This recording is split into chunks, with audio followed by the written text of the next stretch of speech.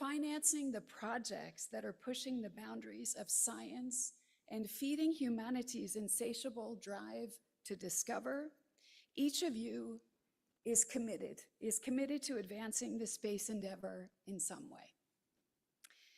We have, as I mentioned, we have representatives from government, from the UN, space agencies, launch companies, satellite companies, operators, researchers, civil society, and academia. I think it's the real who's who in the space industry. And if you're here, it's because you believe, like I do, in the power of collaboration when faced with complex technical challenges. You believe in the potential that lies in pooling our collective talent, our resources, and our creativity to advance humanity's space ambitions responsibly and sustainably. That's the why of this forum. Now, some of you might be asking, why ITU? Why now? And let me give you 3 reasons. The first is that the International Telecommunications Union has been part of the space and the satellite story from the very beginning, when space was in the exclusive domain of governments. We became involved in satellite communications soon after the launch of Sputnik 1 in 1957.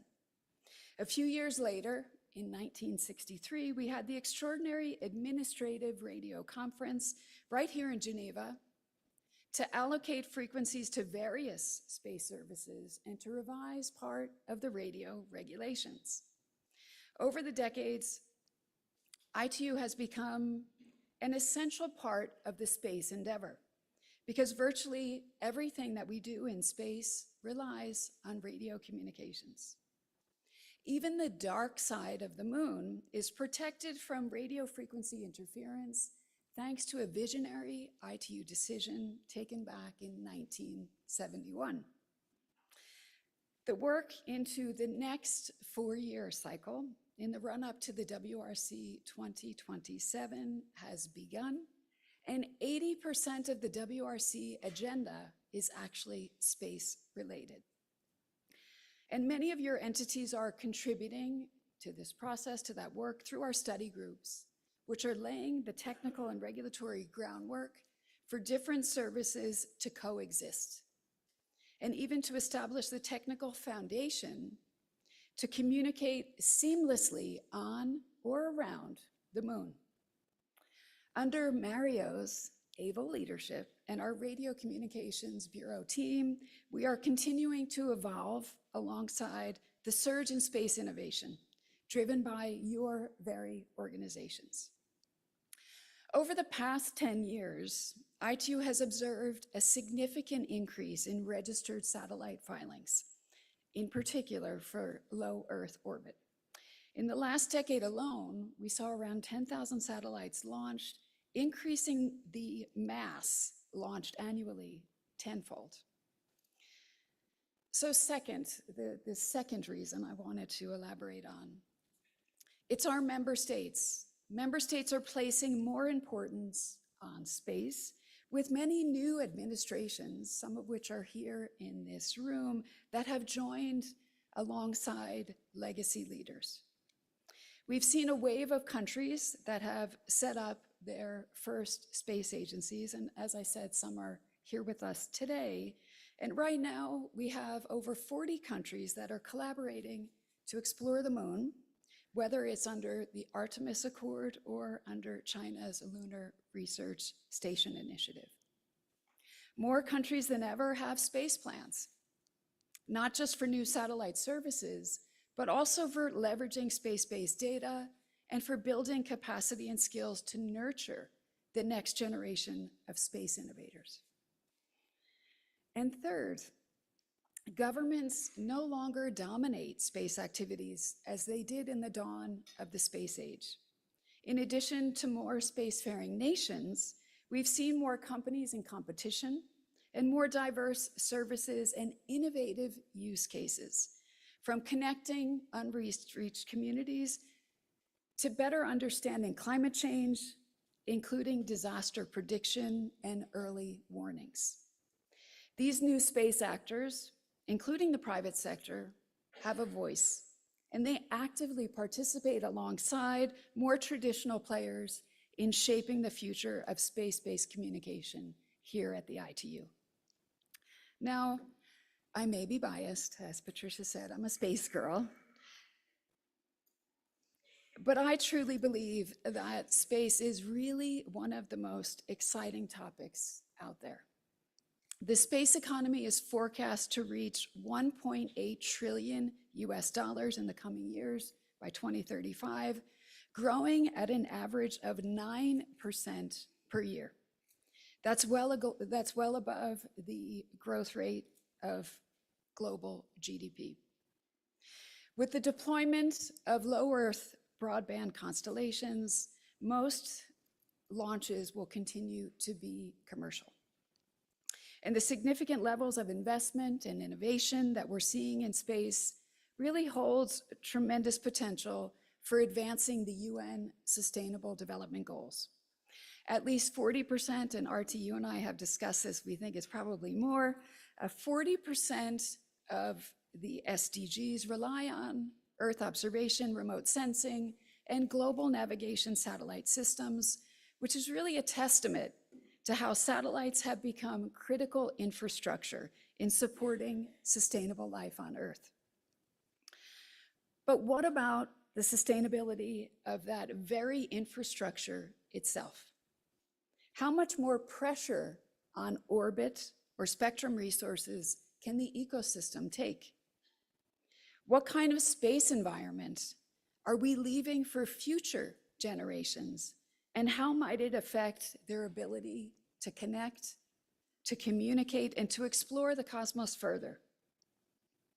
There are so many facets of space sustainability, from physical security to cybersecurity to regulation, technical standards, and economic and environmental concerns.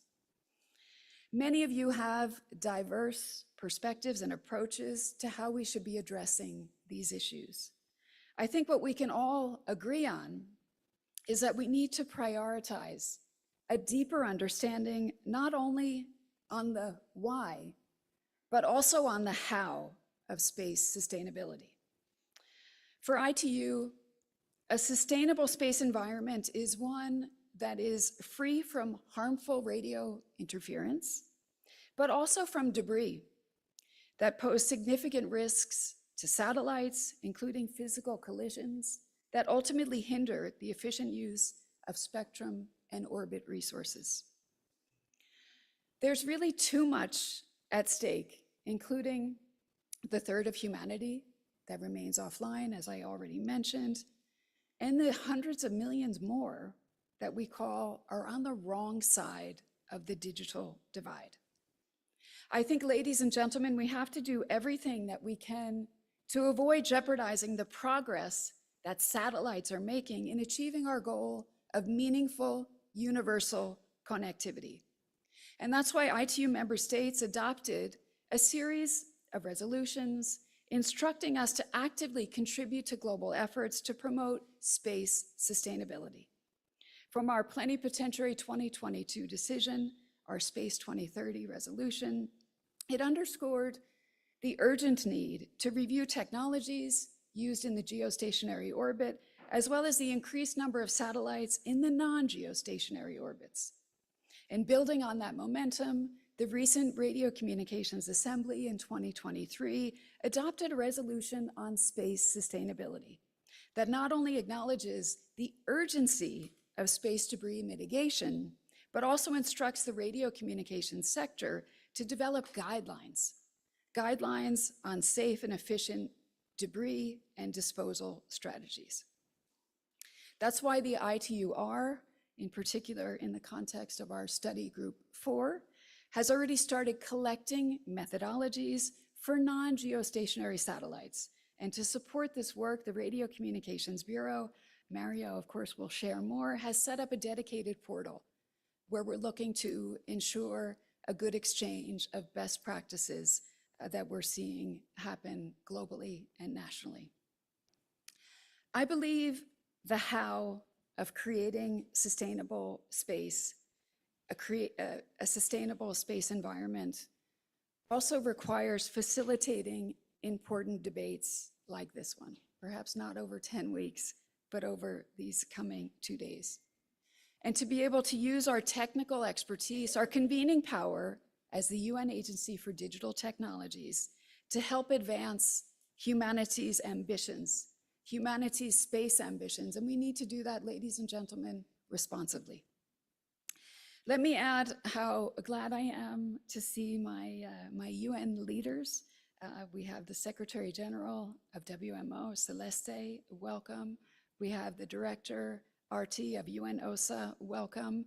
And we have the Executive Director of UNITAR, Nikhil, welcome. And we have a number of other UN colleagues that are also here with us in the room.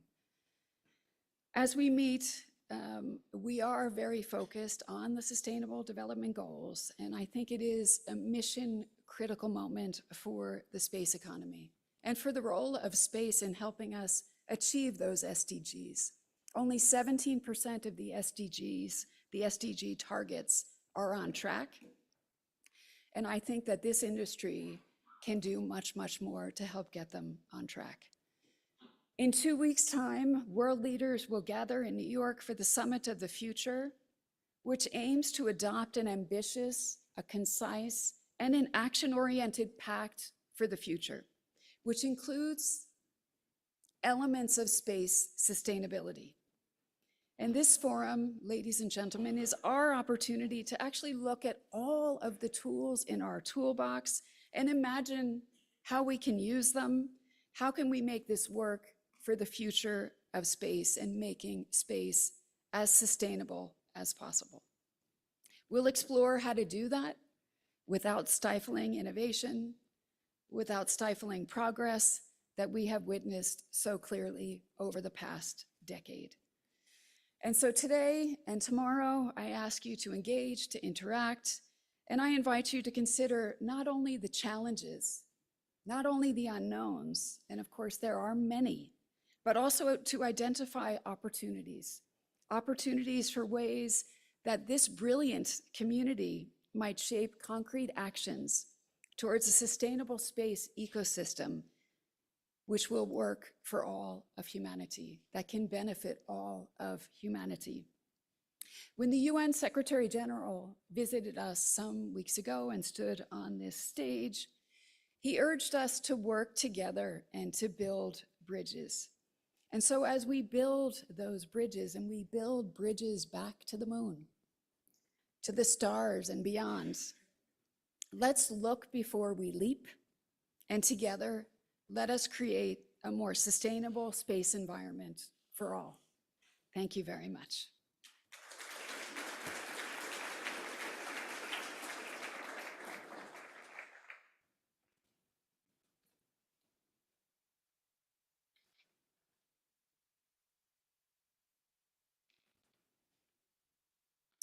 Thank you, Doreen, for giving us a sense of the ITU's posture and possibilities as a convener, as a leader, as a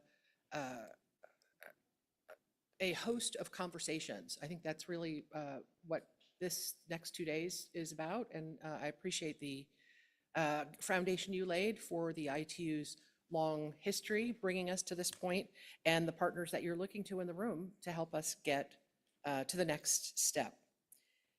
To build on Doreen's comments, I am delighted to introduce our keynote, Mario Manowitz, who is the director of the ITU's Radio Communications Bureau, also known as the BR, for those of you not in the ITU know.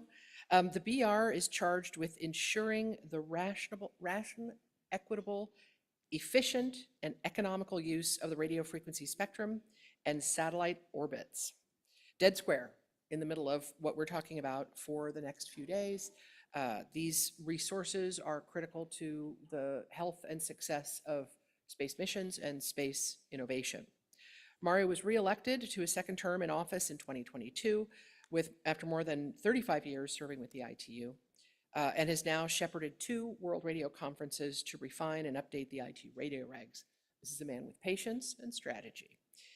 Two comments on why Mario is, I think, held in such high regard in this community. First, he is by training an electronics engineer, specializing in telecommunications. And I think, in my view, this leads him to a very pragmatic, certain kind of pragmatism and respect for technical solutions. And I think that's a very useful posture when you're walking into questions that are uncharted and sometimes a little bit controversial.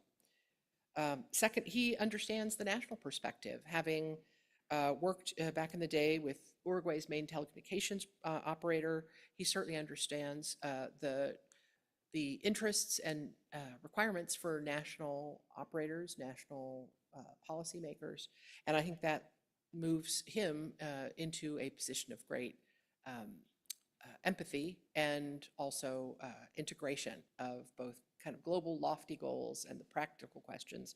What do we do? So Mario, if you would, I'd like to yield the podium to you to comment a little bit further on the radio spectrum side of our next few days and continue Doreen's comments. Thank you.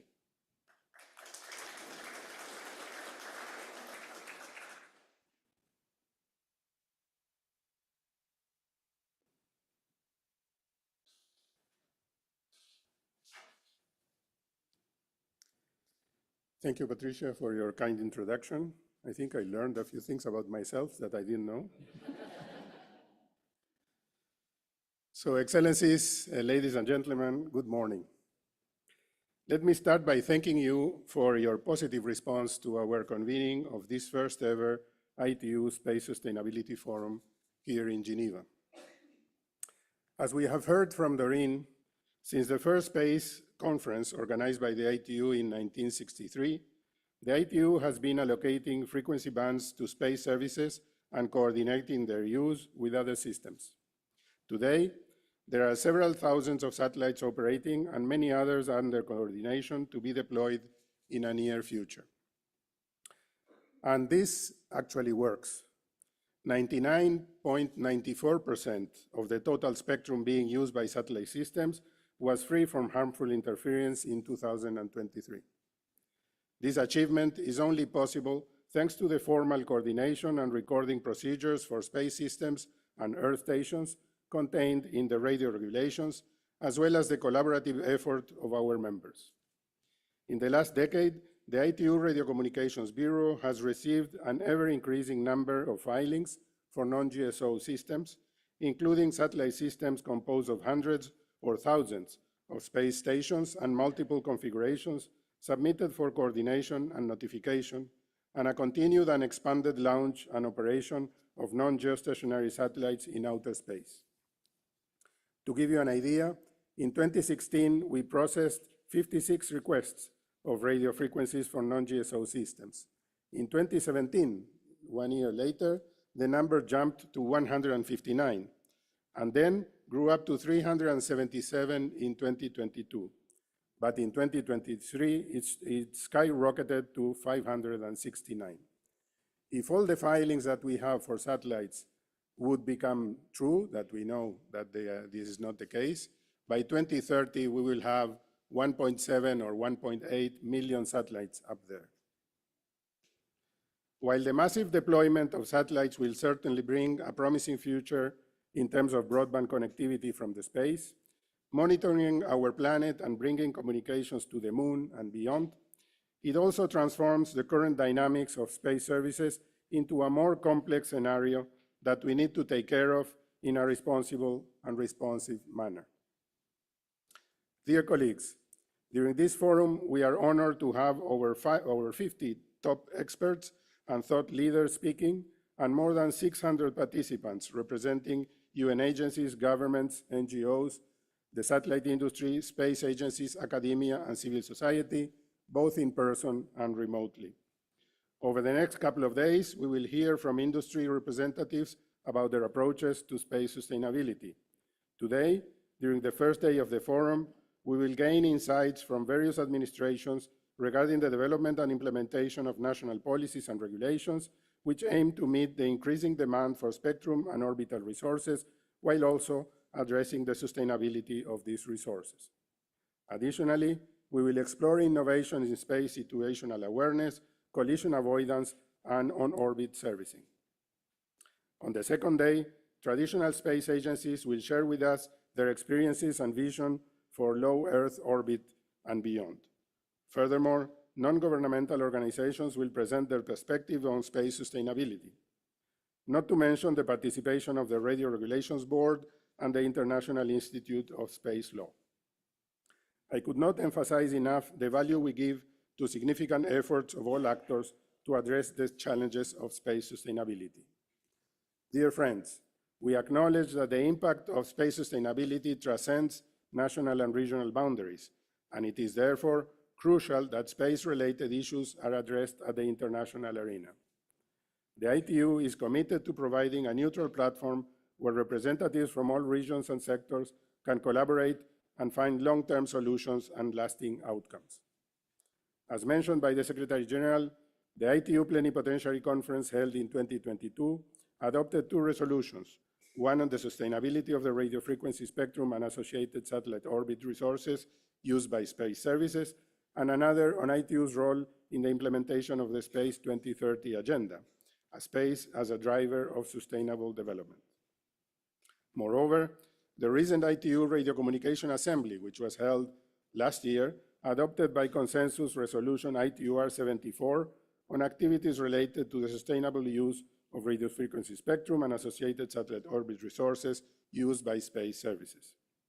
Through these resolutions, our 193 member states decided that the ITU, and more specifically the radio communication sector, will undertake the following series of actions. The first action regards technical studies on the issue of the increasing use of radio frequency spectrum and associated orbit resources in non-GSO orbits and the long-term sustainability of these resources, with a focus on prevention of harmful interference. The second action is to develop a handbook on best practices for the sustainable use of frequencies and associated non-GSO orbits by space radio communication services. This handbook will contain individual experiences and guidelines adopted by member states and sector members, and the ITU, our study groups, have already started to develop it.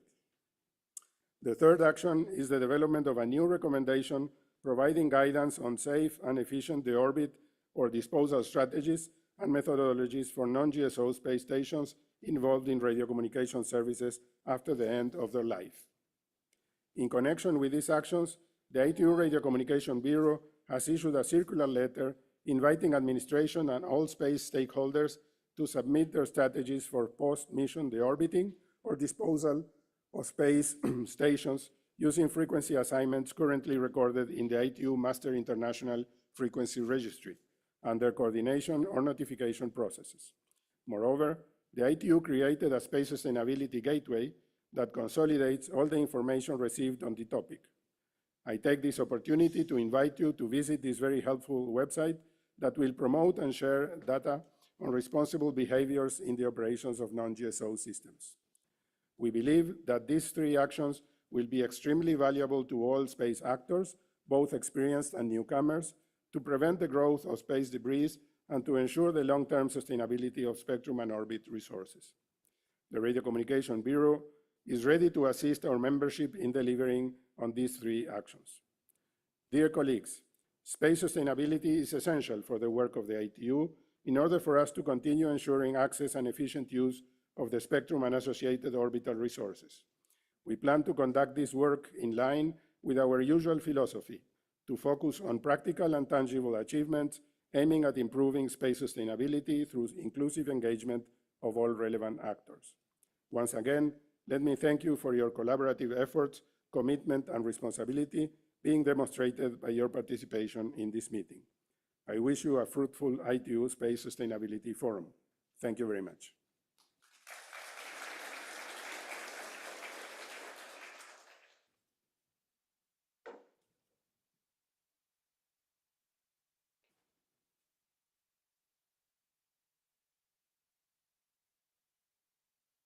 Hi, it's me again. So we have had a great sort of call to action from Doreen and from Mario, and a fairly good foundation of what we are building upon. So now we're going to turn to our first of a series of interactive panels. And the first one is focused less on operations in space and more the impact of space-based services on the ground in communities and nations around the world.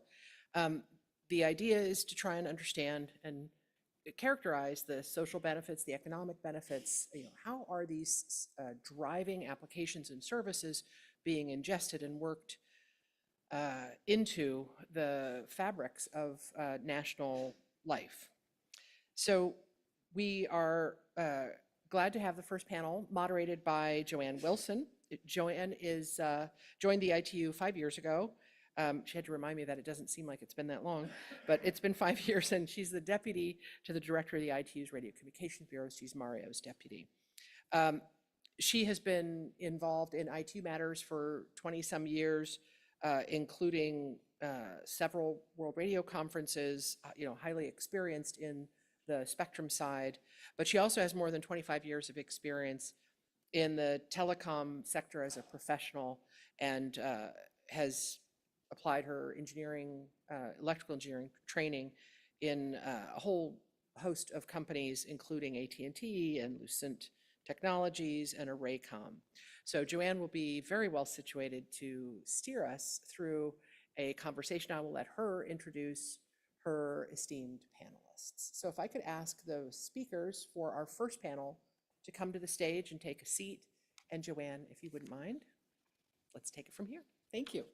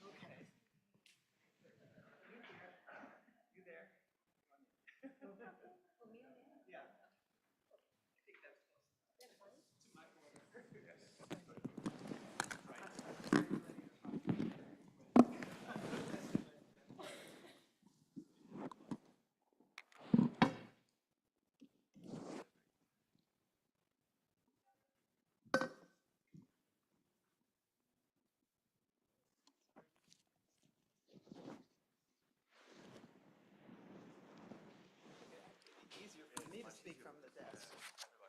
That'll be easier. Sorry, we had to get ourselves a little bit organized. Good morning, ladies and gentlemen. It's my pleasure to moderate a very exciting and interesting panel. And so let me get started, as I think we're already running a little bit behind. So it is my pleasure to welcome you to this first session on the ITU Space Sustainability Forum. We are fortunate to have a VIP panel that deals with the provision of space-based services and, by extension, the subject of space sustainability from very diverse perspectives. So let me set the stage by starting with a parable that everyone will be familiar with. A group of blind people heard that a strange animal called an elephant had been brought to town, but none of them were aware of its shape and form. Out of curiosity, they said, "We must inspect and know it by touch, of which we are capable." So they sought it out, and when they found it, they touched about it. The first person whose hand landed on the trunk said, "This is like a thick snake." Another whose hand reached its ear seemed like it's a fan. As another person whose hand is upon its leg said, "The elephant is a pillar like a tree trunk." The person who placed his hand on its side said, "The elephant is a wall." Another who felt its tail described it as a rope, and the last that felt its tusk stated the elephant is that which is hard, smooth, and like a spear.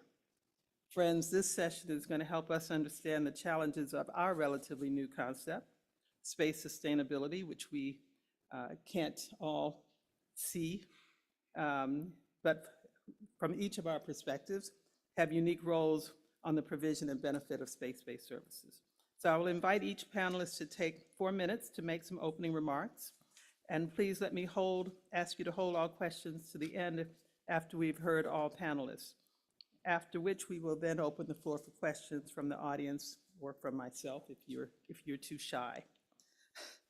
So let me start off with our government officials. And let me introduce to you His Excellency Valeru Stefan Zgnoge. I hope I pronounced that correctly. President of the National Authority of Administration and Regulation in Communications from Romania. Next this is all our panel. His Excellency Engineer Mohammed Al-Janoubi. He's a Deputy Governor of the Communications and Information Technology Commission, Acting CEO of the Saudi Space Commission, and I will also add the chair of the RAG, so of the Radio Communication Advisory Group. So treat him well, please. Next is Jane Egerton Edhen. She is the Managing Director and CEO of the Nigerian Communications Satellite Limited. After her, on the panel, we have Professor Celeste Saulo, Secretary General of the World Meteorological Organization, followed by Nicole Seth, the United Nations Assistant Secretary General, Executive Director of the United Nations Institute for Training and Research, UNITAR. And at the very end of our panel, we have Ms. Arti Halomaini, Director of the UN Office of Outer Space Affairs. So as you see, we have a very diverse panel. Let me start with our government officials. And it is my pleasure to invite His Excellency Valeru Stefan Zgnoge, President of ANACON, to share his views. In particular, what do you see as the role of regulators when dealing with space and new emerging technologies? The floor is yours. Okay. If you prefer. Ms. Wilson, Secretary General, thank you very much. It's a great honor to break the ice today. If you see some trembling in my voice, it's because it's the first time I'm speaking in this pop-up hall, and I have a couple of words written in the last couple of nights thinking about what shall I tell you today. Secretary General, Ms. Doreen Bogdan-Martin, ITU officials, Deputy Secretary General, Director of VR,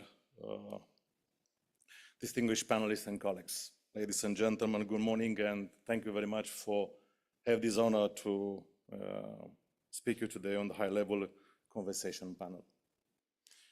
First of all my thanking is going to the Secretary General and his team for hosting this high-level event, which provides us a platform for exchanging ideas and best practices, policies, and regulation that may boost connectivity at global level by taking advantage of the satellite radiocom systems.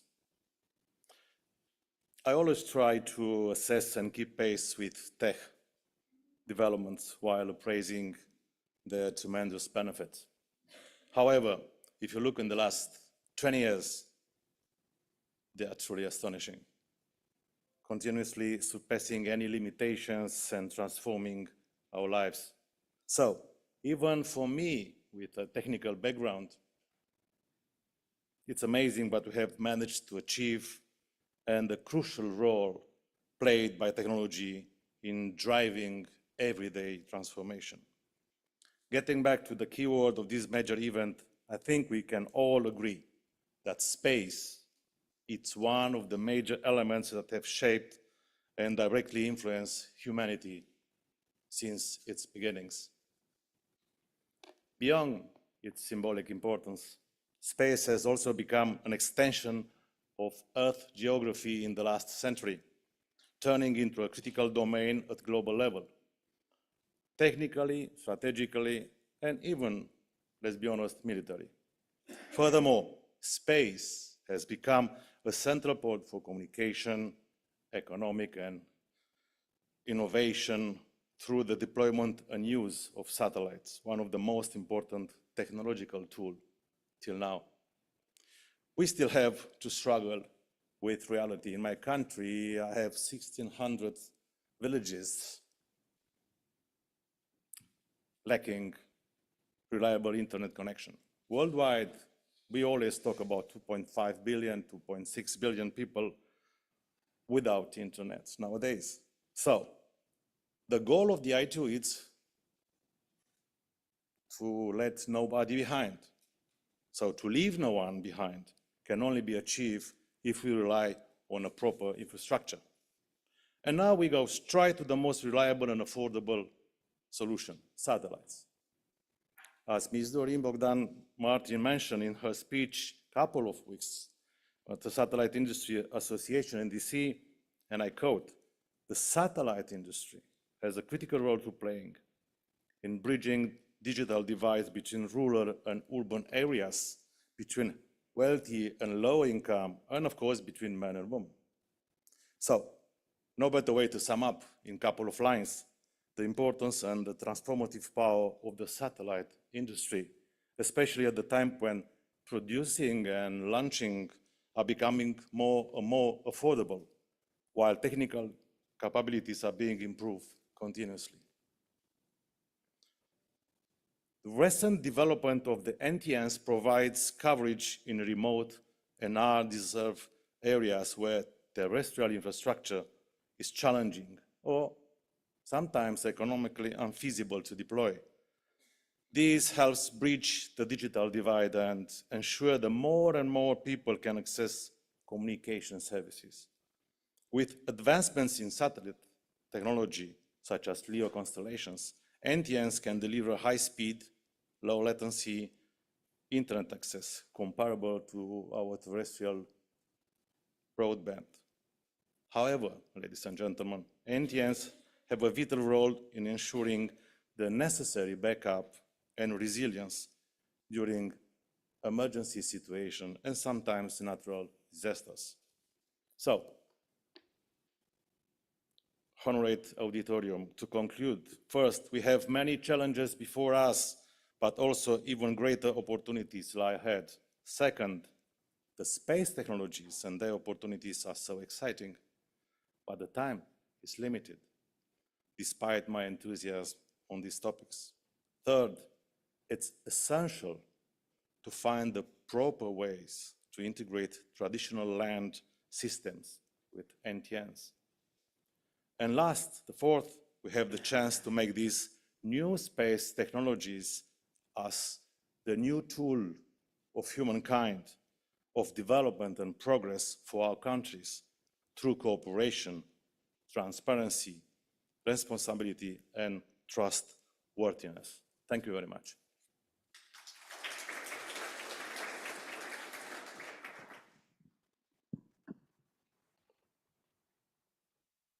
Thank you. I'll figure out that microphone later. Thank you very much, Your Excellency.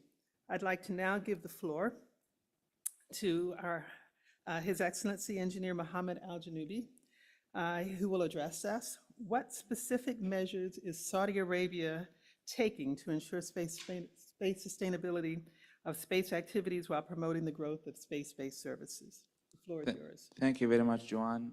Good morning, everyone. First of all, I'm very happy to be here under the umbrella of the ITU as a leading international entity in space matters, also definitely with our colleagues as well in UNOSEP. And thank you very much, Joanne, for having us for the second time this year after the first strike meeting early this year. In the beginning, talking about space. Space currently is playing a very important role in our life activities. There are too many applications related to space that we rely on: telecommunication, observations, media, research, exploring our globe. As Doreen indicated in the beginning of her speech, today, space economy is expected to raise a lot in the coming few years. It's expected to raise to be more than $1 trillion over the coming years. That's why too many national countries or too many administrations over the world has focused in space over the last years. Saudi Arabia has special focus in space over the coming or over the last years under the Vision 2030. We have established recently new space group company to focus on new space technology, and we do have space agency to focus on matters related to research and to matters related to activities in space as well.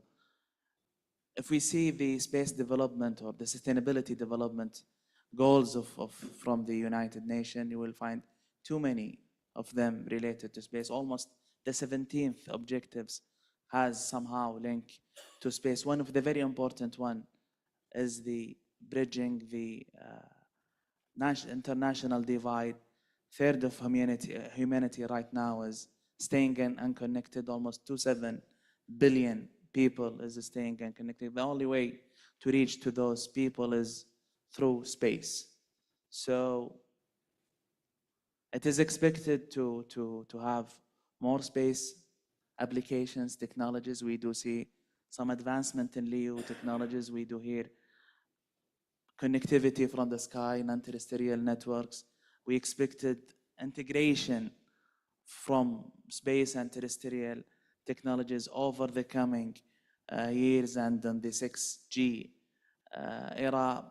The challenge we are facing to this is how we make sure this advancement with sustainable space. Currently, we do see some debris in the space. Over 1 million object is in the outer space, and this is a challenge that we need to work and collaborate to work with.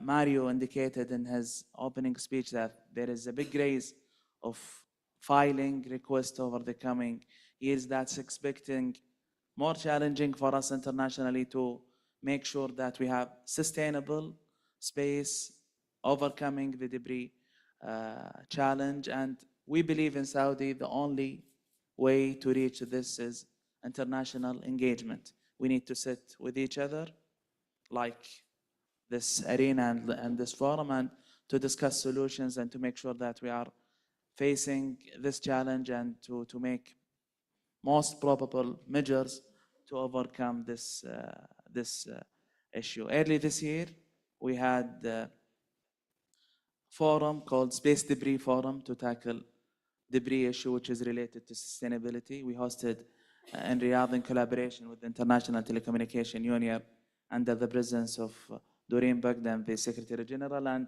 in collaboration as well with other United Nations agency related to space, UNOSA, with the presence definitely of Madame Arti, with us was there. So we believe for us to challenge matters related to space, either to make sure providing the best suitable solutions, as space is by itself, it's very international service. It's related to international company providing services to the globe. Any of the satellite companies with us here providing their services not only on a national matter, but on international matter. So we do believe that international engagement is the must to make sure we do have sustainable space economy, as well as to enable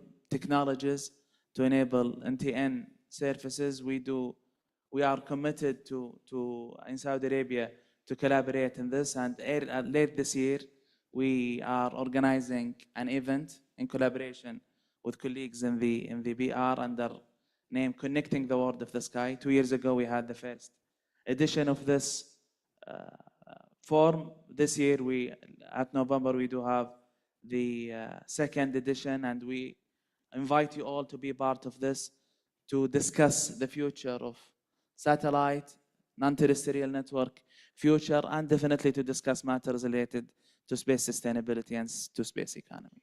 Thank you very much.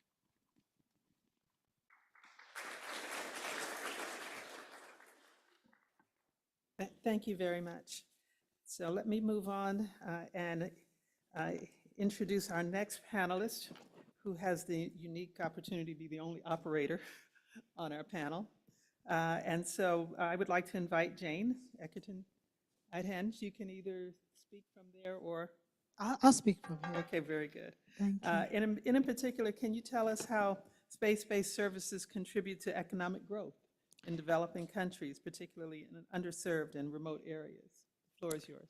Thank you so much, Joanne. Thanks, everyone. It's great to be here. From an operator's perspective, now I could go on because there's some very obvious use cases, how we're using space in agriculture, in disaster recovery, all that. But I want to speak to an opportunity that the science tells us is there, but we don't see any activity when it comes to economic activity in space. And that's launch pods or launch pads, space pods as we call them. Now, we know that in 2023, we had about 180 launches. I think Mario mentioned it. And that's about 1 kiloton, when space launches. And there is a study by McKinsey that says that about 2030, we should be seeing about 27,000 launches approximately. And if you do the math, that's about 15 kilotons. That means we need 15 more times cadence. Now, the interesting fact is that science tells us that it is easier and better to launch off the equator, so off the countries on the equatorial plane. For the obvious reasons, you use less propellants, you can take larger payloads.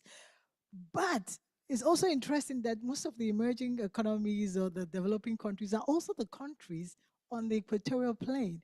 But we don't see any space spots or launch pads there. And I think the market shows that the demand is there. The revenue is there as well. If you look at the European Space Agency, the launch pod they have, or the space pod they have in French Guiana, between 2000 and 2012, I think they did about 14 billion euros. That's about 1.2 billion euro a year. Think about that kind of investment in some of these emerging countries.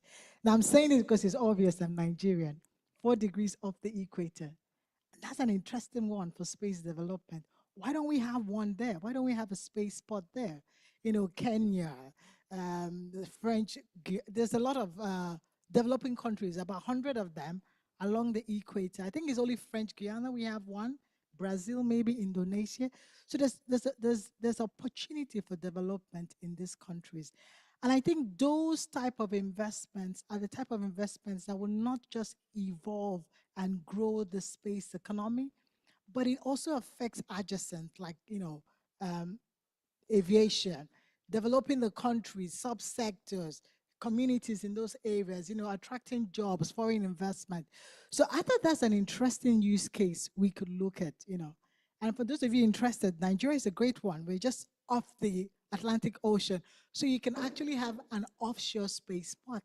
So you can launch offshore. So that said, I think those are kind of investments or space developments I would love us to consider, especially for those in this room. I know the obvious ones are there, and I'll speak to them later, but these are ones that the science tells us is there, the market says is there, because the demand is there, and the investment shows that there's a possible strong case for it. So I think from my own perspective, this is a use case I would love to see happen, and I haven't seen it happen.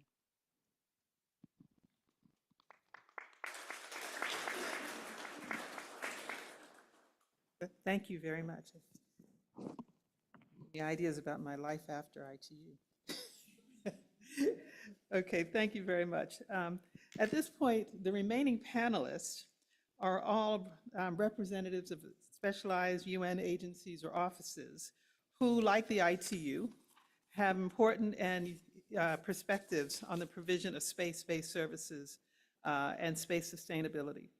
So last June, when as the Secretary General mentioned, when the ITU had the privilege of hearing the United Nations Secretary General, His Excellency Antonio Guterres, on this very stage, he described the UN system as a constellation. and the different stars were created in different moments. And so we have on our stage representatives of 3 of those stars, and it's my pleasure to invite them one by one. And we start with my pleasure to invite Professor Celeste Saulo, the Secretary General of the World World Meteorological Organization. Old habits die hard. Invite her to address us. Please tell us about the role of space-based systems in the work of the WMO and what aspect of space sustainability matters most for you. Thank you. The floor is yours. Thank you very much. Good day to everyone, and I would like to acknowledge and appreciate the invitation to this panel. Thank you, Doreen. Thank you, colleagues, excellencies. And it's nice to be part of this constellation. I like it. So let me just start sharing with you what the World Meteorological Organization does in this field. And we are playing a crucial role in advocating for space sustainability and the importance of satellite-derived services for the betterment of society on a global scale. Well, there are many things where we actually use space-based services, but these are fundamental for Earth exploration, climate change monitoring, disaster prevention, and overall to achieve the Sustainable Development Goals. Why? Satellites provide essential information for monitoring and forecasting severe weather. And of course, in this sense, they help us to prevent and to save societies. I would like to share with you how satellites jump into our lives using a very simple example, because I believe that examples always are more easy to understand. And I chose a case to share with you. It's about tropical cyclones. You know, tropical cyclones affect everywhere. Mostly are well known by their names. In the Caribbean, we know them as hurricanes. In Asia, we know them as typhoons. And not so long ago, we had a super typhoon affecting China, Vietnam, and Philippines. So this is a very nice example to showcase why satellites are so important during these types of events, where you have associated with the tropical cyclone, you have severe, of course, rains, severe winds, coastal inundations, so many strong impacts. But you know that hurricanes and typhoons can be detected only with the help of satellite information. There is a very nice example where we using science, because as I mentioned before, it's about science, monitoring, forecasting, and communication. But using science, we can compare what happens with the forecast if we use satellite information or if we don't use satellite information. And when you see that, it is a very interesting example to showcase that, for example, Hurricane Dorian that affected the Caribbean in 2019 wouldn't have been detected and the landfall wouldn't have been forecasted 4 days in advance to take appropriate action. And that was possible thanks to having satellite observing systems. So, and I am speaking about, for example, that when you have early warnings in place, the impact is huge. You can save 30% of your resources if you have an early warning 1 day in advance. That means that, for example, if you invest 100 millions to have these early warnings in place, you will save possibly more than $2 billion. So that is the kind of impact that we would like to work on. And this is one example. And the other example that I would like to bring is about how the satellite information really is embedded on the processes. We use it for monitoring, of course. We will use it to improve forecasts. How do satellites improve the quality of forecasts? Because satellites help us to define the current state of the atmosphere, the current state of the land, the current state of the ocean, and then through that data, we put that data into the numerical weather forecast, and then we have better forecasts. So, and also we can use them to better understand the linkages with what happens over the ocean and what happens over the earth. For example, we all know that because of sea surface temperatures that are very high, cyclones are more strong. So that is thanks to having satellite information in place. So this is the reason why we have a very interesting initiative where we are working together with UNDRR, the United Nations Office for Disaster Risk Reduction, with ITU, and also with IFRC, Red Cross and Red Crescent societies, together with WMO, to really increase the work capabilities on early warnings. This initiative is called Early Warnings for All, and it's about really improving the work capability to have better early warnings in place so that we can save lives, properties, and livelihoods. I will go just with another brief example on how these early warnings really can save lives by just having all these coordinations in place. And I will take the example of Cyclone Haidai that devastated Mozambique in March 2019. The winds were around 195 kilometers per hour. They had catastrophic flooding and destruction. The cyclone resulted in 900 deaths in Mozambique and infected the economy in about $3 billion. So what after that? Improving early warning system, working together, UNDRR, WMO, ITU, Red Cross. What happened in 2023? We had another cyclone. Its name was Freddy, and it was one of the strongest hurricanes in the history, and it struck Mozambique twice. The wind speeds were even larger, 230 kilometers per hour. Thanks to the early warning systems, the Cyclone Freddy was significantly less severe in terms of damages. The population was well prepared. The communities were relocated to safe areas and adequately stocked with food and water.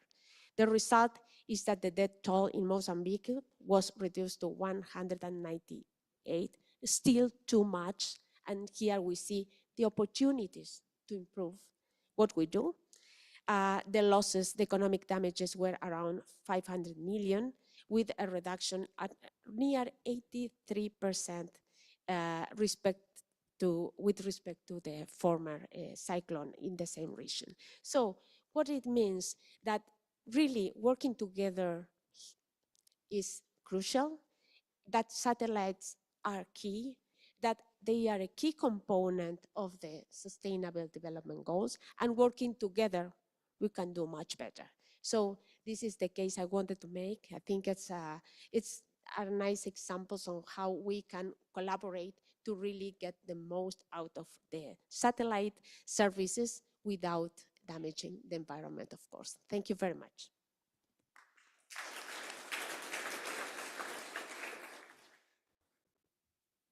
Thank you very much, Professor.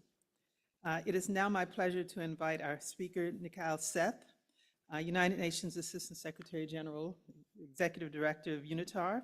And I'm sure many in the audience might not be so familiar with UNITAR, so please, what is UNITAR's role in achieving social and economic benefits from space-based services? And what aspects of space sustainability are your highest priorities? Thank you. The floor is yours.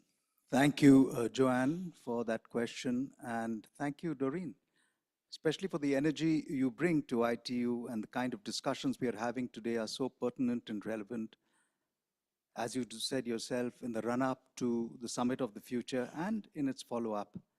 It's time humanity learns to harness these technologies in the service of humanity rather than the more destructive uses that they sometimes are applied to, which are more known than the peaceful uses of such technologies. We are home in UNITAR to the UN Satellite Center, and we provide several services. Our remit is much more than one specific remit, as some of the earlier speakers have said. We cover nearly all facets of the work of the United Nations: peace and security, human rights, humanitarian work, and of course, the large number of things that come under the magical words sustainable development. So I wanted to today give you some examples of the types of things we are doing and trying to use satellite services for the betterment of the goals and objectives of the United Nations, particularly the Sustainable Development Goals. Satellite imagery analysis is a very powerful tool in understanding intractable development issues. It's not only real-time images, but also the fantastic archival images that are available.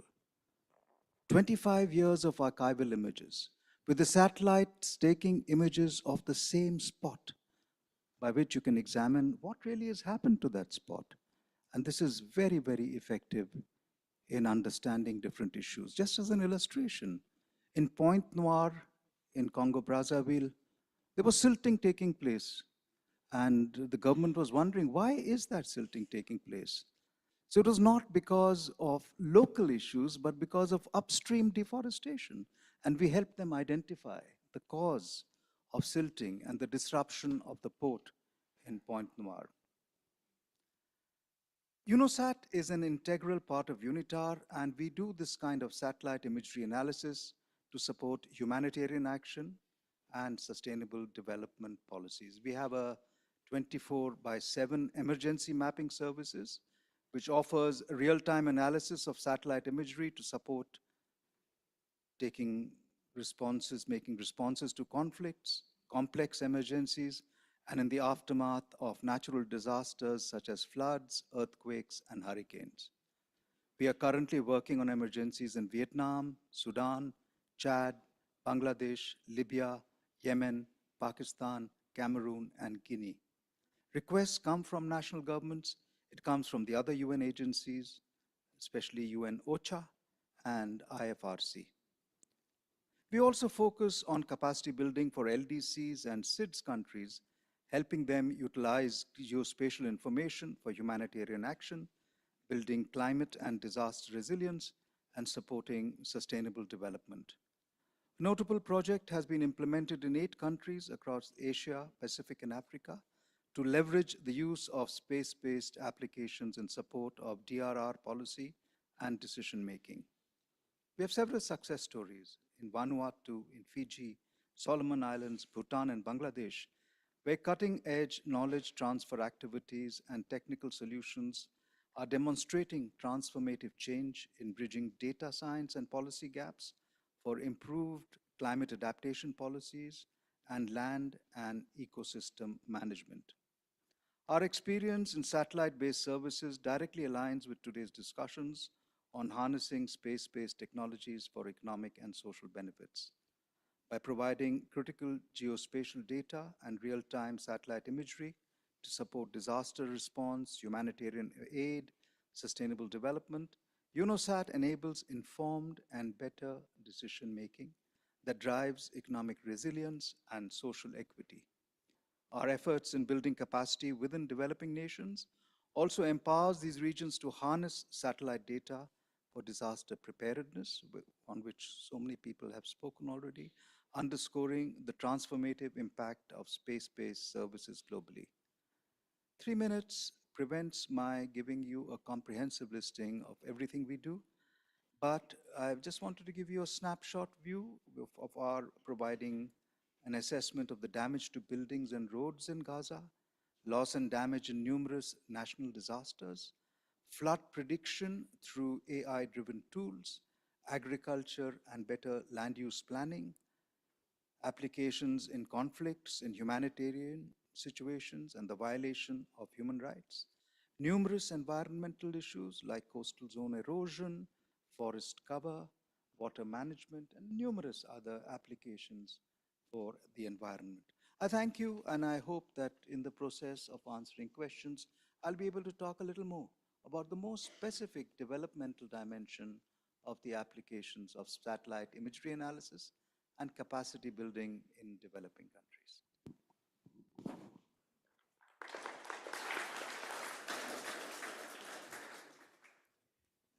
Thank you very much. And now I'd like to offer the floor to our final panelist, who is another star in that constellation of UN organizations. I'm pleased to invite Arti Halamani, the Director of the UN Office of Outer Space Affairs, UNOSA, to address us.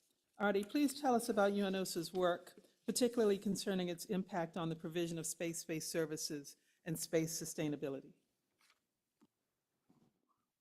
Thank you, Joanne. Thank you very much, Doreen, for bringing us together. Thank you for inviting me. It's really nice to be among such a diverse crowd in every sense of the word, and also to be among old friends again. The UNOSA has various General Assembly mandates, which include the Sustainable Development Goals.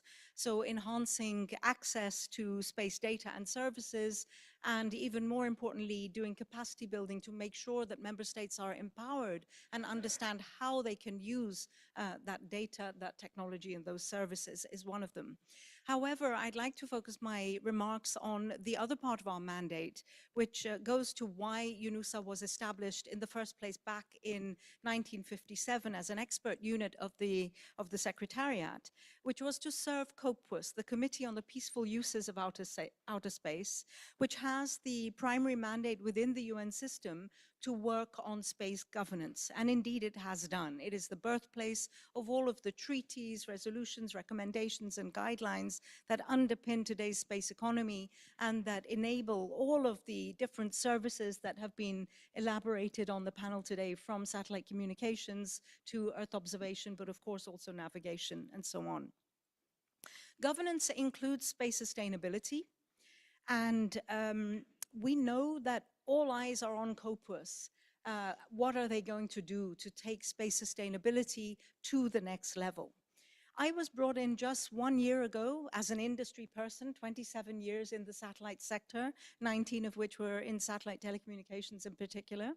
And I was brought in as somebody that the system hoped would build the bridge between industry, which is driving all of these activities, but which is also home to the solutions for many of the challenges that we face, building the bridge between that sector and the policymakers who are meant to be driving governance.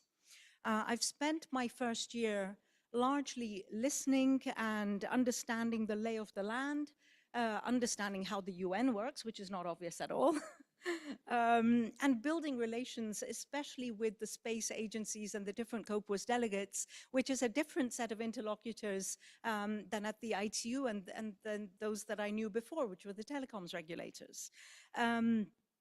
When I started in this post, I heard a lot of calls for, we need a new global treaty. That was often at big conferences like this one.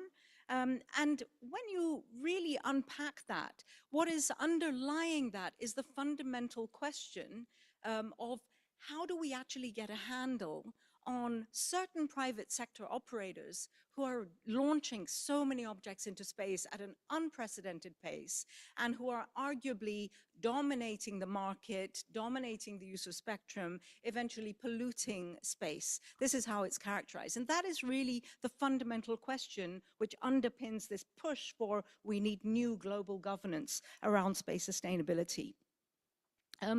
We can keep barking up that tree, but in reality, the geopolitics, the industrial policy aspects that underpin these activities are so important that it's simply not realistic to expect a global consensus on a new multilateral solution per se.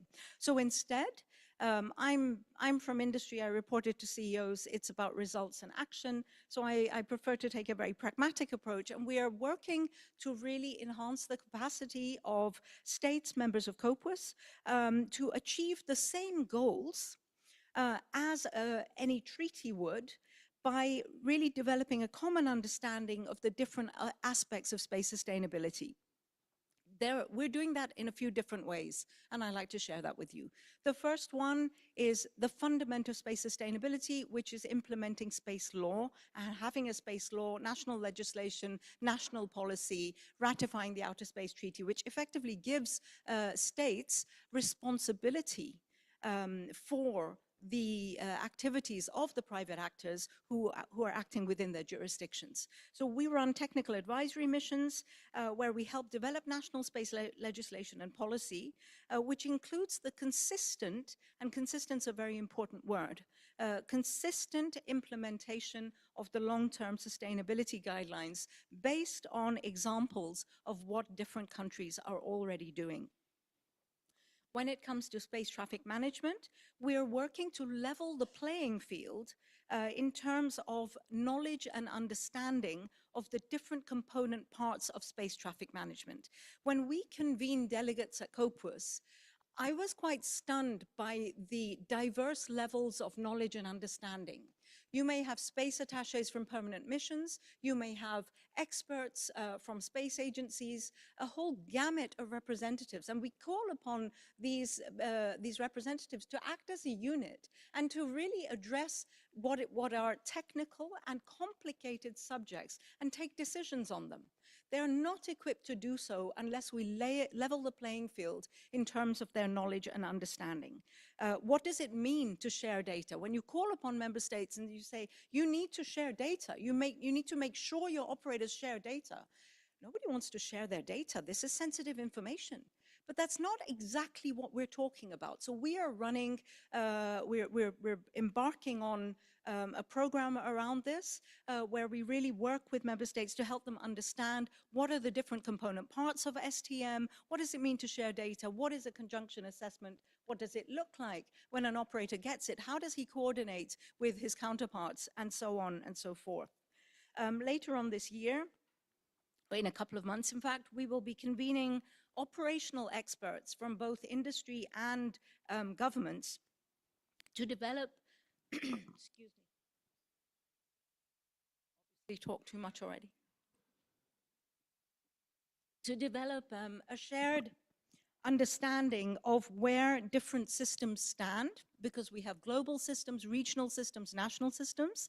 So really develop a shared understanding of where they stand, where commonalities are, where consensus might be found on what needs to happen next, so that we can move towards a multilateral approach where different SSA providers and different STM systems can really work together to enable global planning and coordination. We know that that's essential, so we're working pragmatically towards that. Since 2019, when the long-term sustainability guidelines were adopted, UNUSA has been collecting the points of contact information from different member states, and we are taking a fresh look to that to see how we can make it more operationally relevant. And there again, we are now starting to engage with satellite operators to make sure that they are pushing their relevant governments to inform us where we may not already have that data. Similarly, with the USB, the United Nations Space Bridge, which we will be convening in October, our intention really is to create a pull where industry and other participants can come out of that meeting and go back to their COPUS delegates and their relevant representatives and say, this has happened. This is where we believe consensus can probably be found with different geographical representation behind it. So please, when you receive proposals coming into COPUS, and there are proposals coming on ADR, on STM, that the ground is fertile and better prepared to respond, react, and act on them. concerning active debris removal and on-orbit servicing, we are reaching out now to member states. So with my arrival, I've made the office really lean in rather than be cautious. The UN, I've learned, has a tendency to be rather cautious. Well, sadly, I'm from industry. We're not like that. So we're leaning in. We're asking member states, would they be prepared to identify which space objects would be appropriate to deorbit? We know that this is a market that must scale. And we believe that there's a certain amount of groundwork that needs to be done to provide more certainty for industry, to incentivize investment. So by doing this, we think we can highlight the size of this available market, incentivize more investment, and really drive momentum and stimulate a more useful discussion within the committee, for example, on who should pay for this. Should there be an international debris removal fund, which is something we know the insurance community is thinking about quite heavily. You know, there are many different ideas around this, but we need the delegates to be really understanding these different aspects and engaging with them better.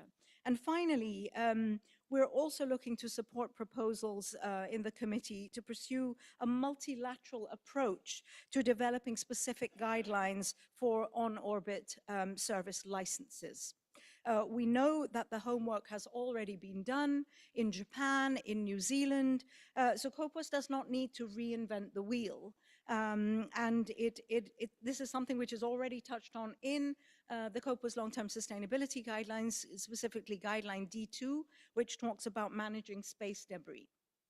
So I hope with that you can see that we're taking a holistic approach to different aspects of space sustainability and leveraging different avenues that are available to us, where appropriate, through COPUS, with new guidelines, with new mechanisms for coordination, and also through UNUSA for the very important capacity building that needs to be done and delivering relevant services for member states to support national implementation of what has already been agreed and which already has shared political will around it.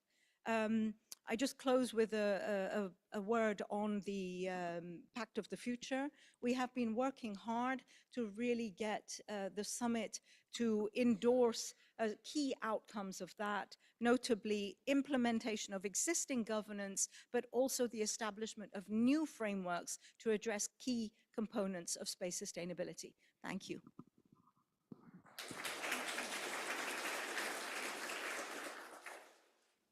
Thank you very much to Arti, but actually to all of our panelists. Be careful what you ask for. I asked for information and I got a lot. So at this point, I'd like to open the floor for questions from anyone who is so bold as to ask a question. And of course, let me recognize our distinguished delegate from Iran, Mr. Reste. Thank you very much. Good day, everybody. All of the presentation were very useful, instructive. The last one drew my attention that talking of multilateral. When you say multilateral means governments, then we are talking of execution of that multilateral. The last one that we have in 1963, far away from today, situation has been drastically changed. It seems very improbable that we succeed to have a legal framework which could be imposed to the users of the satellite, because not always government have that power to impose the application of that. So perhaps we should look for other alternatives, technical alternatives, operational alternatives, mitigation alternatives, something to work together and involve more being or going a little bit beyond the multilateral. That means, I would say, multi-stakeholder. That means everybody we involve in preparation of that. What you said was one of the most interesting things, that we are talking of this 1.7 million satellite that the Director of Radio Communication Bureau is mentioned, unmanageable. Look at the debris of this. A small one, less than 10 centimeter. Medium one, about 10 centimeter. Big one, we don't have anything. And then we are talking of harmful contamination. But there is no definition of harmful contamination. There is no way how this harmful contamination of the space could be implemented. So we need to look at that one, and I think I really express my personal sincere appreciation to the Secretary General of the ITU and management of ITU to organizing this gathering, that the beginning of this travel. We have a long journey and we have to start somewhere, and I think this sort of multi-personal discussions and negotiations and talk together to see how we could proceed, what is the most appropriate way, so on and so forth. I am not excluding multilateral, but it is less improbable to have multilateral and legal framework that all government will be binded to that. Because I have experience in ITU about 52 years, and I know how it works. Even in article of the obligation of execution, we have two provisions, 37 and 38, that government must impose the application, but some of the operators, they don't accept that. So, long journey before us, and we have to be equipped and talk to each other in different manner. Thank you very much. Sorry, Joan, I was a little bit lengthy, but I have to say that. Thank you. Thank you very much.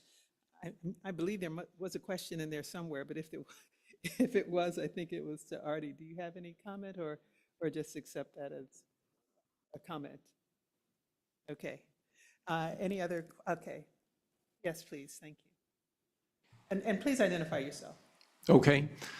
My name is Gregory Tutton. I have both a diplomatic hat within the UN and a technology entrepreneur hat on today. I'm here as a technology entrepreneur. I want to thank the Secretary General for having this meeting, because the ITU is unique as the place where industry can also talk to the public sector. So my question is, I think, rather simple for the panelists. Are there any obvious roadblocks that are preventing better collaboration with the private sector? Or are there any maybe obvious to you in the public sector opportunities that the private sector somehow isn't seeing or is missing? I know that this afternoon we have a panel with industry, but in anticipation of that, what are the roadblocks we need to eliminate, and what are the opportunities that perhaps we in industry are not seeing? Any volunteers?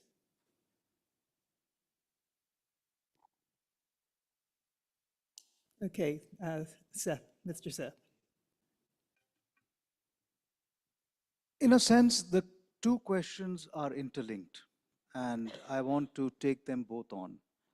If we look at what traditionally powers multilateralism, that is under stress. We know that political multilateralism is not necessarily working very well, and all the divides we see in reaching normative global agreements between governments are fraught with all kinds of political minefields. So obviously, we can't wait till the last I is dotted and the last T crossed in establishing political frameworks, but we need to find how we are going to make progress in a problem that exists. And there is a problem in outer space, and we need to use different kinds of partnerships with the private sector, with academia, with civil society, to make progress on some of these problems. So I do agree with the intervention made by the delegate from Iran that we have to look at alternatives. We can't wait for the perfect to make progress on problems that are arising. On the private sector question, which is clearly linked, we deal a lot with private sector satellite image providers, including ESRI from California, and there are, of course, the European Space Agency, NASA, the Indian ISRO Space Agency, the Chinese. They're giving us sometimes a very reasonable and free, sharp 25 centimeter resolution images for this kind of analysis.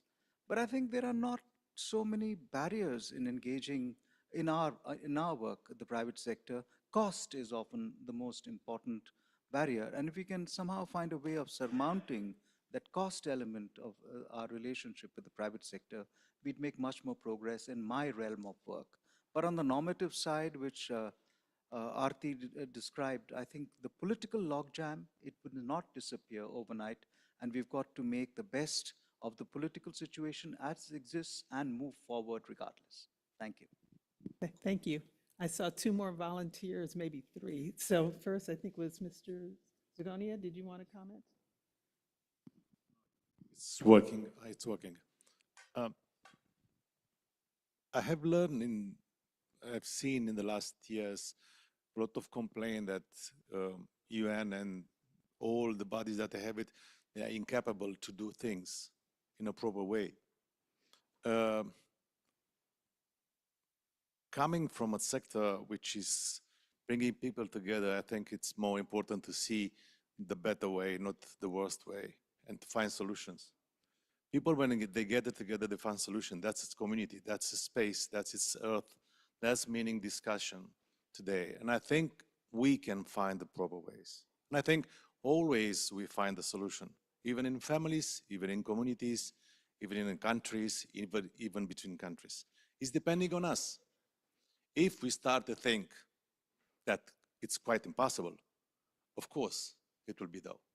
If we think it is possible and we have flexibility and we think that, okay, the private sector, okay, the governments must all to be together. Okay, we must bring universities and professors together to find the right solutions. We're going to find it. Otherwise, just meeting and discussing, I think those kind of years have passed. ITU have this role. It's one of the oldest, I think it's the oldest UN body. And from my point of view, we have the powers and we have the capabilities and we have the issues to discuss with the operators, to discuss with universities, and to find solutions between governments. No matter what's happening here, sometimes we have learned solutions where we are divided on Earth to find solutions to be together in space. And sometimes from space is coming a lot of things. Humankind have looked to the space thinking that gods are coming from there, good things are coming from there. Sometimes signals are coming from there. So from a regulator perspective, I see a lot of good things more than bad things in the future. And we can find solutions in this decade to create an agreement through nations for a very transparent and openness and all that we need from space to bring to all the people, even for those 2.6 billion people who are offline nowadays. Thank you. Thank you very much, Juan. Mr. And Janui? very brief. The thing is, do we need to internationally engage to solve this issue? The answer is very clear, yes. In my opinion, the solution shouldn't be in one direction only, whether it's political or public-private partnership or others. There should be different ways to solve this issue.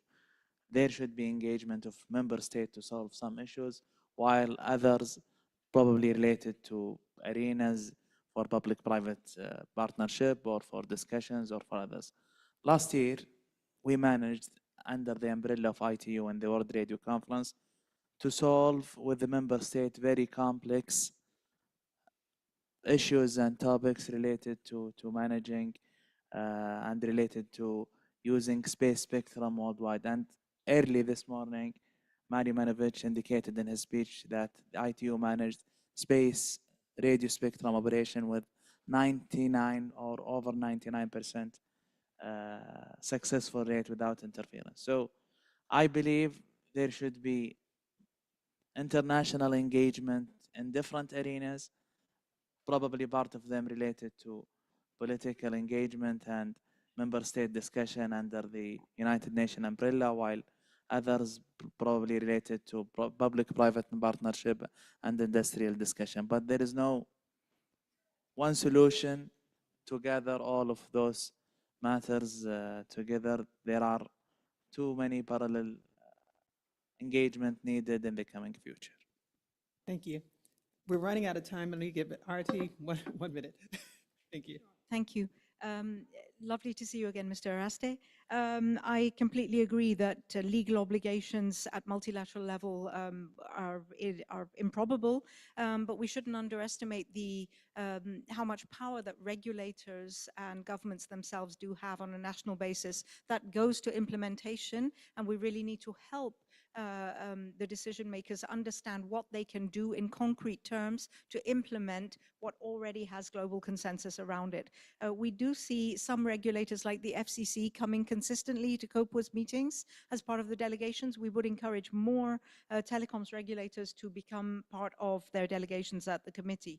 Concerning engagement with the private sector, we have received a lot of criticism, oh, the private sector is not part of COPUOS. I think it's less about having your voice heard and more about leveraging private sector capabilities, whether it's partnering with us to provide us with space data, which we have, Maxar, Airbus, and so on, or whether it's supporting us on the capacity building side when it comes to helping governments and decision makers learn about space sustainability.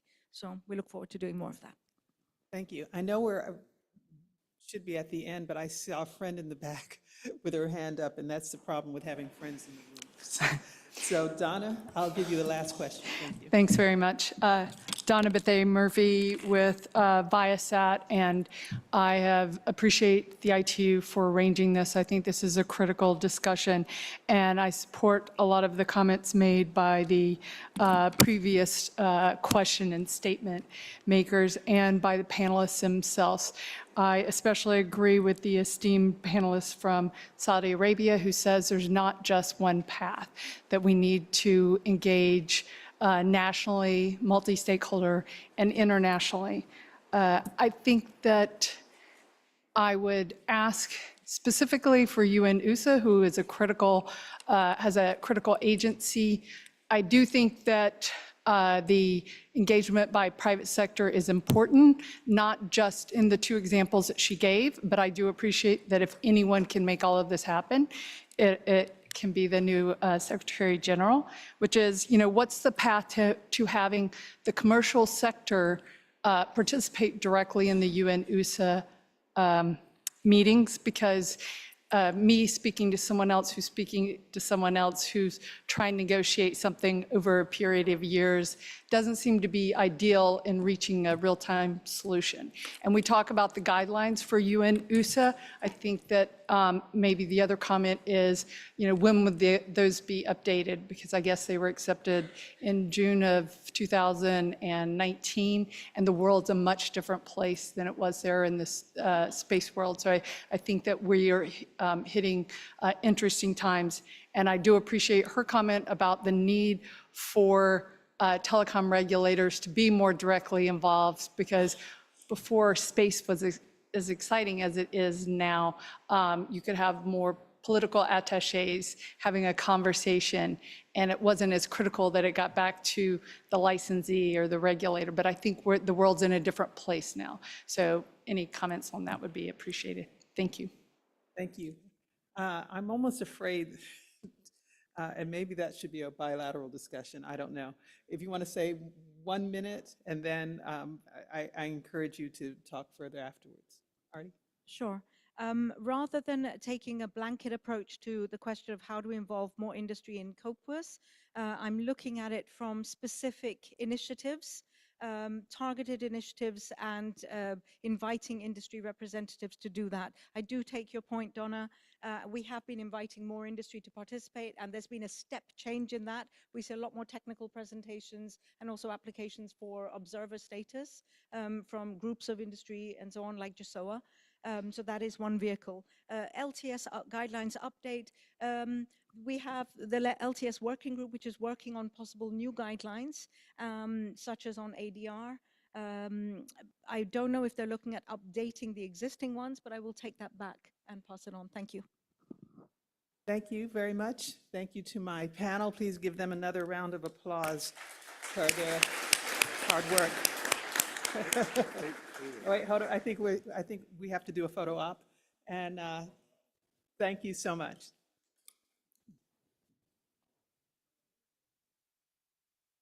Thank you very much, Joan. It's a very insightful panel and also the message from our leaders. We need to record this moment, so we'll have a photo here on the stage of this panel, but we are invited to go to another photo that will be here in the helipad next to our stairs here on the right side to really record this moment when we are meeting here. So, and we are inviting you to be back here in 30 minutes, please. Thank you very much.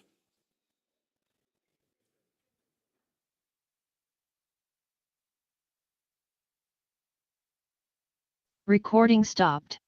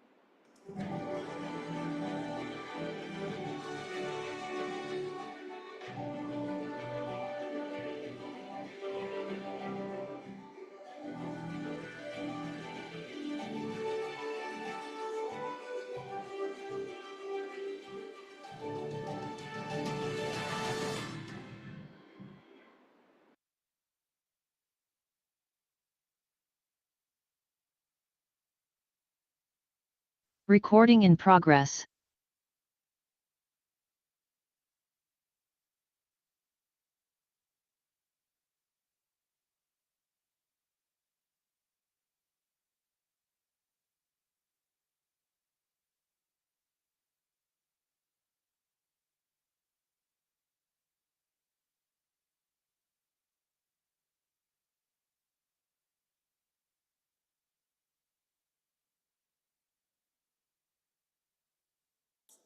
Let's ask Jorge to find it. Jorge?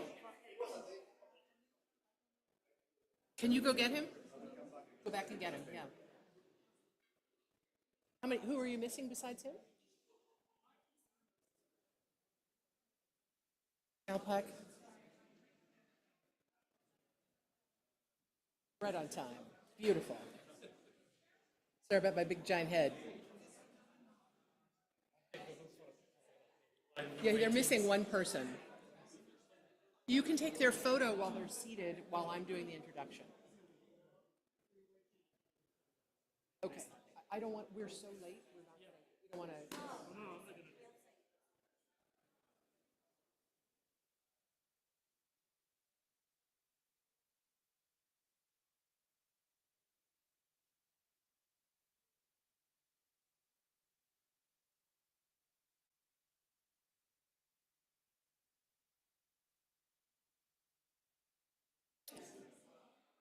If those of you in the audience could take your seat, we're going to get started for our next panel.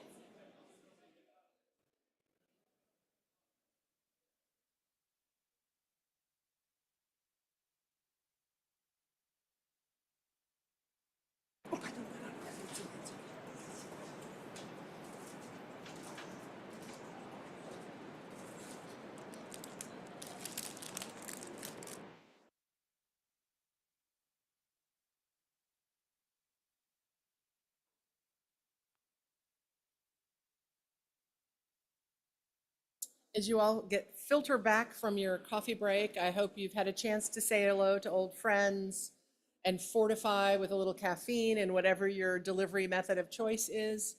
I'll just say quickly, I think at the point in any meeting or any conference, there are 2 points of concern. The first is, gosh, will people come? We don't have that worry here. And the second is, will they say anything? Well, we don't have that problem either. I think our audience has had some great questions so far. Our first panel gave us a really high standard of both information and engagement, and that's what we're going to try to continue for the rest of the day. So welcome back to, this is now our second high-level panel of the day, and this one is making sustainable space on orbit. So while we were talking about the services delivered from space platforms in our previous panel, this one is really about space operations and space safety and the topics of concern and opportunity on orbit. So we are very lucky to have the steady hand of Ms. Isabel Mauro as our moderator. Isabel is the Director General of the Global Satellite Operators Association, which represents the interests of 70 members in the satellite ecosystem. So if you have controversial questions, Isabel's very comfortable fielding those and navigating those among the speakers. It's what she does day in and day out with great grace. Isabel works directly with the members and the chief executives of those organizations. So I think JSO is unique in that they have a direct line to decision makers in some of the most consequential companies in the space and satellite sector. I think we're hoping here that JSO will use its 2 superpowers to inform us as we're thinking about space sustainability challenges. One of them is showcasing the benefits of satellite communications in a more inclusive and secure society. And then their other goal is to weigh in on thoughtful policies and approaches to support the next generation of satellite technology. So that is exactly the kind of role that we're looking for here. Isabel herself has 25 years of experience in telecom and technology. Some of you may have seen her when she was with GSMA, the Global Cellular Association, and the World Economic Forum. With that kind of diplomatic and commercial background, I know we're in good hands with Isabel. We're going to be pretty strict about trying to stay on time because we want to make sure we get lots of questions to you. So let's make sure we have a couple good pauses at the end for questions, and then I'll come and scowl at you if you're running late. Thank you all. Isabel, over to you. Thank you, Patricia. Patricia, you know, when I took this job 18, 19 months ago now, gave me a call and very kindly gave me a tutorial into the world of satellite, which after, you know, a couple of hours, I was like, wow, what am I embarking on? So I'm really delighted to be here. Thank you, Patricia. Thank you, Doreen. Thank you, Mario, for, you know, giving so much, shall I say, visibility to our industry. And as you know, me coming from, you know, a background in the mobile industry, it's absolutely fantastic, I think, to see where we are today in terms of space and you know, the space economy and the space industry. The good thing as well about coming after the you know, the coffee break is we are a bit more relaxed. You know, we've had all the big speeches and formalities, so I'm really here, the space girl with my space boys on my panel. Really delighted to be here. And really, we want to look, after having heard from, I guess, the UN agencies and you know, Jane as well from industry. This panel is really, I think I only have industry players on the panel, and really to look at, you know, how we make important sustainable practices and decisions in terms of space operations, in terms of coexistence. So we'll be looking at what various stakeholders are doing to ensure the long-term viability of the orbital environment. But also, I think we'll discuss around the challenges and the opportunities that we are seeing by the increased satellite deployment. I think, Mario, you gave some very important numbers that we've gone from 56, you know, filings in 2016 to 566 in 2023, and we see that this is going to rise exponentially. So what are, you know, the opportunities about this in terms of broadband access, in terms of you know, Earth observation and providing of services, but also what are the challenges that we are facing. So the main points we're going to look at are, you know, how we mitigate the risk of in-orbit collision, how we address the challenges of coexistence amongst various satellite systems and constellation in orbit, how emerging technologies are going to help as well make, you know, address space debris and other issues around sustainability. But also we'll touch upon the role of international cooperation in fostering sustainable practices. And it will be interesting, I think, to hear more from the industry, you know, of this side of the table. So with that, I'd like to introduce my panelists, and I'll start with Barbie Ponder, who is the General Counsel of VP and Regulatory at Global Star. To his left, I've got Stephen Rogers, I hope I'm pronouncing right, who's the CCO of Arianespace. Kalpak Gude, Head of Space Sustainability Division at Amazon Project Kuiper. And then we have Mike Lindsay, who's the CTO of Astroscale. And last but not least, Saif Mansour Matkor Al-Khaldi, who's the Vice President of Corporate and Strategy at SLSat in Qatar. So thank you all for being here today. Some of them are members at GSOA, so work on a very regular basis with them and know how much they are engaged in sustainability. One of the questions I'd like to kick off the conversation with is to all of you, and just take your 2-3 minutes to respond to that, is why is space sustainability so important to your organization? And what are really the specific measures you're implementing to make space sustainable? So maybe I'll start with you, Barbie. Madam Secretary, Mario, distinguished guests, it's a pleasure to be invited to the panel and looking forward to the discussion. I'm with Global Star. We're a mobile satellite services company. We've been providing mobile satellite services commercially for over 20 years now. We have been operating 2 filings.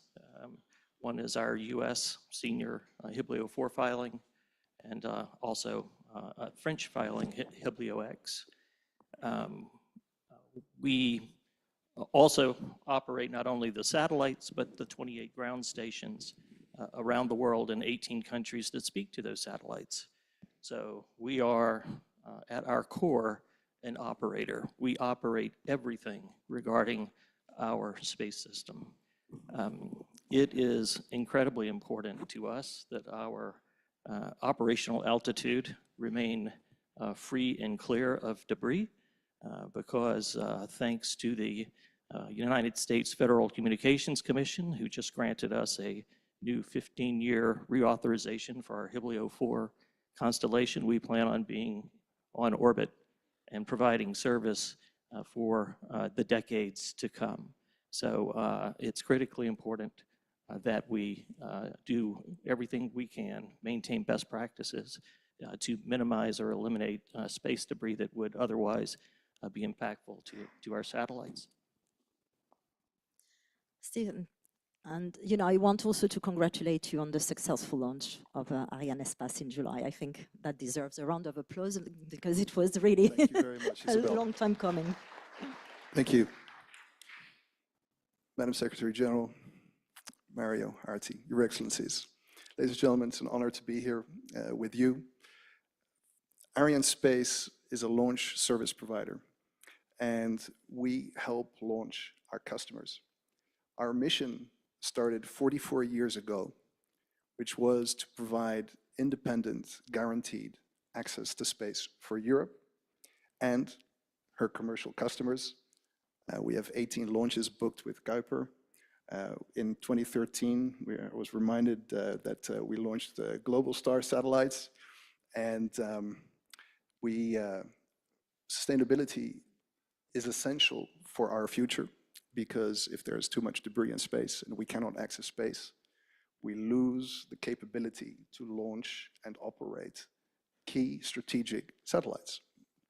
Last week, we launched the Sentinel-2C program for the European Commission and the European Space Agency, which is part of the Copernicus program. This allows us to make pictures of the entire globe. And Earth observation imagery allows us to monitor sea levels, flood levels, forestry, deforestation, the polar caps, and more than half of our sustainability goals are measured from space. And so for us, it's essential that we have this capability for Europe and our partners to continue to be able to access space. And thank you, Isabel, for the mention. So after 10 years of development, 10,000 engineers working across 13 different countries in Europe, 600 suppliers, we finally launched the next generation Ariane 6 rocket from our space station in Kourou in French Guiana. And it was a big success, and it's a pleasure to share a little bit more about that maybe later today. Thank you. Thank you. Kalpak. Well, thank you very much, Madam Secretary, Mario. Really, not only a pleasure, it's an honor to be here, to be able to talk to the ITU and to all of the community dealing with such an important area of space sustainability. One, congratulations to Arianespace. We could not be happier to have a rocket as important to us as the Ariane 6 being up and successful. The Vulcan rocket with another launch provider was also successful. And I say that from the standpoint of, I really enjoyed the earlier panel talking about the real importance and value of satellites and satellite services, and starting this conference with that, because too often we miss the reason we are all interested in space. What is the value proposition to all of humanity that the space industry is providing? And I think that panel was really important to touching on that and explaining that. That gets us to, in 2019, Amazon filed at the ITU and at the FCC our license applications to move forward with Project Kuiper. In 2020, the FCC approved our license. And at that point, we announced a commitment to invest at least $10 billion in building such a constellation, the constellation of 3,200 satellites in low Earth orbit, to provide broadband services around the world. People ask us all the time, why? Why did Amazon do this? Amazon's not a space company. But we recognized from the beginning just how critical and important it was to provide that connectivity. That connectivity is the lifeblood of development, is the lifeblood of opportunity, it's the lifeblood of growth. And Amazon believed that that was our responsibility to be part of that. So the $10 billion investment, and I will say it's at least $10 billion, it will, we're going to start launching later this year and provide services starting next year. So it's been a long journey to get there.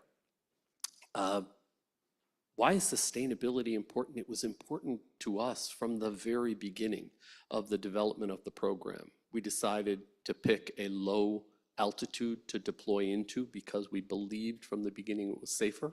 We designed a constellation that was designed to deorbit actively within 1 year of end of life of our satellites. We decided to create 3 different orbital shells to create separation between those shells. Everything we did from a design perspective was looking at space safety. When you're launching 3,200 satellites, is absolutely critical that the sustainability of your own orbits as well as the orbits around you is essential.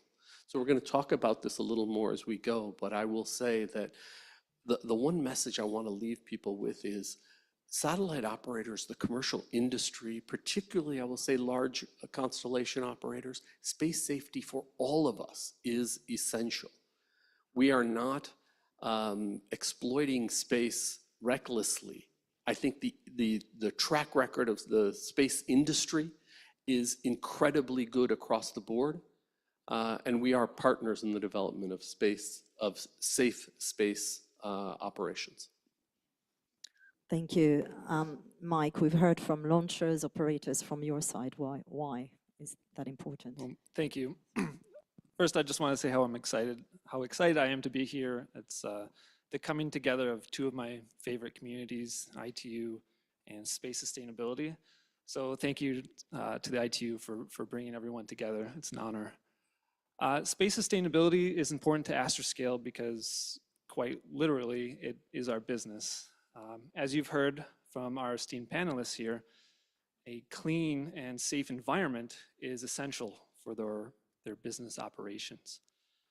Unfortunately, that environment is steadily getting worse.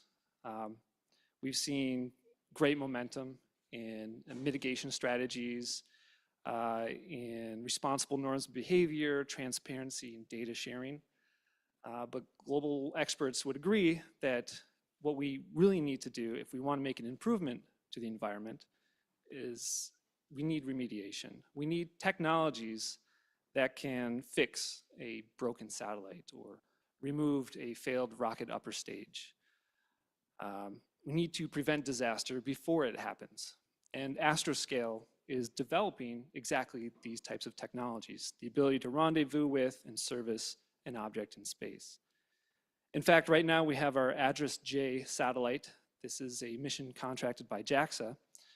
It is in orbit right now. It's inspecting a 3-ton derelict object that's been in space for some 15 years, taking pictures and images from about 50 meters away. And if you haven't seen those pictures or videos, please take a look or come find me. I love showing them off on my phone.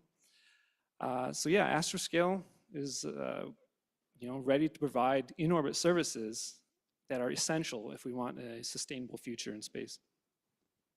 Thank you, Mike. And Saif, interesting to hear from you as well, from your perspective, not only from your company, from SRSat, but maybe as well, you're based in Qatar, from more the Middle East region. Thank you. So just to make people aware of, SailSat is a Qatari-based satellite company. We own 2 geo satellites, and we're planning for more satellites. We have our main control from Qatar, our teleport. So of course, space, sustainability and safe use of space is very important, very critical.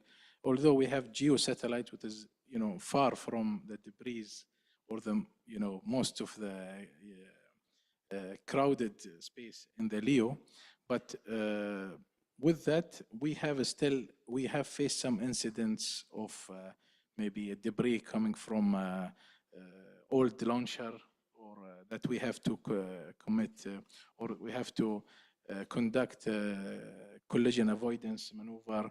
So nobody is safe when the space is full of debris. And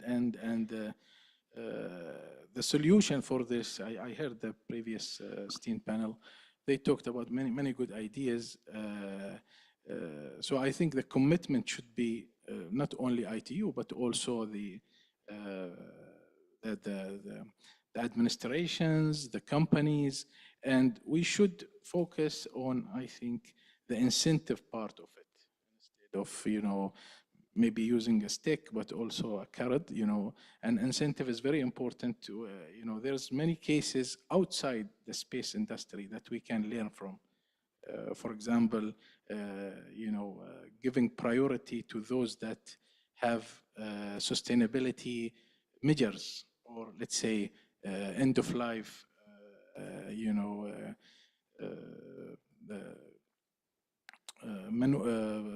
safety measures or technology that they will implement, because there is cost in implementing these. And as we know, we want to keep space open for everyone to use, and especially for startups, it costs a lot.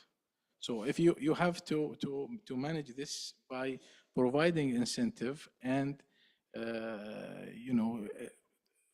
motivating, encouraging new technologies for that. And I think we have more to talk about. Thank you. And I think you raised a few of you a very important point. We heard this morning about 1.8 trillion, US dollar potential for this industry. I think maintaining space safe is really the bread and butter of, those panelists that you have on stage today. I mean, if we don't maintain it safe, there will be no business. So I think it's really important. We heard this morning about cooperation, of organization, international organization, regulators, policymakers. But I really want to reiterate here, and we'll speak about this more this afternoon on an industry panel, about the cooperation between industry as well. And very proud that, with our members, we did sign a code of conduct on space sustainability last year, which was really a very important first step, in the direction. But going back to the discussion on operations, Barbie, you've been operating mobile satellite services for LEO for the last 20 years. What are the most challenges you've encountered, the opportunities, what are the lessons learned? And if you had new entrants in the room, what would be your advice to them to operate, in a safe manner, but in a rentable manner as well? I think after 20 years, Global Star would say that space is worth it. Space has been worth the commercial investment because responsible space operations will result in tremendous public benefits. And I think that that's what has occurred with my company. We as responsible operators, we must always ensure that we're maximizing the amount of public benefit that is coming out of those assets that we put on orbit. Okay, it's one thing to launch them, it's another thing to actually provide meaningful services to the people, such that at the end of those satellites' lives, everyone, including our regulators, feel that it was a good bet. The work that they spent with us was worth it. And we must constantly just, wring out all the value that we can from those assets on orbit to justify the cost that we know that space itself is going to bear because, we're up there and we're operating. And I think that that's where, companies like Astroscale and others, Starfish Space, are pioneering a new sector of the industry to make sure that when there is an issue, they're there to help us. And so we look forward to the development of that sector. We currently operate we're in LEO, but we're a little bit higher than everyone else. Our operational altitude is 14 kilometers. And we're currently operating a Walker 24. We have 24 satellites that provide excellent coverage across the Earth. And with a few megahertz of big LEO spectrum, and I mean a few, which we have operated on since inception, and our 28 ground stations, we've shown that we're able to connect not just a couple 100,000 people with our own products that we brand Spot, that are used every day for SOS, emergency SOS messaging. But now with the launch of direct-to-device via satellite, we're literally in the hands, and will be in the hands, of tens, if not hundreds of millions of people for when they need communications the most in emergency situations. So, I think that we're a testament for doing, a lot with a little. We think that that's, for us, the best approach. Again, looking forward to being around for a couple more decades and expanding those D2D services and changing the way we all communicate. Right, and I'm sure you mentioned D2D. I'm sure over the next couple of days we'll probably come back to that discussion as well. But I was mentioning new entrants, and so I'm looking at Calpac. You mentioned you invest in 10 billion. So clearly there is a true strong belief in the industry. What role do you see for technology, for innovation, in terms of bringing a solution, to address the sustainability concerns or sustainability issues that we have? So as a company, what do you see as opportunities there? I think that's a great question. I think if you look back at the history of the space industry itself, governments obviously were driving deployment in space. People didn't quite understand or have the technology capabilities and weren't thinking about safe space operations to the same degree. So if you look at, we talk about the large number of small objects that are in space, debris objects, the vast majority of those are government created. Industry and innovation is driving a whole new approach to operations in space. And I think it starts with deorbiting spacecraft, pacifying spacecraft. Also starts with the maneuverability of spacecraft. I think that is such an important aspect going forward. We started a world where basically it didn't matter with objects flying in space. Space was large. We didn't worry about maneuverability. That world has completely changed. I think it's important for regulators, policymakers to embrace that all the more and look at what's happening with the licensing of objects that don't have maneuverability. Are they going into the right orbits? Are they up there for a limited period of time to ensure space safety going forward? But I do think maybe the biggest area of innovation is in the area of SSA. I think what the current systems that are in place, I'll talk about in the US, what is being operated by the 18th Space Command, is a very manual system that was scaled for a much smaller number of spacecraft. I think what is going forward now is the proliferation of SSA in a variety of different places around the world.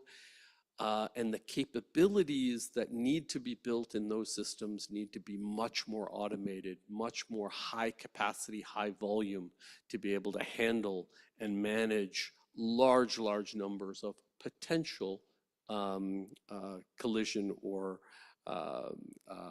collision avoidance maneuvers and recommendations. And I think that is an enormous area. Also cross collaboration between SSA systems, something we haven't had to worry about in the past. But I think going forward, you're not going to have one entity, I don't care where it is, that will have all of the information, but having that collaboration across SSA entities across the world, incredibly important to the future of space.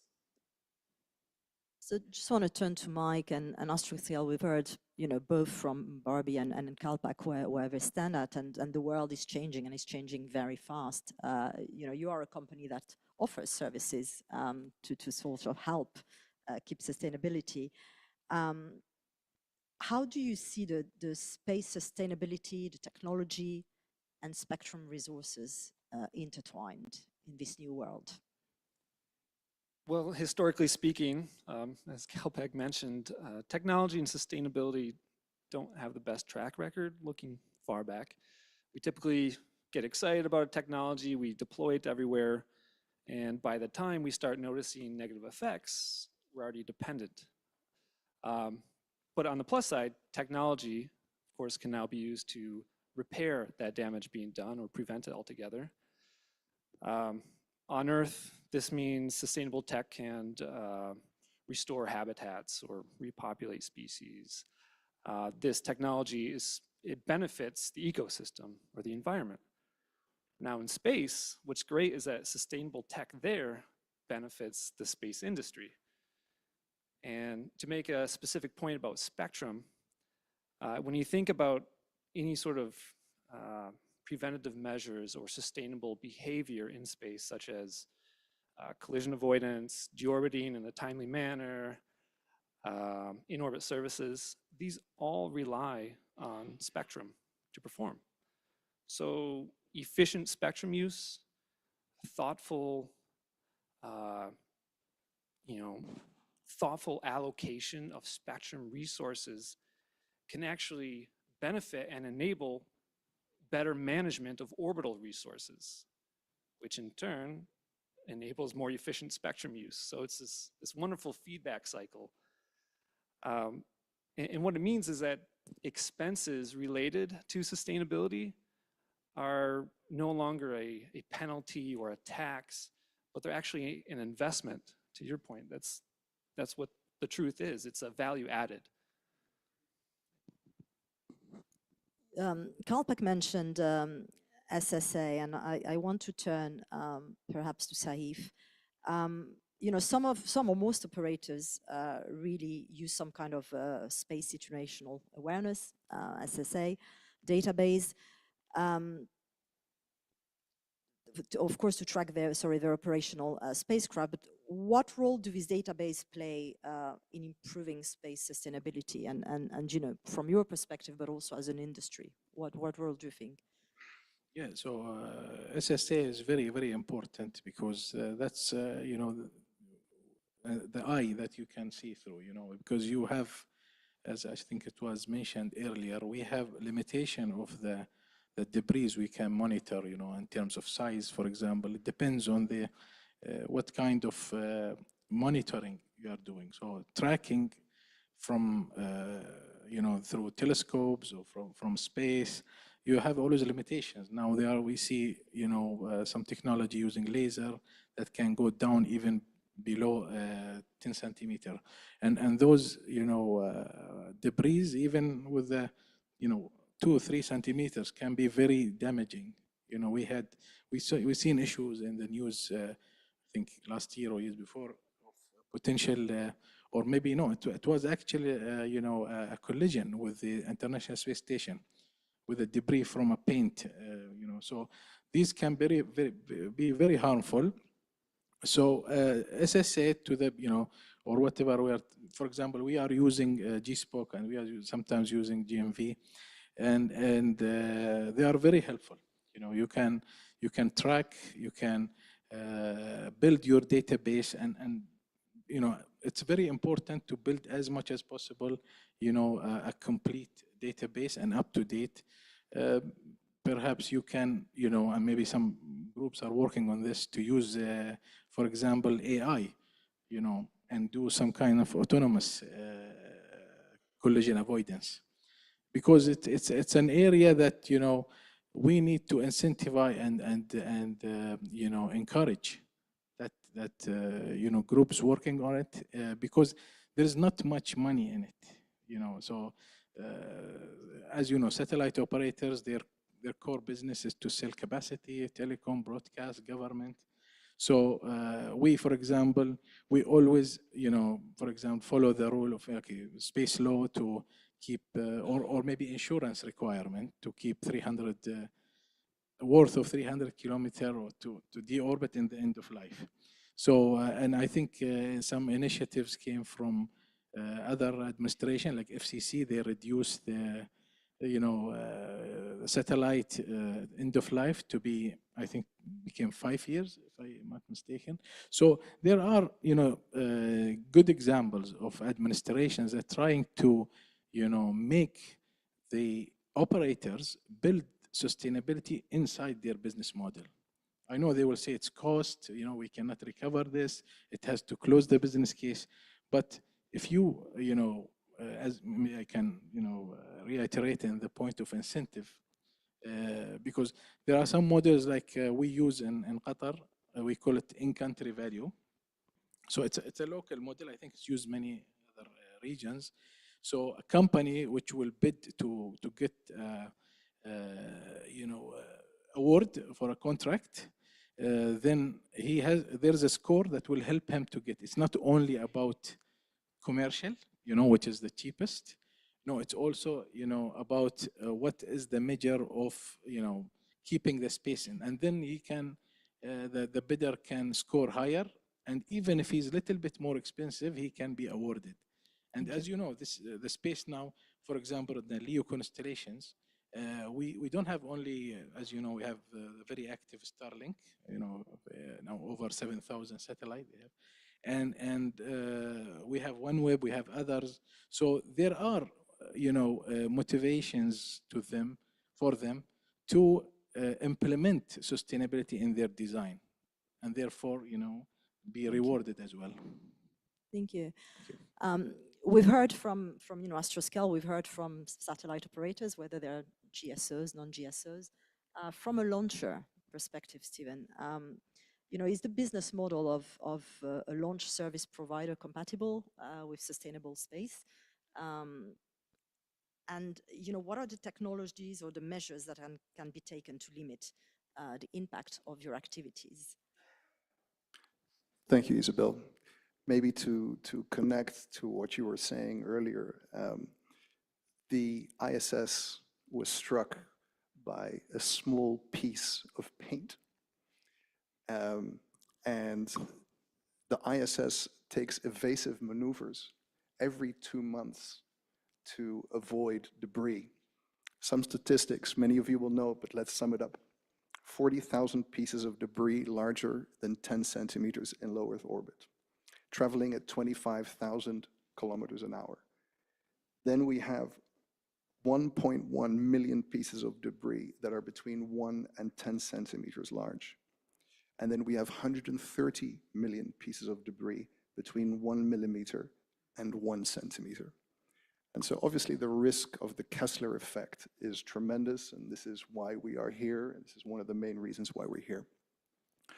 So from a launch service provider, it's incredibly important, and we try to contribute in many different ways. So we spoke about the new Ariane 6 launcher.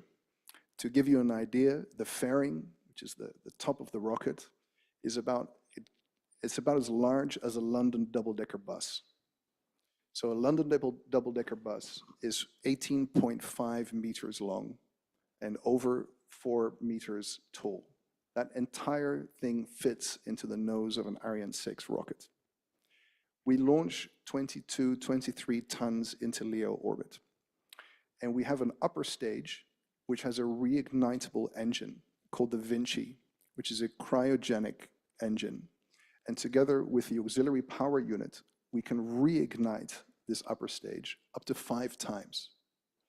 This is great for constellations because it allows us to insert these constellations at different altitudes and at different orbital planes. But French space law commits us to deorbiting the upper stage, which we do with the last burst of this APU Vinci engine.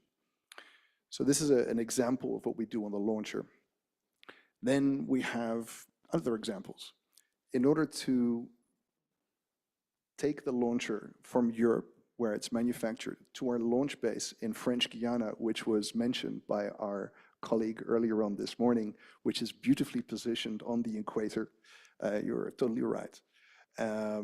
We use a boat, and we wanted to see how we could optimize this transportation. So what we did is we designed a new boat, and it was the first of its kind. It's basically a merchant marine vessel, and it has 4 huge sails that are automatically steerable, which reduces our carbon footprint for the transportation of our launcher or the satellites of our customers by 30 to 40%.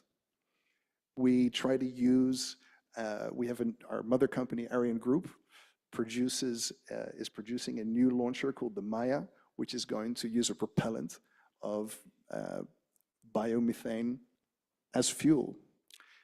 Our mother company also has developed ground-based telescopes called Helix, which we use to monitor this debris, but also assets in orbit.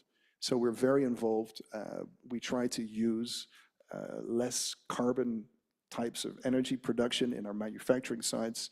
And of course, and we can talk about this a little bit, in Europe now there's new regulations whereby sustainability reporting is being put on par with financial reporting. And this was decided in July 2023. Thank you. And we've heard about how you all operate, the solutions you are looking into, what you're bringing to the market to address. But I would like to close the loop on the discussion that was held this morning on the panel, prior as well, on going more around cooperation, regulations, governance, how all these things come together.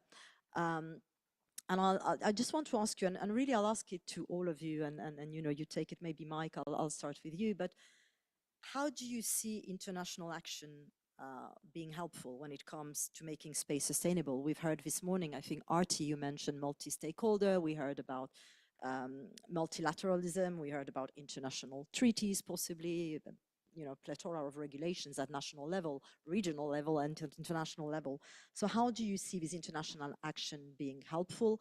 How do we avoid overlaps?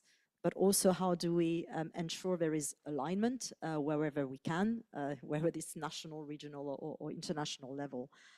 So I'd be really curious to hear from the industry. We've heard this morning from more a sort of international organization perspective. It'd be very interesting to hear from you as panelists what you think as an industry. So Mike, I'll start with you, and then I'll just go around the panel. Sure. Yeah, international, that level of discussion is absolutely critical. And the work that UNUSA does, it provides this global anchor for establishing what the rest of the globe needs to do to be sustainable, to achieve sustainable space. Without that international discussion, without the output from UNUSA, we could have nations taking conflicting stances, or see more regulatory shopping, and it really just takes one bad actor to ruin everyone's day in space. So things like the long-term sustainability guidelines are, that's a monumental achievement. And what we heard from Artie is UNUSA is digging even deeper into this, looking at space traffic management, ADR, and it's very encouraging to see that discussion being held there. At the national level is where you might see these guidelines taking more shape in the form of specific quantifications on rules, or how the regulations are applied through licensing processes. These implementations may work for one nation state and not the other, and that's fine, as long as we're within that same high level framework. And in fact, that variation or experimentation in the regulations, I think, is not only healthy, but it's absolutely essential if we want to further push the evolution of those guidelines. It kind of feeds back up. Yeah, and even at the ITU, for example, I think that's that perhaps could fall in that category. If you look at let's say the GSO disposal orbit, the graveyard orbit. And for all my ITU friends out there, that's ITUR S.1003. That's an example of a specific quantification of guidance from UNUSA. And so I don't think it's problematic. That's a complementary action there. I think what we need to realize is that, again, at the ITU, for example, ITU has its own goals, and it requires space sustainability to achieve them. And UNUSA has its goals that require commensurate management of spectrum at the ITU. And so I think that fostering collaborations, having the discussion while avoiding overlap is absolutely critical. If we keep at an arm's length, if we don't have that discussion, we do ensure there's no overlap, which is extremely important. We don't have conflicting priorities there. But we don't want to risk having gaps or holes, because environmentally speaking, if they're even the smallest gap can be catastrophic. So we want to avoid that. And I think, yeah, we keep the borders and roles and responsibilities clearly defined, but have a productive discussion. Cooperation. Kalpak, just to bring on that, the EU, as we know, the EU is currently looking at its EU space law. FCC have their own regulation in the US. ITU is looking at it, How do you maneuver all these environments, especially as a company that is launching, that is, and what are your views on this? Again, a great question. I think one of the big risks internationally from a regulatory policy-oriented side is inconsistency in rules around the world. And particularly inconsistent rules with extraterritorial application. And I think that's one of the concerns that frankly we have with at least some of what's been discussed in the EU space law concept. Satellite operators inherently are regional or global in nature. Our ability to comply with rules, inconsistent rules in different places around the world and imposed on us across our operations would be highly, highly problematic. We think it is really important for governments to work with each other to develop consistency in approach and apply their rules and their approach to their licensees. I think the ITU framework and structure is exactly the right one. The ITU has historically done that, created and encouraged the regulators to take the responsibility for their licensees, and I think that couldn't be more important in this area. I do think one other piece that's worth mentioning is, again, a role for the ITU is encouraging information sharing by all parties around the world. The ITU has been an amazing example of that collaboration and cooperation when it comes to spectrum. Coordination, the ITU doesn't do the coordination, but it really requires it, encourages parties, licensees to work together to coordinate their spectrum operations. The same can and should be done and encouraged in terms of physical operations.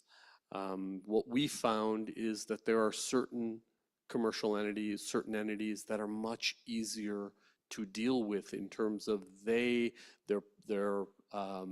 structure is such that they do share their ephemeris data, they do share their operational plans, they do share sort of an active process where conjunction warnings come to operators. You know who to call, you know when to call them, and share that information. There are some where it is much, much more difficult. And I think the ITU's role in creating that collaboration can do more, I think, than almost anything else at this stage to drive that coordination and collaboration. Thank you.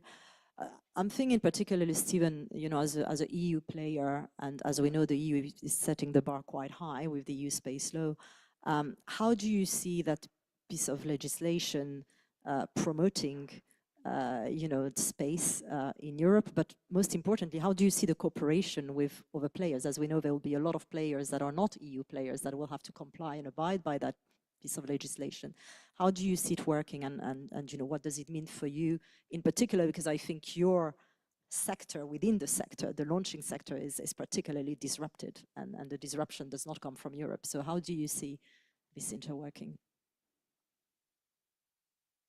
That's not an easy question.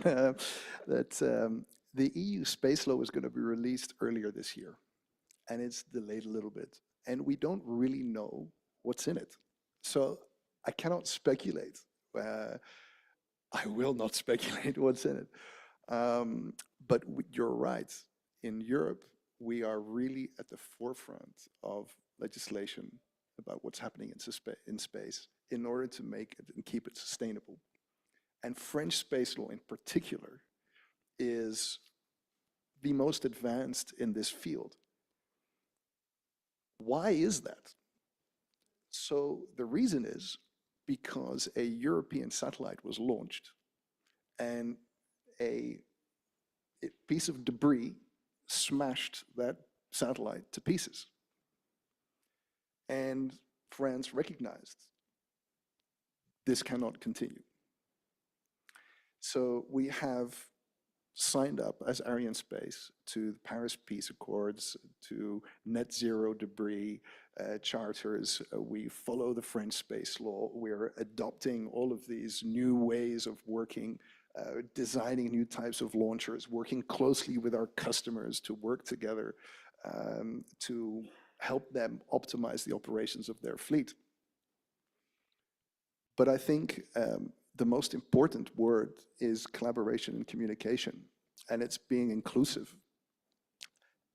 97%, just over 97% of all space debris is caused by China, Russia, and the US. We have 10,000 satellites in operation, which were mentioned by Saif today, of which 7,000 are Starlink. By 2030, we expect to have 30,000 satellites in space, and that number is going to increase rapidly. We cannot only look at ourselves. It's really about collectively all of the people in the room working together, having common goals. I'm extremely grateful to be invited here. I'm extremely grateful that our colleagues are expressing themselves, and I really hope that we have concrete actions that we collectively can take towards the future. And I take as from all of you that collaboration here is really key. And again, thankful, for bringing us together. I'm conscious we need to open the floor to a few questions. Is there anything you want to add to this, Barbie or Saif? Because I want to be fair in giving you the floor. Saif, yeah. So with that, maybe we'll take some questions from the floor. Please raise your hand if I can't. Yes, Aristide? Thank you very much, Madam. Thank you, distinguished presenter and member of the panel. What I would like to ask you, please do not refer to any particular country, naming them, so on and so forth. We may say some countries, big countries, and so on and so forth. So let us maintain that situation. I think one of the most important elements is that the sustainability is an ability to meet the need of the people at the time, but also we need to take the need of the future generation. The contamination of the space is dealing with the future generations. So what I would like to ask this panel and other panel that what are the policies or protocols for the end of life? This is very important. Currently, there are two protocols. You could add them to the graveyard, or you could put them down in order to be burned by the drug. To put them in the graveyard and back to the earth, it takes some years, minimum 10 to 15 years, and maximum 100 years. So when you talk about 100, you're talking of the future generation. So we are responsible to do something not to put in danger the interests of future generations. So these are the things that we have to have the policy. There is no really a law currently governing the situations. But we have to find something. I think, in my personal view, as a professional, forum like this would help a lot, but not having a regulations and so on and so forth. I give one example is the ICANN. ICANN now going to the IGF, Internet Governance Forum. Although there is no output, there is no report, but discussions in that forum help the people to understand each other and implement them as they come. So this is one of the things that I wanted to share with you. Thank you. Thank you, and point taken from all of you, for all of us. We're not mentioning any particular nation. I think that was a comment, thank you, and well taken. Gentleman here on the front. Thank you very much. Federico Di Bruno from Square Kilometer Array Observatory, Radio Astronomy Observatory, very interested in space sustainability, of course, and thank you for your points of view and to the ITU for convening this forum. We have been hearing a lot, of course, about the issue of space debris, right, of cleaning space and how important that is. I would like to know your opinion from the panelists on the connection between space activities and activities on Earth. There was a lot of mentionings on that on the previous panel, how Earth is expanding into space and the connection between Earth and space. And we know there are some concerns and some questions about the different types of effects of deorbiting satellites and how that could impact the atmosphere, which is something I understand is under investigation. So it would be interesting to know the panel's opinion on that. Thank you. Thank you, and I'm looking at the panelists, so the impacts of space on Earth and solutions there. Anybody? Barbie? I think I can certainly give a couple of points in response to both of the questions, and pointing to our operations over the past few years. So all of the satellites that we've previously launched, they are launched pursuant to regulations by the notifying administration, and an orbital debris mitigation plan is put in place. Those satellites are built in such a way to meet the requirements of their orbital debris mitigation plan. And all the satellites that we've previously launched deorbit up to a graveyard altitude. All of the satellites that we will launch in the future will deorbit down because of the advancements and the changes in the regulations that have been put in place by our notifying administrations, both the United States and France. So we are currently building satellites, and we will be launching our next 8 next year. We just completed an FCC process for their authorization under our senior Hiblio 4 filing, and they will meet all of the current requirements of the FCC for deorbiting, deorbiting within 5 years, and the casualty risk assessment. A very interesting point on the casualty risk assessment. We never dealt with that before because all of our satellites were deorbited up. Now we have to wonder about what's going to happen when that satellite enters the Earth's atmosphere. And there are published rules and regulations on what the casualty risk can't exceed.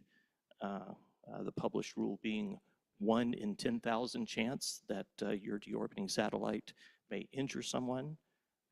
What we learned in the process is that that requirement or that casualty risk must be much lower. And I believe that regulators are driving to 0 there, so that the satellites are in effect fully demisable and present no casualty risk.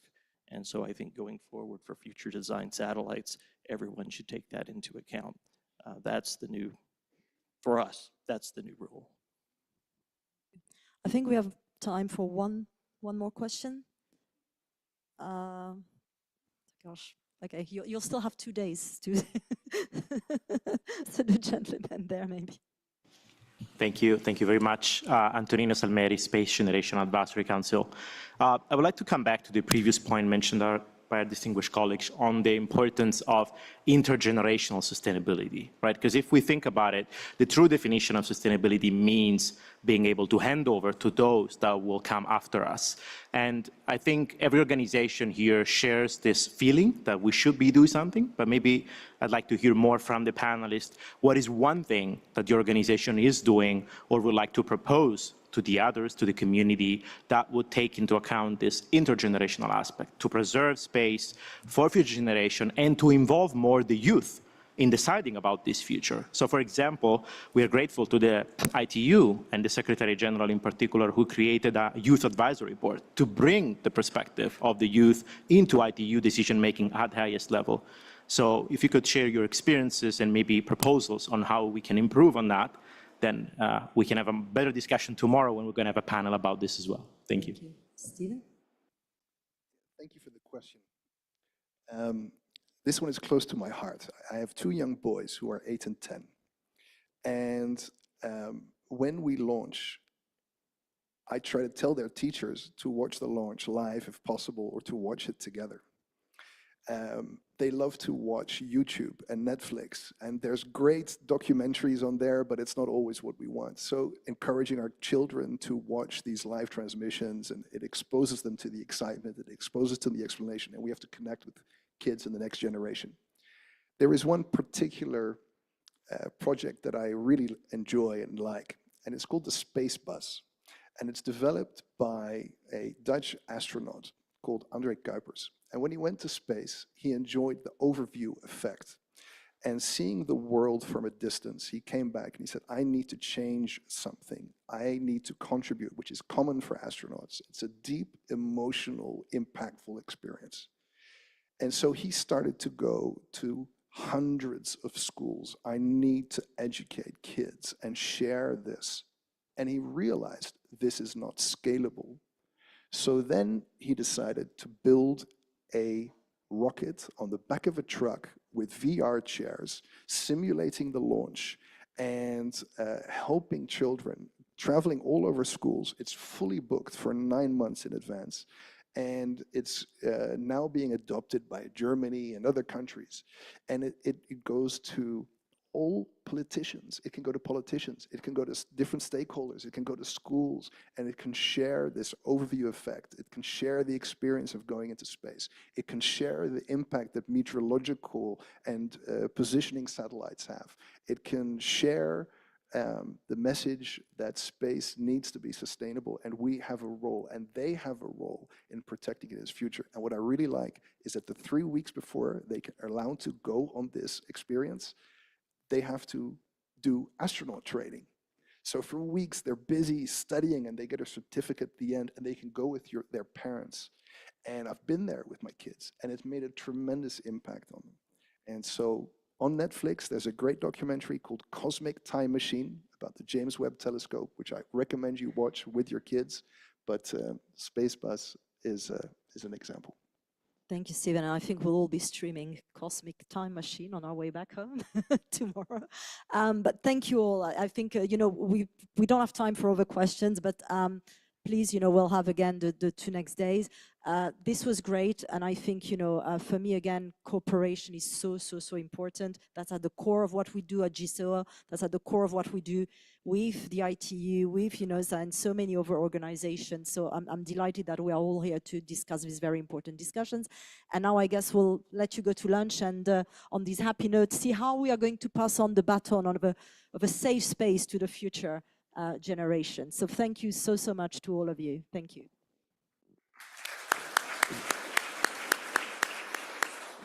Thank you very much, Isabel, and all the panelists. I think it was a great panel and perfect closing with the example of the launch. In fact, they are all probably, the kids are watching also this by YouTube, and now we are invited to go for lunch.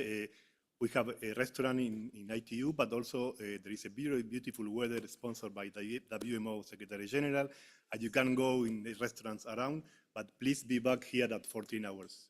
Thank you.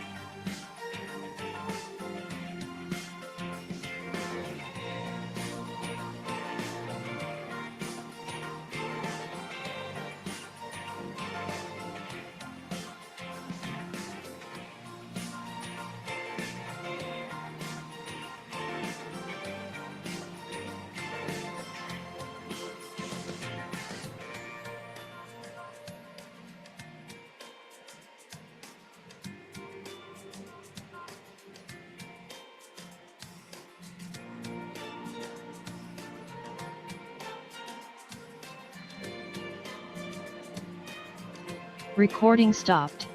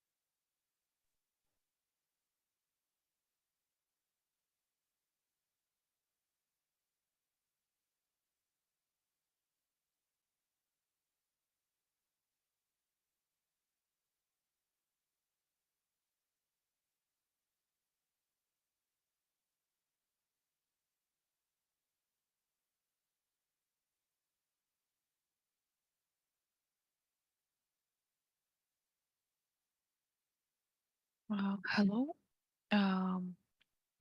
This is a technical moderator, Kwanzaa speaking, and I would like to run a test with our distinguished speaker, Mr. Al-Tamimi. Can you hear me?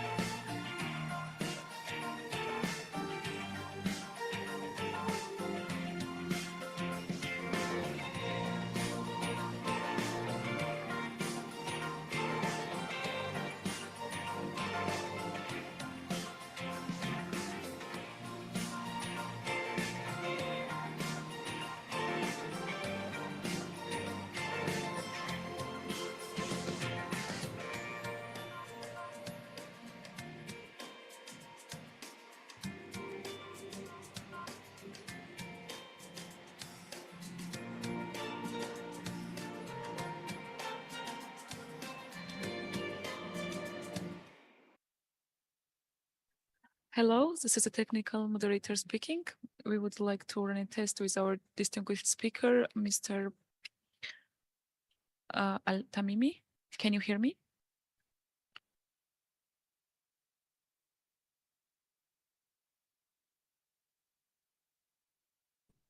Please unmute your microphone. Yes. Okay, great.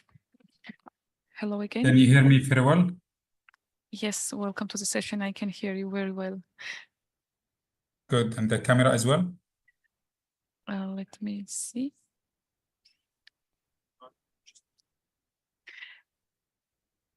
One moment, please. Sure. Yes, it's all good. Thank you so much.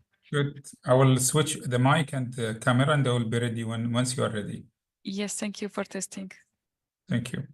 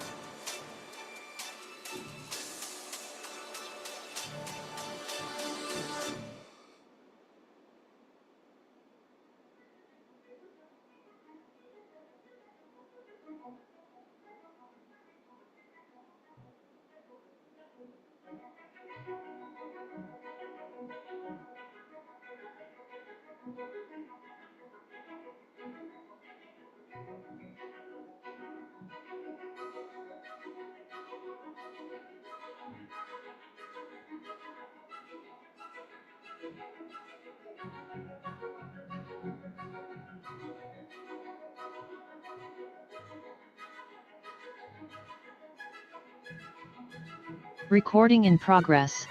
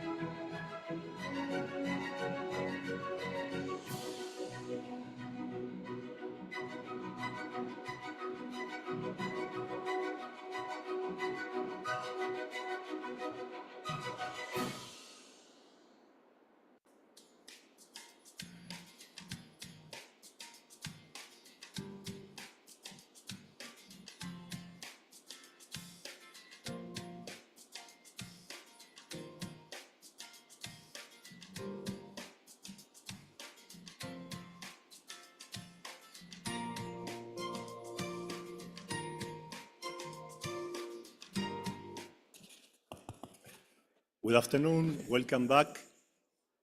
We are going to start in 1 minute. Please have a seat.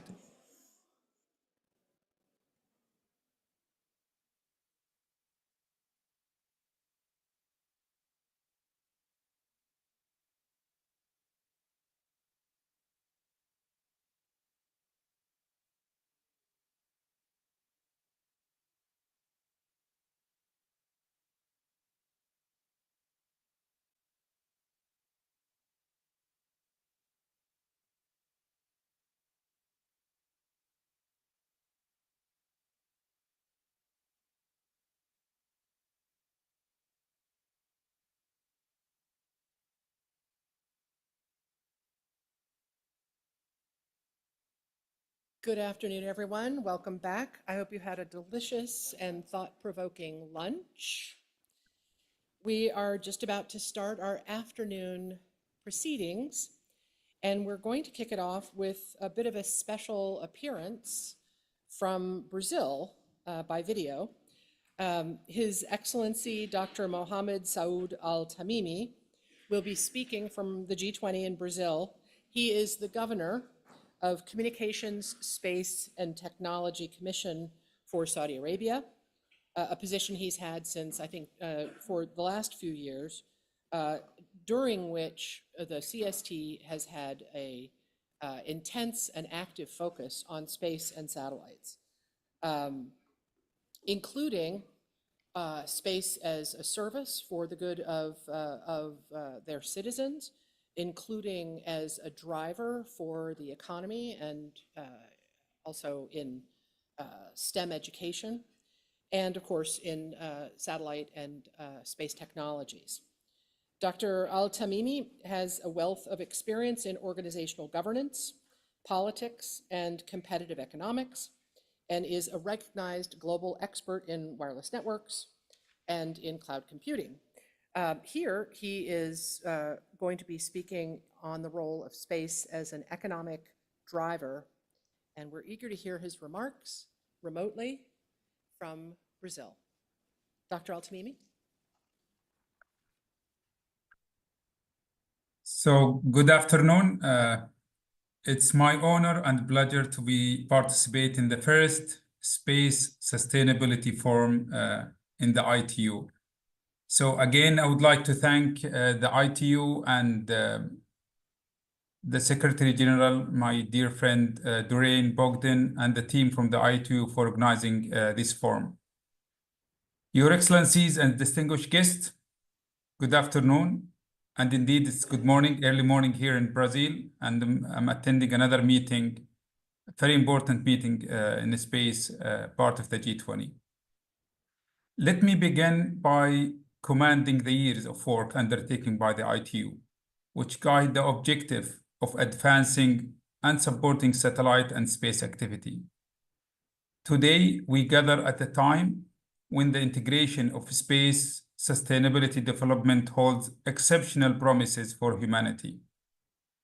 As all 17 SDGs are positively impacted by space, in which almost 40% of the targets directly benefits from the space-driven information and Earth observation data, and this is very important.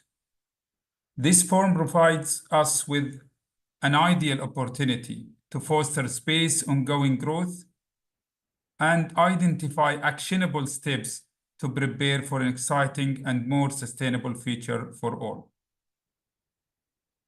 The need for sustainable practice in space is becoming more pressing. With the rapid growth of space exploration and the increasing commercialization of space, maintaining the health of space environment is essential. Space has becoming an integral part of modern life. Satellite facilitates communication, navigation, climate monitoring, and scientific research. These functions are essential for global infrastructure, for global economy, but they also bring challenges. As space activity increases, the space environment is under threat from overcrowding and pollution. And I will highlight some of these challenges. As the Secretary General this morning rightly mentioned that, yes, part of the space sustainability is reducing spectrum interference, but space debris is one of the biggest elements right now being discussed across the space community, posing a challenge in space sustainability. Space debris poses a significant challenge indeed to sustainable space exploration. And let me share with you some numbers, because I think majority of the speakers before me, they already highlights the importance and the challenge of space debris. Over the last 60 years, globally, we launched around 12,000 satellites. Over the coming 6 years only, the globe expected to launch more than 34 or 36,000 satellites. This is 3x number of satellites in 6 years compared to 60 years. With that, we could notice, obviously, that there is a challenge and there is need to be done to overcome this solution, to overcome this challenge, and I will highlight it in a minute. The second challenge that already exists, and people speak right now about this terminology of space traffic management and the mandatory of implementing space traffic management, which is crowd orbits. As more nations and private companies launch satellite, certain orbits, particularly LEO, are becoming increasingly congested. This raises the risk of collisions, as multiple objects sharing limited space, obviously. The growing number of mega constellations, large group of satellites launched by companies, further contribution to congestion problem is needed. So that leads me to the idea of international collaboration. Space sustainability is a global issue that requires cooperation among nations. No nation by themselves will be able to solve space sustainability or space debris by themselves. There need be a more collaboration internationally. Differences in space policies and limited regulatory framework make collaboration difficult.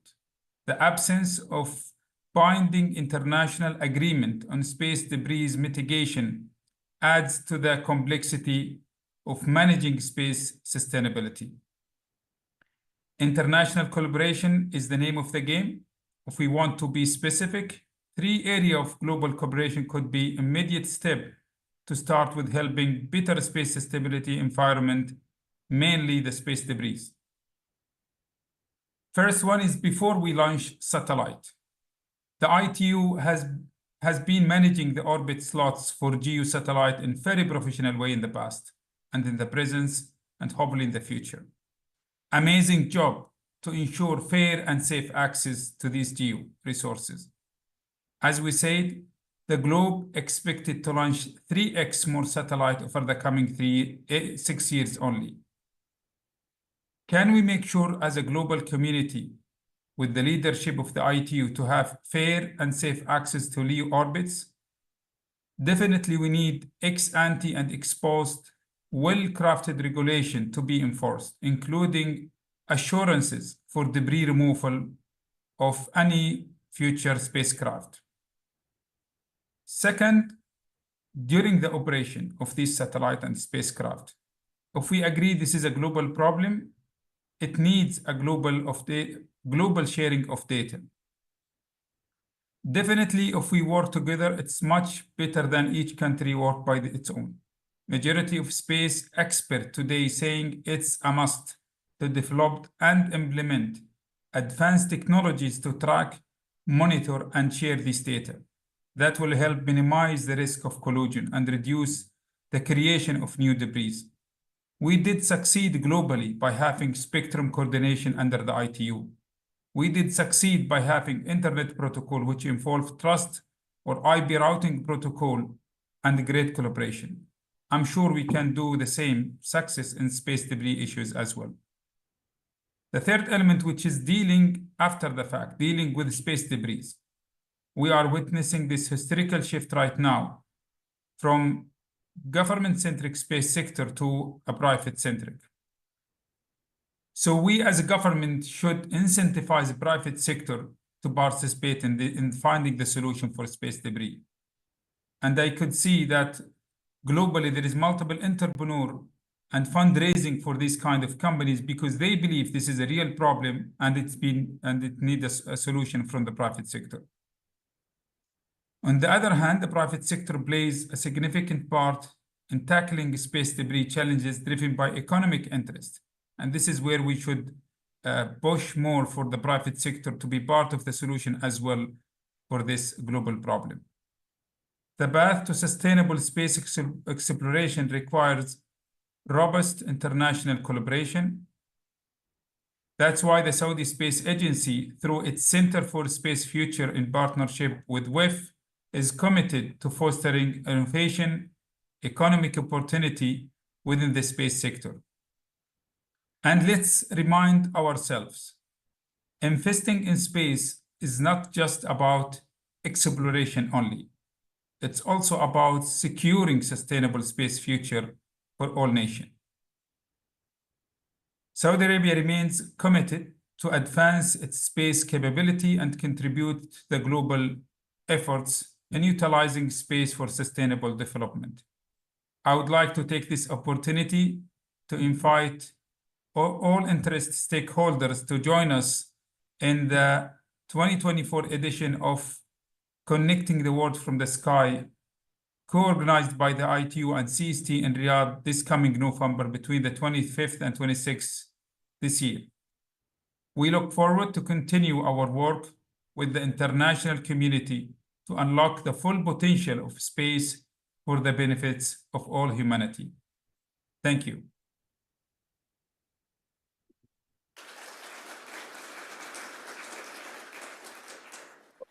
Thank you, Dr. Al-Tamimi, for your great efforts to join this conversation, even from far, far away.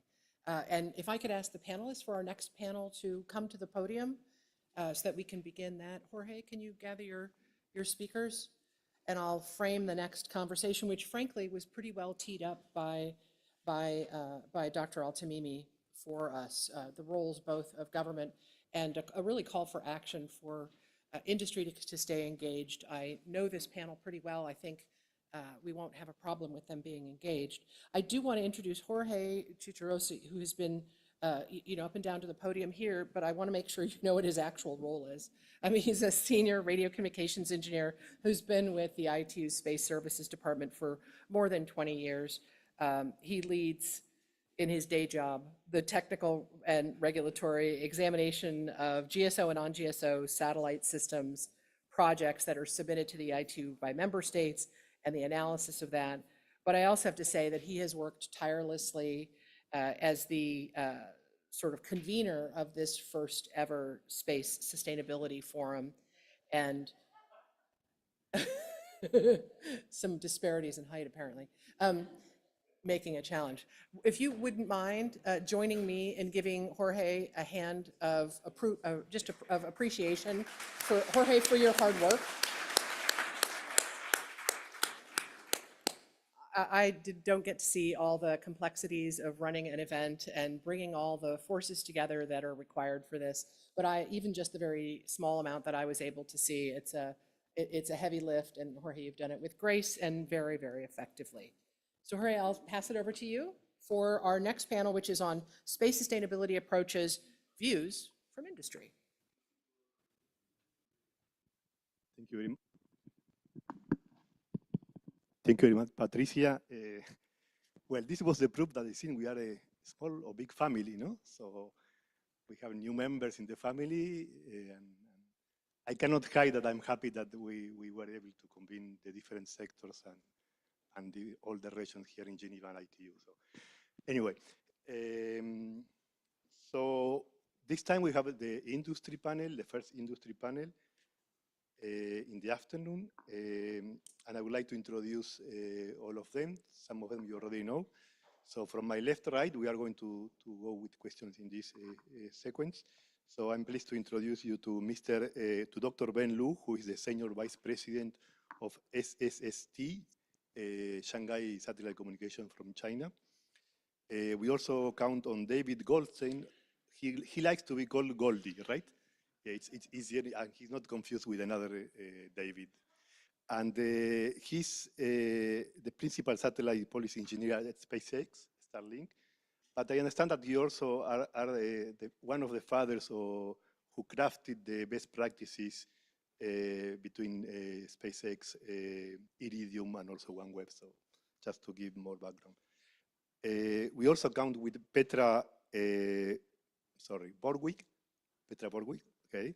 She is Vice President, Legal and Regulatory Affairs at SAS, and in fact, she is devoted to space sustainability for many years, I understand.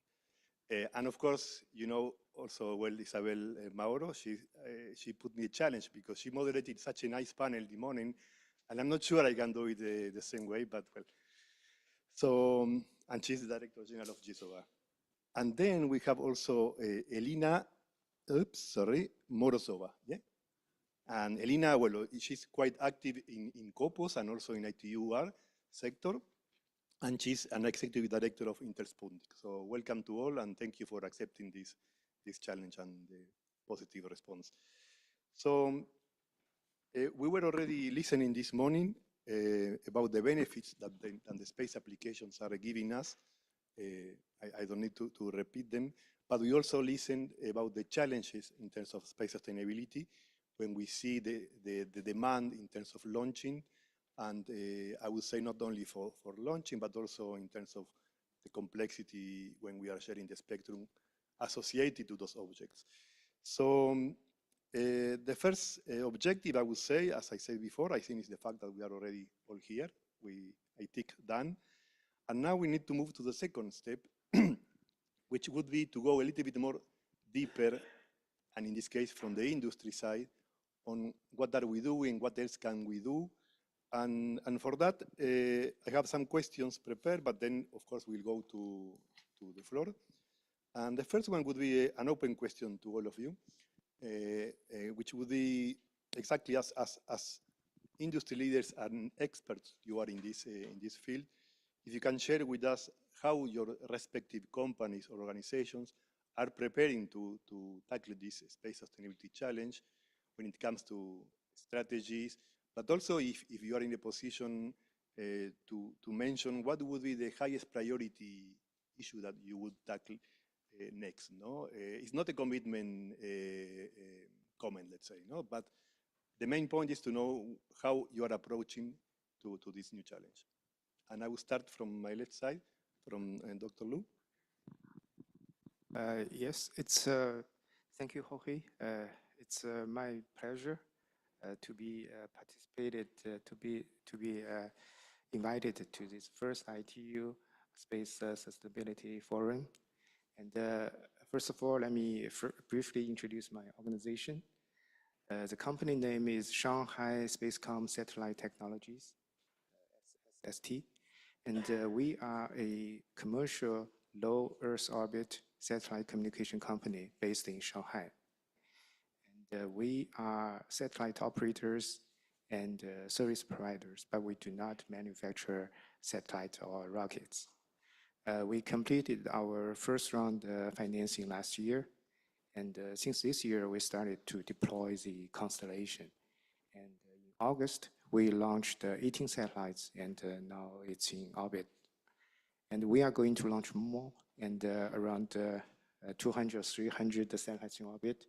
We will deliver the broadband satellite communication service globally and help to bridge the digital gap and bring better access to the digital world for all humanity. And so this is a brief introduction as a beginner. Thank you, Dr. Wu. And I just realized, and this was by chance, that they are ordered in the sequence from LEO, MEO, and GSO, let's say. Yes? And they are sharing between Starlink and SST almost the same orbit. It's perfect. That's we're a little lower than they are, though, so I should be over it's there. excellent. Thank you. So, well, it's a great honor to be here. Thank you for the invite and for this great forum. Yeah, so SpaceX, you know, I have the privilege of being able to work both on the sort of launch safety side and with Starlink and Dragon, and in that capacity, and as you know, we focus on the things that we're doing now. Our number one priority is keeping people who are transiting to space and who are in space safe. That's our number one priority, to keep people safe. You know, we launched our Polaris Dawn mission earlier this morning. Those astronauts are in right now in a 1,200 kilometer apogee by 190 kilometer perigee orbit for the next few hours, and then they're going to raise up to 1,400 kilometers altitude. And so when we screened that for conjunctions for launch, we only had 3 instantaneous windows, and all 3 of those windows were clear. From a collision avoidance perspective, we work very hard to ensure that we're keeping people safe. You know, when across space sustainability, keeping people safe is number 1. Number 2 for us, minimizing the potential, the risk for debris creation.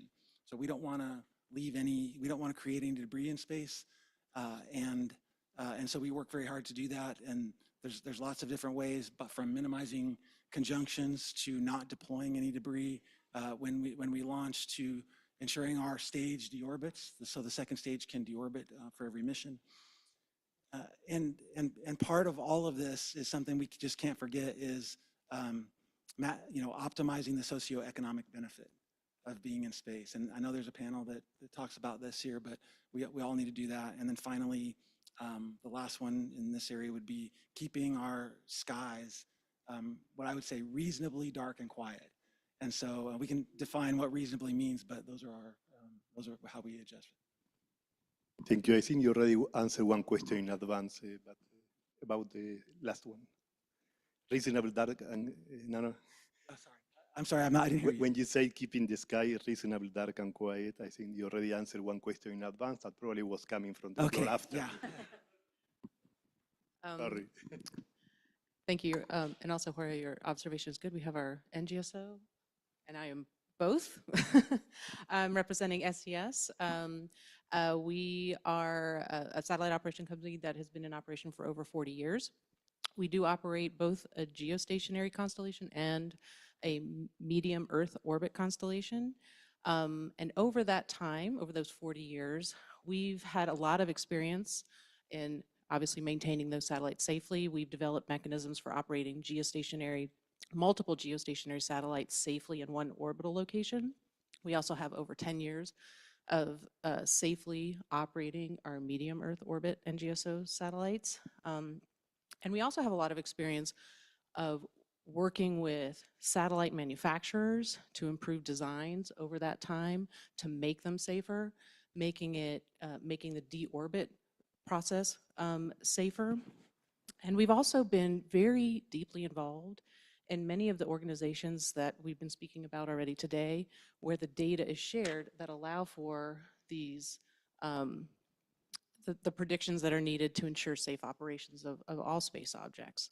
So the question that was posed, which is, what are you doing to address the new environment? The truth of the matter is, we've been doing this for decades, and we will continue to do so because, like all the other satellite operators who are here in this room, it is our responsibility to do these things. So it's not that we're reacting to a change. This is just part of our DNA. And so we will continue to do that.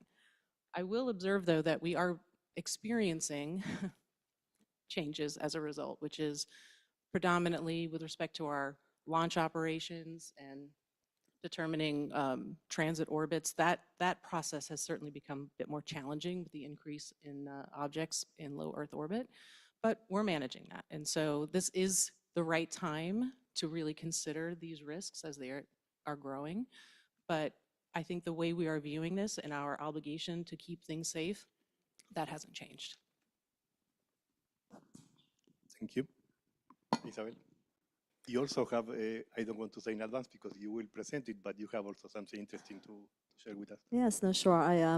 Well, I think I want to also start with a positive note as to why we're here. And we are here, and I think Kalpak mentioned it this morning, because our industry is really delivering incredible, vital services, whether it's connectivity, broadband, all around the world, have been for many, many years. But as we know, we've seen a massive increase in recent years.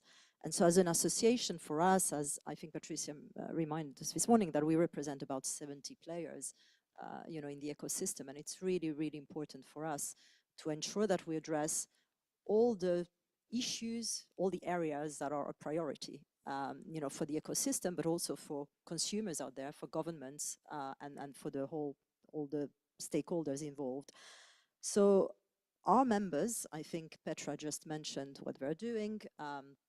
Others, such as SpaceX, Starlink, are doing. All the operators into Sputnik are doing their own measures, are implementing their own measures to ensure that space is kept safe. And I will remember this 1.8 trillion figure that was mentioned this morning. It is in the interest of the industry that we keep space safe, and we should always remind that of ourselves.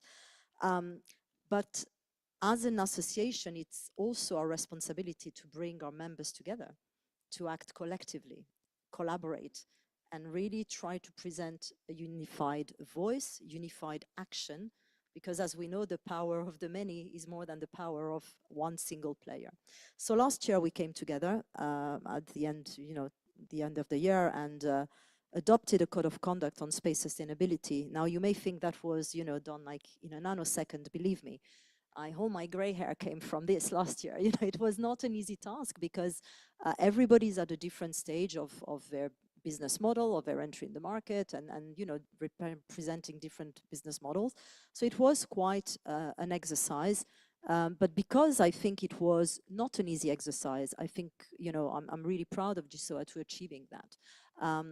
And basically we looked at, and I can come into more details afterwards, but we came to look into how we can identify best practices, mitigations that are out there, and really work around 4 areas where operators have made commitments. One is really mitigating the risk of in-orbit collision. We discussed this morning as well the exchange of information, and that is one of the actions to be taken. How do we exchange better information to avoid collision? The second one was to minimize the threat of non-trackable debris, and making sure that operators all take the necessary steps throughout all the phases of the spacecraft mission, whether it's from the design all the way to deorbiting, to ensure that the satellites don't become a source of debris. The third one, very important as well, is of course preserving human life in space. So all making sure that human life should be protected, and operators should ensure that astronauts are not put at risk out there. And finally, limiting the impact on optical astronomy. So that is as well, operators and astronomers should work together to minimize the negative impact on ground-based optical astronomy. We talked this morning about, you know, the effect as well on ground-based. So this is what we did last year, and you know, I've only got 2 minutes now. I'll elaborate on that, but to take you through what are the next steps that we have also taken as commitment as an industry in terms of engaging with regulators and engaging with the scientific and academic, community to take further steps and make further commitments. Well, thank you. That's not a simple job, and we see, in fact, the help that GSOA brings us to ITU. If I take, for example, the case of the WRC, when you are unifying voices from the satellite community for spectrum sharing, but also it would be great if that could continue happening at GSOA also for sustainability. And I have seen, for example, David and several participants are taking notes. When you are given the detail of aspects that the code of conduct is taking into account, and it's interesting to see that there are approaches and there are commonalities. No? So that's the purpose of this panel, of this forum, that everybody can see if there is something missing in my best practice that the other one is having, and vice versa. So thank you. And Elena also, we look forward for your speech. Good afternoon, everyone, and thank you for having me on this panel. It's an honor to join such outstanding experts on the panel and in the room. Let me start by noting that Intersputnik is an intergovernmental organization operating a satellite system. It means that we are both part of the international and industry space dialogue. At the international level, space sustainability have traditionally been discussed at the United Nations Committee of the Peaceful Uses of Outer Space, also known as COPUOS. This committee has a dedicated working group on the long-term sustainability of outer space activities. This group held a workshop earlier this year, and for its program, we proposed a topic, space communications for society. The reason for that was that we are witnessing some changes in the satellite communications, primarily because of the deployment of large constellations in low Earth orbits, and we see some concerns equally addressed by regulators, industry, and society. And since these concerns are being addressed, we do not think that they can have or should have any uncontrolled impacts on satellite communications in general. That's why it's always relevant to emphasize how satellite communications improve our daily life on Earth, including the achievement of the UN SDGs. Of particular importance to our today dialogue is the COPUOS guidelines for long-term sustainability of space activities, and one of them directly deals with equitable, rational, economical use of radio frequency spectrum and satellite orbits, and calls for prompt elimination of harmful interference. This is seen as one of the means to promote space sustainability, and this is actually what ITU has been doing throughout its history. As you know, this work has reached a new level with the resolution of the Plenipotentiary Conference and the Radio Communication Assembly on sustainable access to frequencies and non-GSO orbits. A handbook on best practices is being developed, a recommendation is being drafted to guide operators how to safely and efficiently deorbit and dispose a space station after their end of life in non-GSO orbits.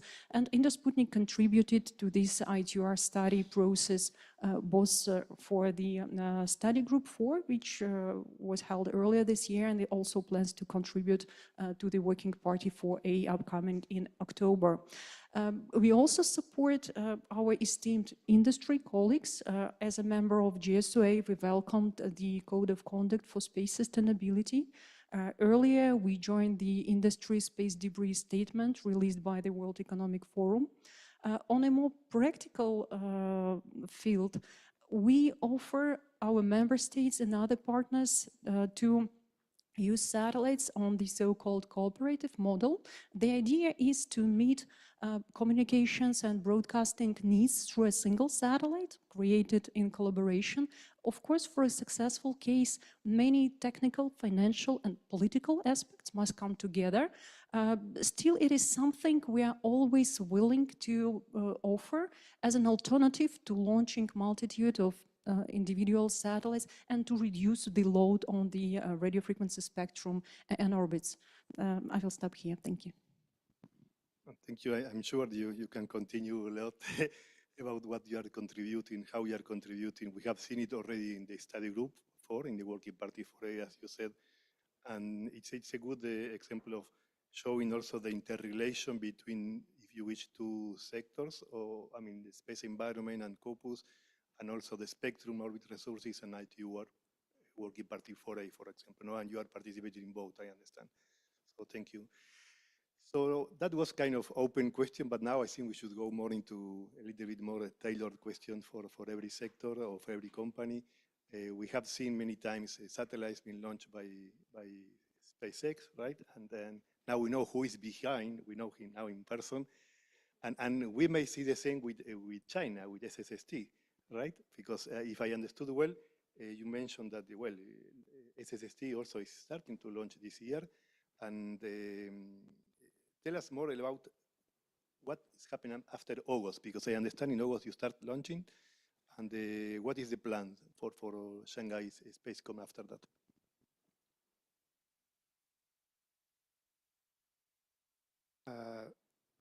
Sorry, I just beg your pardon. Is there a question again? Like, okay, could you rephrase the question again?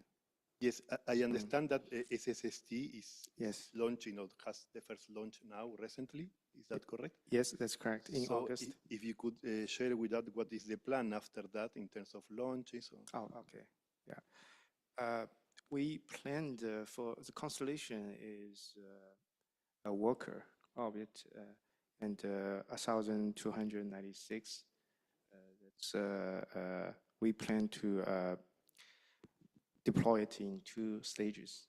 So the first stage, the first half, 648, that will be based on the transparent porting. And the second phase, we will introduce ISL, the inter-satellite link. So for the second half of 648, and we are going to plan like for the next 3 to 5 years to finish all the constellation deployment. And this year, we launched the first 18, and we're going to launch more. Another 3 times, 5 times. It's as in the plan. Okay, quite challenging scenario and interesting also, well, in short time, I think, you know. And yes. Thank you for sharing this data that we are speaking so much. So, okay. So maybe we could turn now to SpaceX again, to David. And what would be your advice to give it to a new large satellite constellation or LEO operator? Because you are already operating, not with the full constellation, but you have already learned a lot of lessons, I guess. So the advice that I would give to a new satellite operator operating in LEO, especially if they use electric propulsion, would be to ensure that they share their the predictions of their orbits and their maneuver plans broadly with every other satellite operator with whom their satellites could interact. You know, we see, you know, people ask all the time, do you really see space as very congested? You know, we have a lot of satellites up there, and you know, we can be optimists or pessimists. You know, if we look at water in a glass, we think of it as half empty or half full. In space, we can think the same way, but the optimist is it's half empty. And I would say, you know, we're very optimistic on space. We do view it as not congested.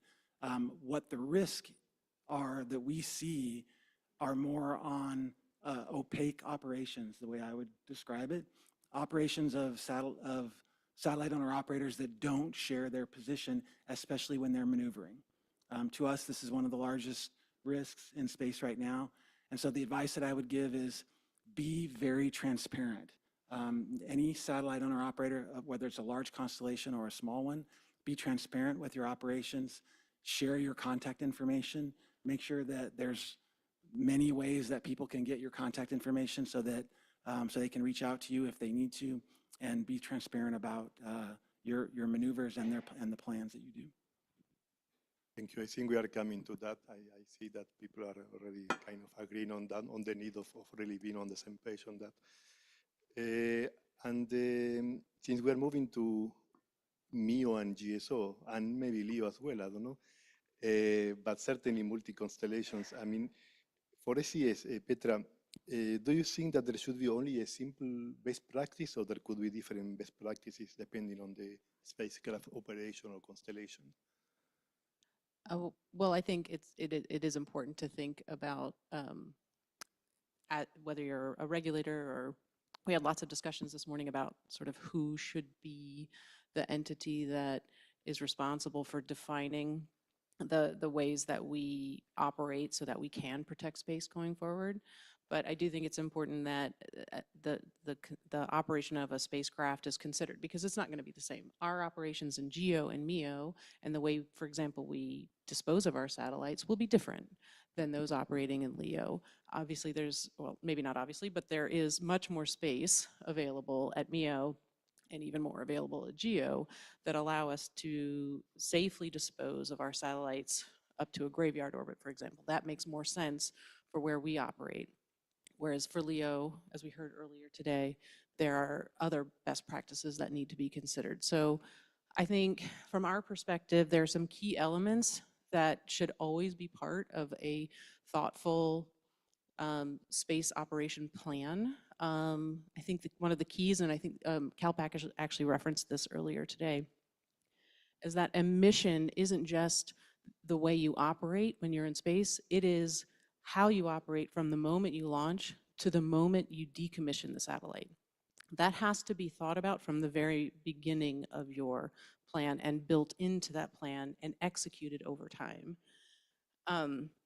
We also think it's really key that operators are ensuring that they're monitoring the operation. Now, that may, again, be different for different operations.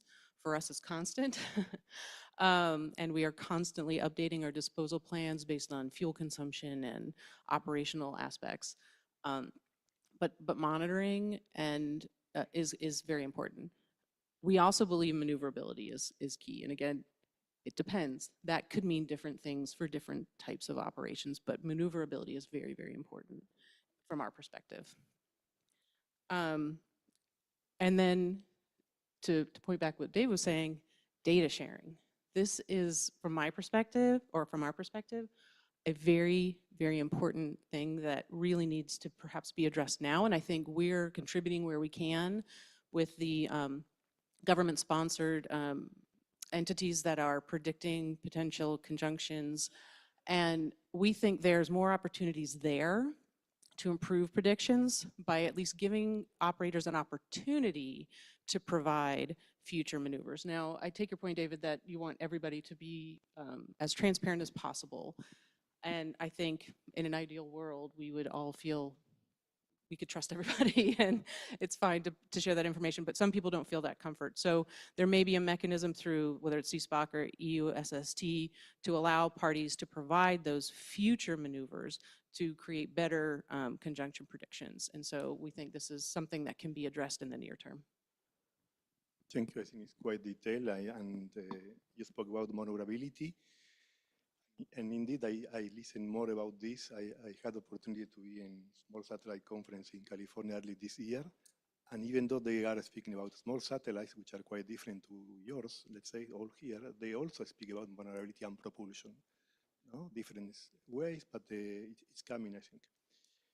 So, Isabel, you mentioned before some appropriate regulations that would promote the space sustainability. And you say that you were going to probably elaborate more. I don't know if you can give us a little bit more details on that, on the idea.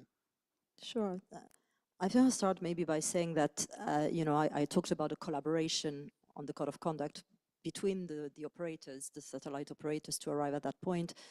One thing that I think in my 25, maybe plus years of work in telecoms, the thing that I've always seen work the best in terms of regulation and policy making is when industry comes with regulators and policymakers. We sit at the table and we work together.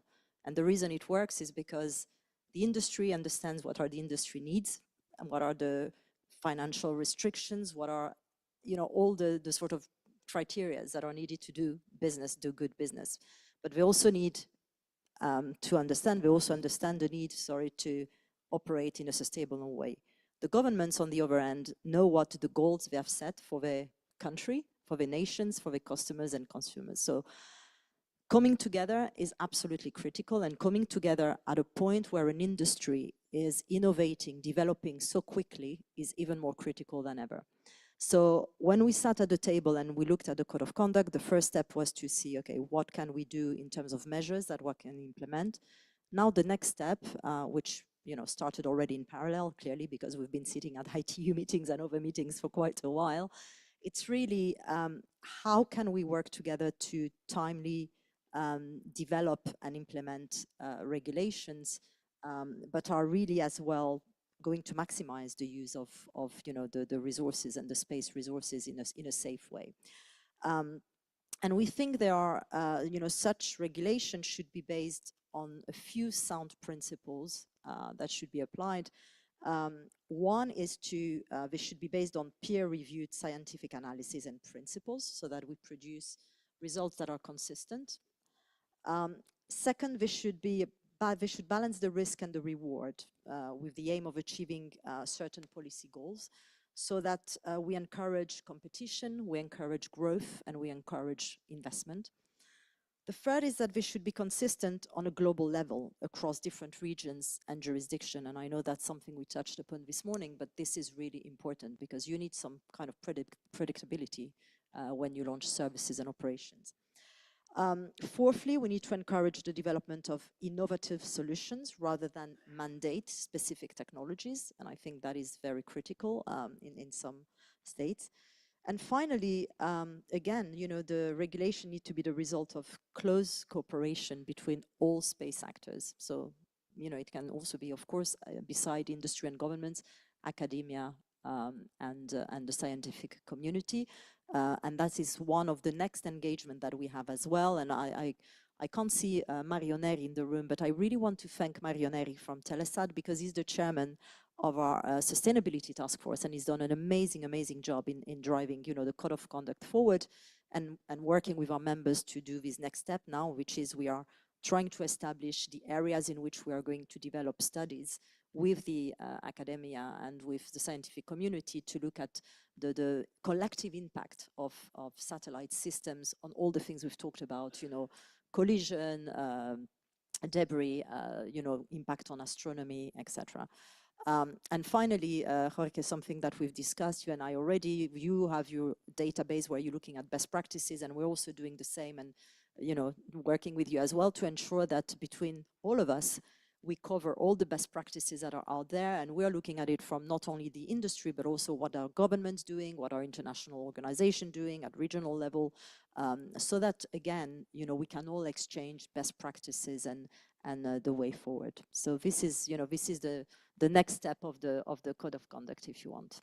Thank you. Oh, thank you for the avant premiere, let's say, that you have given us. And yes, obviously, this is the idea we are sharing. We're in touch before, exchanging both code of conduct, any strategy and practice, and it's quite helpful. That's the objective. And you also mentioned different sectors, and if we go to Elina, Intersputnik, you are participating and contributing to, you mentioned to both, to UNOSA, Corpus, but also ITUR sector, in particular, working party 4A, 4C, I think. And that would be interesting to know from your perspective as a common, let's say, contributor to both sides. How do you see, what differences you see, what commonalities, and in particular for your case as a private sector or industry? There is indeed a difference between these two fora in terms of the industry's ability to advance its agenda there. COPIOS is for states. States are members of COPIOS. International, intergovernmental and non-governmental organizations may become observers to COPIOS. This is quite a complex process which requires them to really demonstrate that they can contribute to the dialogue which has traditionally been considered primarily between states. That's why the opportunities of observers are quite limited. For instance, they cannot introduce a new agenda item. Still, they can contribute to the ongoing discussions at COPUOS after all states which wish to do so have spoken. Statements of observers are not included in the final documents of COPUOS, but you can see all the statements on the website of the United Nations Office for Outer Space Affairs. So you will not see much industry at COPUOS, with rare exceptions when they form national delegations, but still this is not when the industry is representing itself. In ITU, you know that a wider group of stakeholders can become a member of any of the three sectors, including governmental, non-governmental organizations, industry, and academia. And becoming a sector member is a kind of a guarantee within this specific sector that these members will have opportunities comparable with those of states. Given that the ITU studies process is a contribution-driven process, it means for the industry that it may not only take direct role in drafting regulation, but also to some extent lead the process. Also, it can be added that it seems that at the ITU level, tangible results happen faster and more often, while at COPUOS there is a kind of expectation for greater pace and productivity. I think that this can explain first the much larger number of industry participating in the work of ITU, and secondly, the sometimes noticeable desire to expand the mandate of the ITU work. Oh, thank you. That's, I mean, makes us feel nice, but it's nice to hear from you, from an industry player, and maybe there is this relation that you are saying, because the industry has more voice, is that also you see more sometimes, dynamics in the sense of the outputs, and more in short term, perhaps. I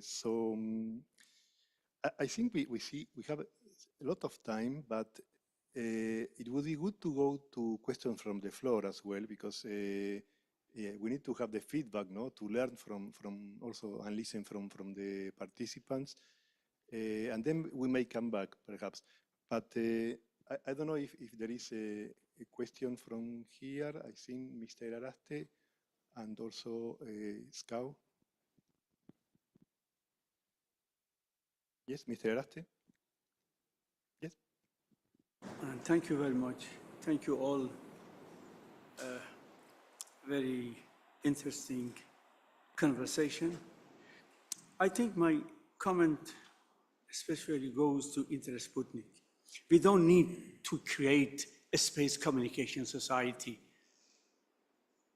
If you want to do a space sustainability society, but not communication society. ITU is a space communication society. We don't want to open another shops in the ITU. But the Space Sustainability Society, or whatever name, with the objectives to achieve an outer space safe, secure, and peaceful from the viewpoint of many things, in particular harmful contamination, free for current and future generation. Neither we should compete with ITU nor with COPUOS. They are good two organizations. You could work together in a collaborative manner, but not in a competitive manner, and so on and so forth. Competition, we leave it to the commercial competition. They can do that one. But for the space sustainability, we need more collaboration, sharing knowledge, sharing experience, sharing deorbiting, and so on and so forth. I think there is a lot of information in every particular organization, but if they share them together and perhaps provide something, it might be a good start. Thank you. Thank you very much, Mr. Araste. As you know, here we have different sectors represented. Many of them are already in the ITU and others not. And it's very valuable that your insights I provided to all of them as well. For those who doesn't know Mr. Araste, he's an expert for many, many years. And it's quite interesting to see this, if I understood well your support, to see the space sustainability being discussed within the ITU, as you said, not space communication, maybe he said, but space sustainability for like this one, right? If I understood well. So the next one I think is Kao. Thank you. Thanks to SpaceX for mentioning dark and quiet skies. You know, I was going to ask this, so maybe I'll rephrase my question a little bit.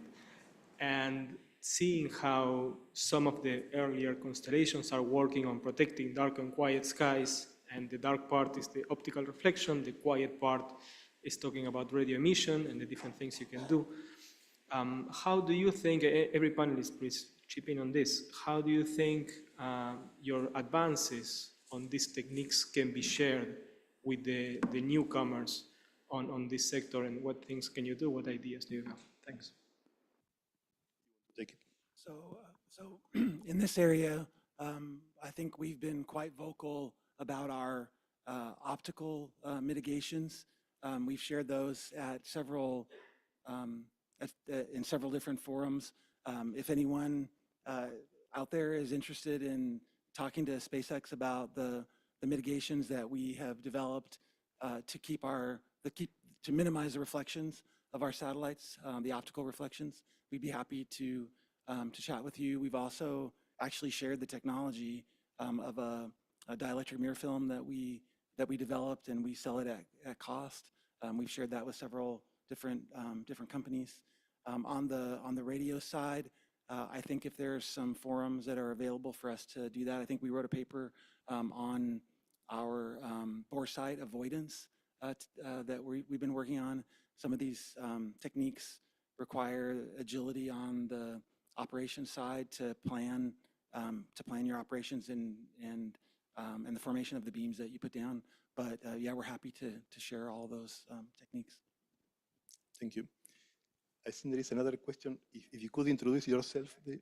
I'd like to add one to Frederick's question. And I think optical, protection is just a matter of determination.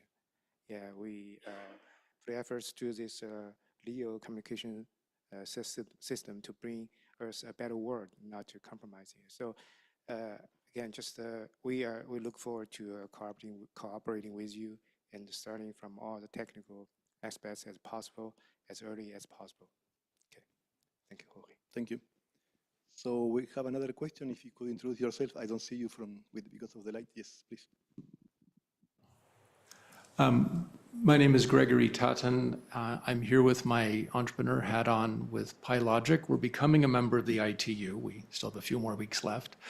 I'm wondering two things. When we look back at the development of infrastructure, whether it's railroad or oil pipelines or electricity grids, we've also seen additional business models end up on top of those. The electricity grid led to the internet. The railroad network led to the laying of fiber optic cables much later in its life. Where do you see your companies, as space gets fully built out, what are the business models that will develop once we're fully connected? And where do you see your companies as infrastructure builders playing in those second and third layers of the economy that's being built in space? I don't mean for that to be too much of a tangential question, but where could we ultimately be going when you finish building out your infrastructure? That's a hard question, I think. Nobody can predict the future, but the moment perhaps that they have invested is because there is a need, and you took the challenge, I guess. Who would like to answer? So that is a big question. And I guess my first response is, I'm not sure if we'll ever be finished. I mean, there's so much innovation going on. It's impossible to say that, like a railroad, we've connected the East Coast to the West Coast. I mean, we were talking about this earlier, connecting the moon, connecting beyond. When will we be done? So, I think we can look now at the services like companies like mine are providing, which are building connectivity on the ground, extending connectivity to those who have limited or none. And honestly, only the imagination can limit what could be built on top of that. So, I think space is an exciting place to be, and I can't possibly anticipate what creative minds could come up with to do with what we're building now. So that's not probably answering your question, but I think it's just there's so much possibility. Okay, thank you. I don't know if some other panelists. Maybe just another consideration as well is that, space can also collaborate with other industries, and the sky's the limit. We are seeing that happening at the moment with NTN integration, new services. We discussed at lunch about the potential of D2D. So you don't know, and it might not be just space on its own that is going to deliver all these new products, services, and it might be collaborations with other industries that may lead to things we've never thought of before, that didn't necessarily were successful before and now will be. So I think, we need to think in a very open mind here of what are the possibilities of the future. I tend to agree. I think we are living in a society which is very dependent on space-based infrastructure, and that's my personal view, maybe. But, oh, more questions? Okay, I think we have time, and we should. On the right side, yes, please. Thank you very much. I wanted to ask you a question about the importance of standardization, especially for space situational awareness and for collision avoidance maneuvers. So our colleagues from SpaceX mentioned that they do share information, and in fact they do. And if you go and check it online, they have very interesting reports that you can find on the FCC website.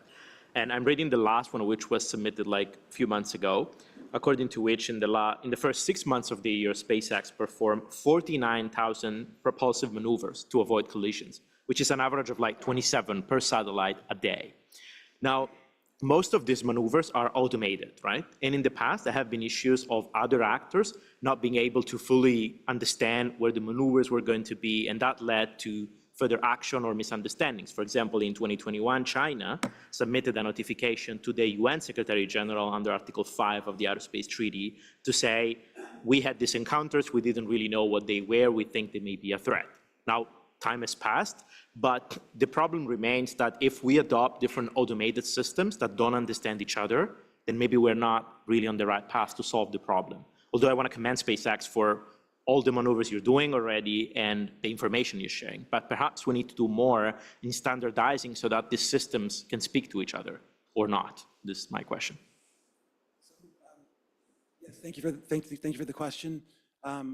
We have an autonomous collision avoidance system. The satellites end up making the decision to maneuver based on information from the ground.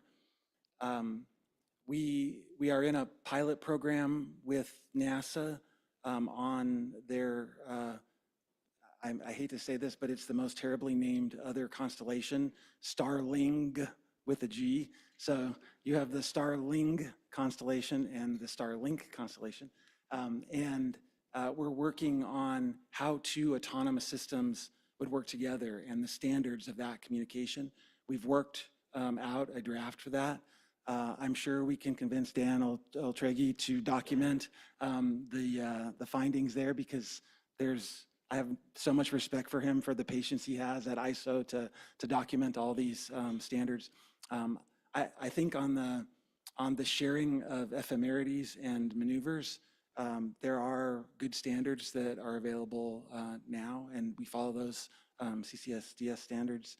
I think there's some new orbital maneuver message standards and launch standards that are coming out. We're happy to follow those. Yeah, so it's a great question. How two autonomous systems can work together, though, we're working out the details, and I think we have a good path forward. And I think more will be published on that soon. Thank you for the opportunity. In fact, it let me share some information for you as well, that a few months ago, the director took the initiative to send a circular letter calling for strategies and standards, and we have available all this in our platform in ITU. It's called Space Sustainability Gateway. So this standard that David was mentioning, including ISO, including Space Safety Coalition, Code of Conduct, all of them are available for you. So you are invited to have a look as well. And I think we can take the last question from the floor, and then I would like just to close with an open message and final message from you, maybe. So, gentlemen. Thank you, Karan. I'm from Anatel, Brazil. First of all, congrats for the panel. When we discuss the sustainability of the sector, we have a trade-off between the densification of satellite, the number of satellites, as in mobile network was in the past, and the spectrum. I would like to check the opinion of the sector. Which is the strategy, the business model, number of satellites, and more spectrum for them? Thank you. I'm not sure if I understood 100%. You are saying how they evaluate, let's say, the strategy taking into account the number of satellites and the spectrum which is required, something like this? Exactly. I don't know if you would like to think about. From my side, I can say not about the strategy, but from the ITU side, well, certainly when we receive the filings, we have a certain amount of a spectrum, a certain amount of satellites. However, it doesn't mean that because we have more satellites, we need more spectrum, if you wish. Yeah? We can use exactly the same band and different beams. And this is where we are coming to the spectrum efficiency or not in many aspects now when we are sharing. I don't know if that, then this may be translated in the business model, but from our side in ITU, we see as efficient when they really have the capability to share, if you wish, or to use what we call, I forgot the name, but well, to reuse frequency reutilization, no, with the spot beams, and which is normally the trend in the constellations now. So also for coordination purposes, but I don't know if David, you want to add? Or... So I'm not a EE, but from my perspective, we start with what is the use case and the demand? How much data are we going to have to move? How many customers are we going to have in what areas? What spectrum is available to satellites and those frequencies? And then you start to look at, okay, how many satellites am I going to need to be able to meet that now as we have filings already, and we try to see look into the future at demand and going to higher frequencies that are more challenging to coordinate sometimes because there's not like in place processes to do that. It makes it a little bit challenging, but I think that the goal is to try to grow into maybe higher frequencies that less people are using is the goal. Yeah, and I guess David covered most of it, but I mean, the decision to how you're designing a particular constellation and the frequencies, it's not an and/or number versus frequencies. It's all of those factors. I think one aspect perhaps that's related is the impact of coordinating with the other operators in the same frequency. I mean, as the number of satellites increase in a particular frequency, then you may have more potential coordination events. There are mechanisms to address that. And I mean, folks here, you're all very familiar with those mechanisms, I'm sure. But yes, I mean, satellites there, we are looking at other frequencies too, because we need it to meet the demands that we see coming down the line, moving into the higher bands, Q and V and the likes of that. So it's not so much number of satellites versus frequencies, but where we see our services moving and the frequencies that we need to meet those demands. Thank you. And I think you triggered a good discussion because thanks to that, we also put the issue of the spectrum here. And it's good to take it into account because if we look at to the past, normally when we were speaking about space sustainability, it was only referring to the space environment, physical collision prevention. While we see more and more that, well, it's sustainability, there is no definition, but it's much broader than that. And spectrum is also related to that, no? So from the interference prevention point of view, and well, as we have seen before, no, and compatibility. So thanks for the question. And I think now we have, okay, last question, Mr. Aste, and then we go to the last. Thank you very much. May we request distinguished colleagues not to go to the spectrum use and orbital position. We are not discussing that. We are discussing space sustainability. We are not talking of a spectrum. A spectrum and orbital have some connection, but directly not at this forum. Let us not convert this forum to the WRC. Thank you. Thank you, Mr. Aste. No, I don't think they are going to discuss here any agenda item from WRC at all, no. I think the message was just to say that there is a correlation in the sense that if we don't have a spectrum free of harmful interference, then the project becomes not sustainable, I would say. So that's probably the message.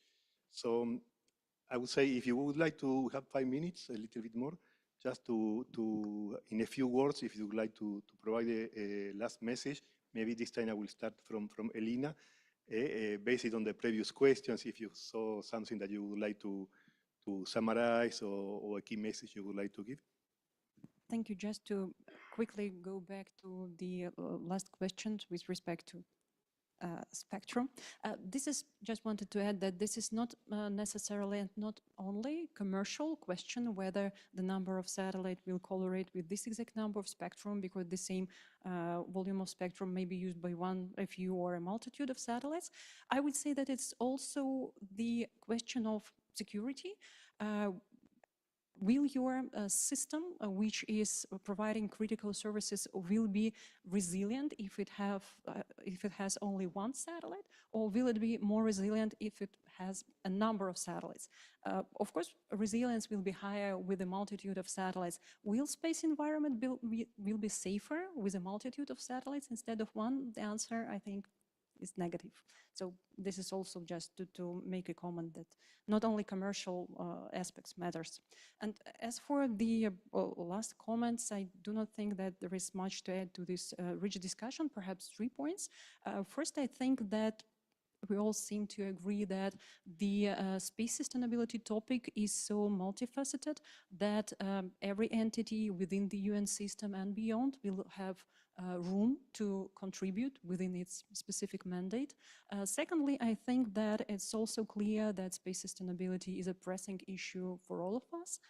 That's why industry is already playing and will continue to play important role here. And I think it must be recognized that industry has really much to say, as it is first-hand experience from those who are really driving the development of space activities.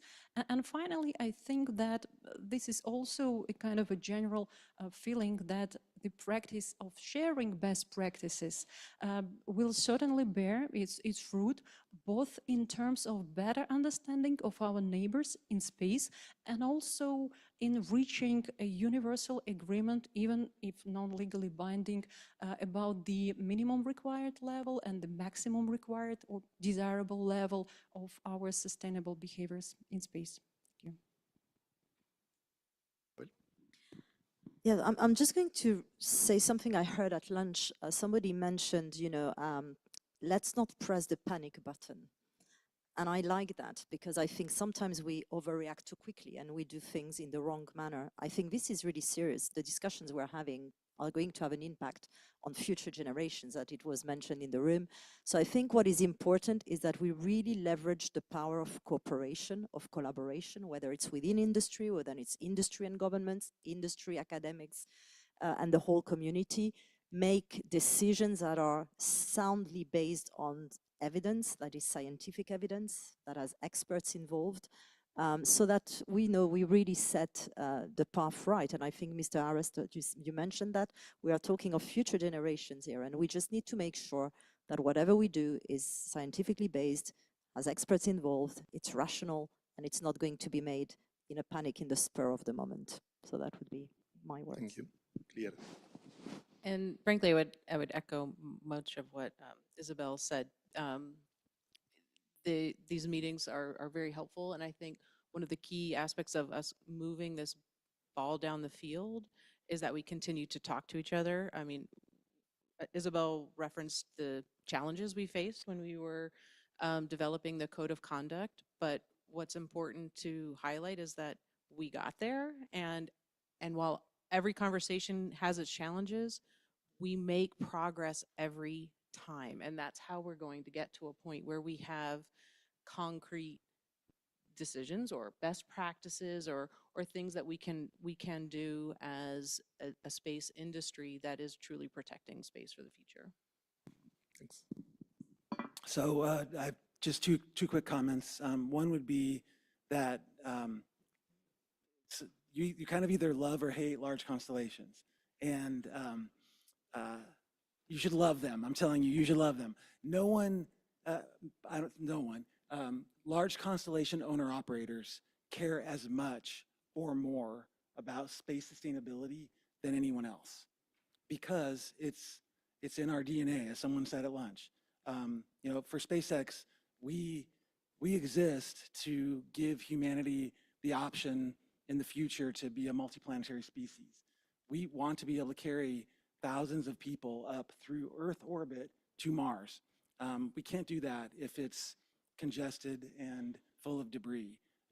We are not going to let that happen from our perspective, so we care deeply about it. The second thing that I would say is I've been to many forums like this, lots of conferences. Everyone walks away having felt good about talking about things. Let's just don't talk about it. Please take action. You know, we all, every single one of us in here, can do something to contribute positively to space sustainability.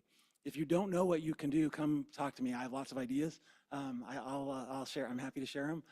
But please take action. Do something. Write some notes. Go home and do it. Because if we all just start taking action, the future will be brighter.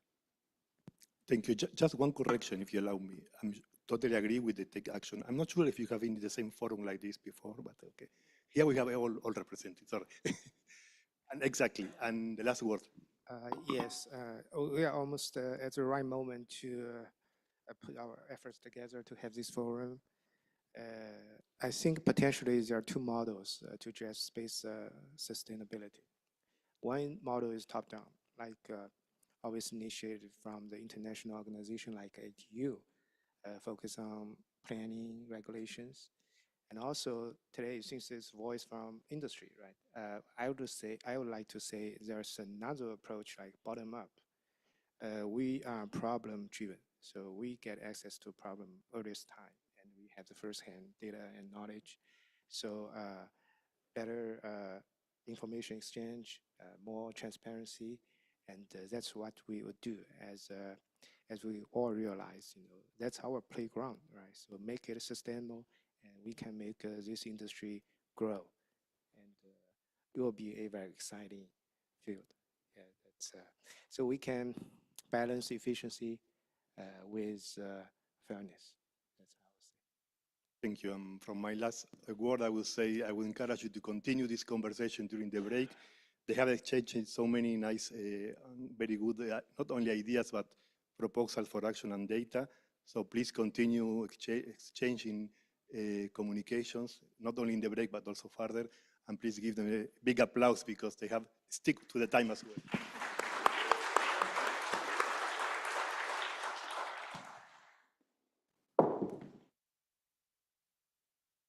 30 minutes, so quarter to 3:45. Yeah, exactly. Thank you. Thanks, Jorge.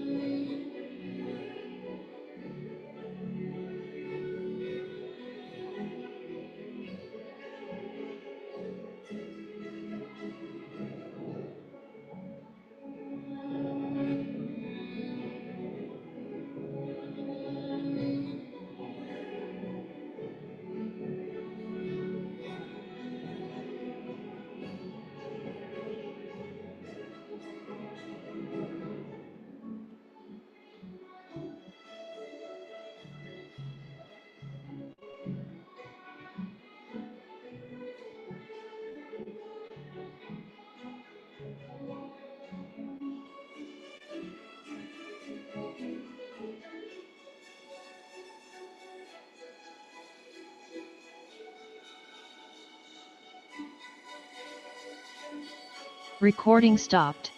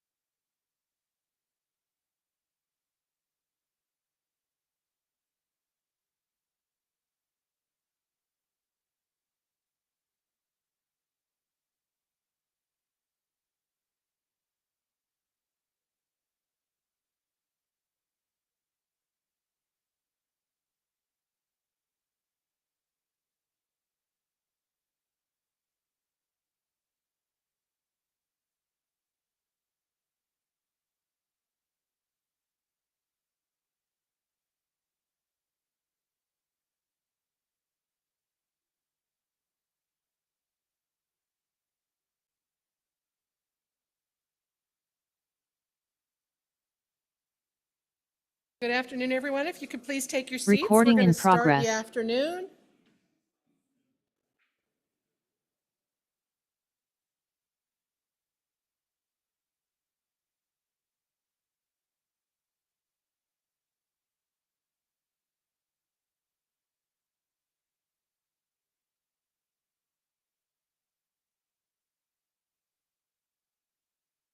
Come on in and take your seats if you would, please. We're about ready to start. They just have to, have their photograph.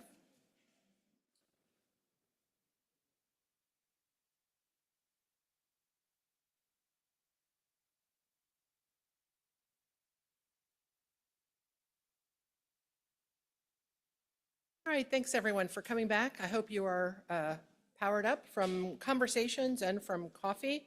I want to thank Saudi Arabia's CST for hosting us and making sure that we are well powered for the afternoon.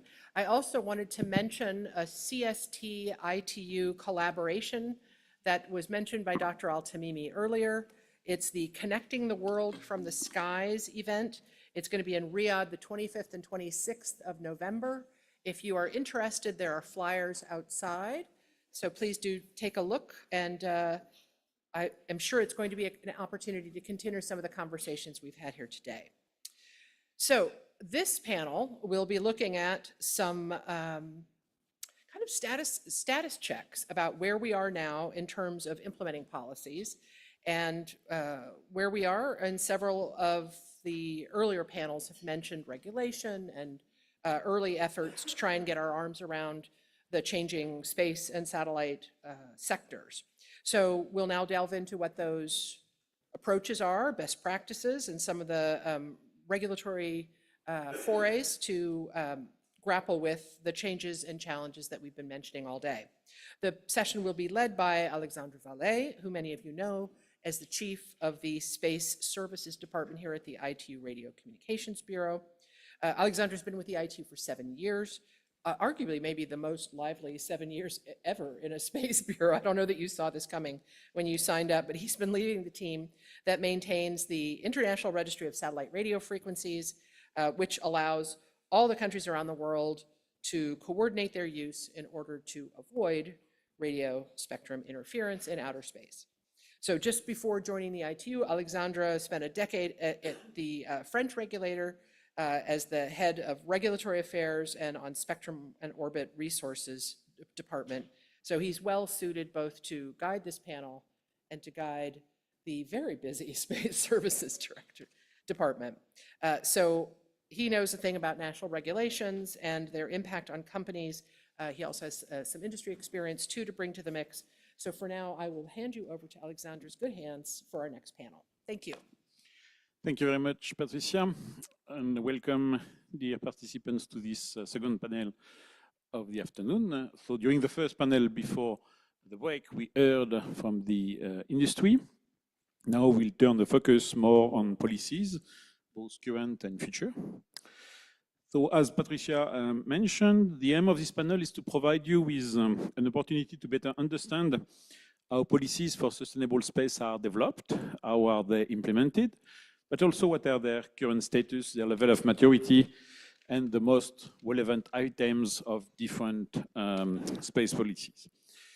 So the panel will also be the opportunity to explain the roles of the organization of the panelists in their respective countries, and finally to dig into the main topics or the main challenge that we are currently seeing in terms of space sustainability policies. So let's start with the panelists, and let me give the floor to each of our panelists to explain the policy of their organization with respect to space sustainability, and also the role of their organization in the national framework that of their respective countries. So let me start with Mr. Rodrigo Gebrim, with a telecommunication engineer with specialization in networks technologies, public management, and public law. And he worked in areas like spectrum and orbit management, broadcasting, inspection of telecommunication service. And he's currently the head of Spectrum, Satellite and Broadcasting Division at Anatel, the Brazilian National Agency of Telecommunication. So Rodrigo, if you can share with us the views and the policies in Brazil and in Anatel. Thank you. Thank you very much, Alexander. Thank you for the invitation for us to talk a little bit about Brazilian rules on space sustainability. But before talking about what we are doing in Brazil, I would like to congratulate for this first forum on space sustainability after a long work that we had since plenipotentiary meeting with the approval of resolutions 218 and 219, and after the approval of resolution 74 in the RA 23. And this is an important milestone because we can see right now the implementation of some parts of the resolution 74 by the ITUR, like the website that is very well done, very well populated. The beginning of the development of the handbook on best practices that this is the aim of this panel, to show a little bit what we are doing. And there is one specific thing in the resolution 74 that is the need of the involvement between ITU and UNOs. And when we see in the first panel in here, Ms. Artihola from UNOs, we see that this engagement between the both bodies are happening and in a very proper manner. So we are very happy with the results, and so far we are enthusiastic about this discussion. And in Brazil, what we are doing, we have recently approved a law in Brazil, law of space activities. Recently, I mean 2 months ago. So this was an important milestone for us in Brazil because for the first time, we have a specific law that deals with a lot of issues on space, and especially some important issue on mitigation of space debris. So we have in Brazil two main bodies that deals with this issue. One is Anatel, that is similar to what the whole of ITU in here. We deal with radio communications, with interferences, with spectrum. And we have the Space Agency of Brazil that deals with all the other matters, mitigation of debris. And right now, we are very close to work together with this aim of developing in a national level some actions in order to achieve this common goal of space sustainability. And this is very good because we have in Anatel right now a process ongoing of a public consultation on space sustainability best practices.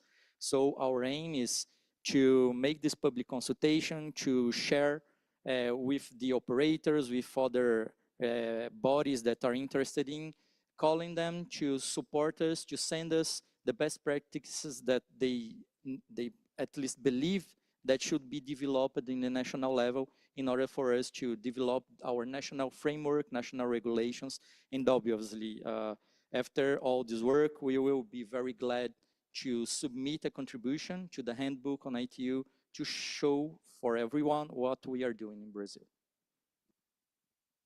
Thanks a lot, Rodrigo. Let's continue now with Yanbing Zhu, with the Director General of the Spectrum and Orbit Resources Center of the China Satellite Network Group. And it is also a member of the Information and Communication Science and Technology Commission of the Ministry of Industry and Information Technology of China. He played a leading role in many satellite projects in the past and currently, especially in frequency planning, payload design, harmful interference, coordination, etc. He has also quite an expressive experience in ITUR activities and has been appointed by the Chinese administration to be in charge of the issue of sustainable use of radio frequency spectrum and associated satellite orbit resources. So, Mr. Zhu, please, the floor is yours for sharing the Chinese perspective on this. Thank you, Mr. Wally. And I'm very glad to have this opportunity to introduce some relevant policy of China. In China, we attach great importance to the sustainable use of spectrum and orbital resources. the satellite operators, manufacturers, and the launch service providers need to comply a series of regulations and rules issued by the regulatory authority with respect to the space sustainability. As for the spectrum management, the satellite operator need to complete the necessary coordination and to provide detailed information on the use of frequency resources in order to get the frequency permission and the license. And as for the space objects, the operators and the launch service providers need to fulfill the registration process, providing detailed information on the orbital operation, as well as reports on the safety design and measures to meet the debris mitigation requirements, including the disposal plans. And during the operation, the spacecraft and the launch vehicle space stage should limit the debris released during the operation and prevent the breakups and actively avoid the collision. And upon the completion of the mission, the operator should immediately initiate the deorbit process. So by issuing a series of regulations, the regulatory authority play a leading role dealing with the space sustainability in China. Thank you. Thanks a lot. Thanks a lot for these insights on the Chinese policies and organization. Let's now move to Ms. to Ms. Mironova, who is the lead engineer of in the international department at the Radio Research and Development Institute, that you may better know as NIR. In this role, she is responsible for international activities concerning fixed satellite and mobile satellite services, as well as for national policies related to satellite spectrum utilization. Ms. Mironova is an active participant in the ITOR sector and also in the regional commonwealth in the field of communication, the RCC. So, Ms. Mironova, if you can give us some information about the space sustainability policies and in Russia, and also the organization within the Russian Federation for these topics. Thank you. Thank you so much, Alexander. Good day to everyone. First of all, I would like to thank ITU for this opportunity. I have spent quite a lot of hours in room Popov while attending the meetings of Study Group 4 and its working parties, and it's my pleasure to be here in this new role. So in Russian Federation, we have also the federal law on space activities. It was adopted back in 1993. And the main principles of space activity, according to this law, are promoting the maintenance of peace and security using the satellite technologies, ensuring safety of space activities and environmental protection, and also international responsibility of Russian Federation on all its space activities. According to this federal law, in Russia, the state corporation Roscosmos is responsible for handling all space activities. Roscosmos manages the register of all objects launched into space, and the specialists from Roscosmos took part in creating the guidelines of the interagency EADC and COPUS on the space sustainability.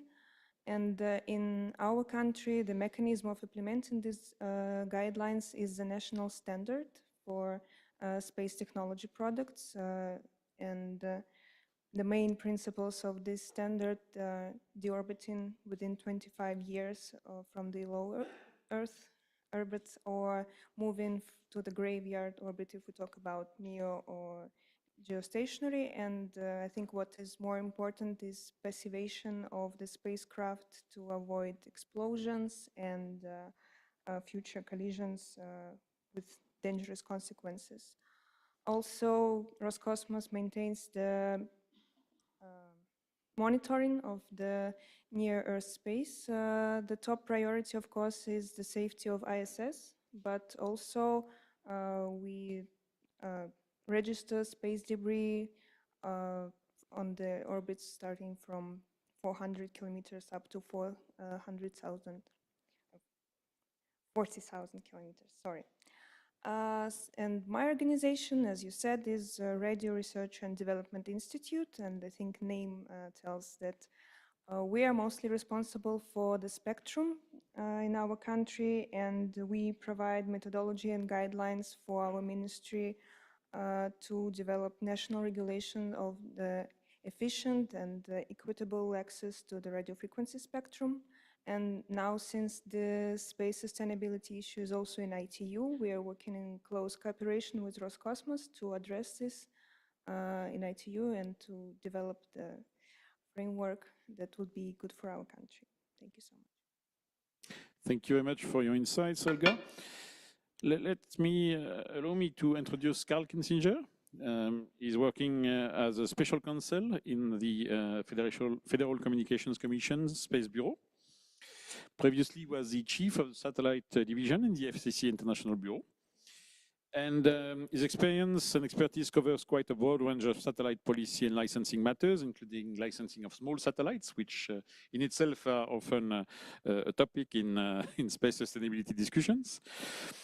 Also, satellite constellations, international coordination of satellite networks, radio spectrum policy, and also transfers of FCC licenses. And he has been the primary FCC point of contact for orbital debris matters since 1995. So I think you have a lot to share with us, and the floor is yours. Thank you very much. So I also want to thank the ITU for organizing this forum. This is a topic which I have great personal interest in, and obviously spent a number of years working particularly on orbital debris mitigation, and I think I'll focus primarily on that. The topic of the forum is a bit broader on sustainability, potentially a bit broader, and certainly if one looks at the UN guidelines, the copious guidelines, quite a number of items are listed there. And I would mention one other thing I think that isn't actually in the copious guidelines at this point. One of the areas that the FCC has had some involvement in is the discussion about the effects of constellations in particular, but satellites on optical astronomy.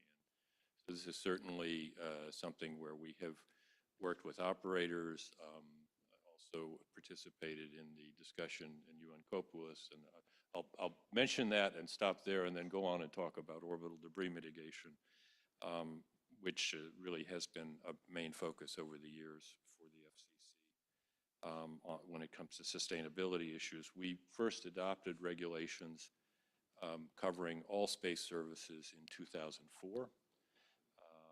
They were updated in 2020 and then again in 2022, an additional update to shorten the remaining, the allowed residual orbital lifetime for satellites in low Earth orbit to 5 years.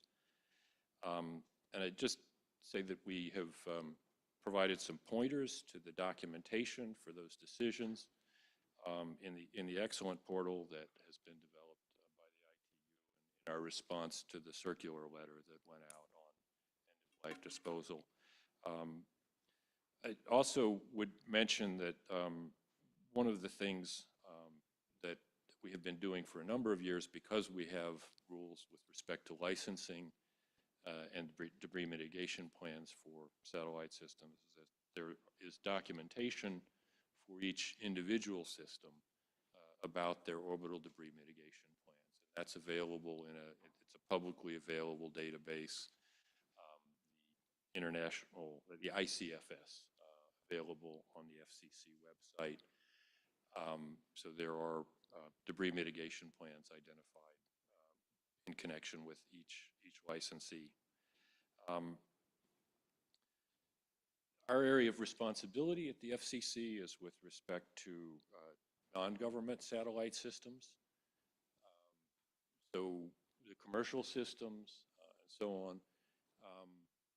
systems like for example, the Global Positioning System or U.S. weather satellites are authorized through the individual agency that operates the satellite.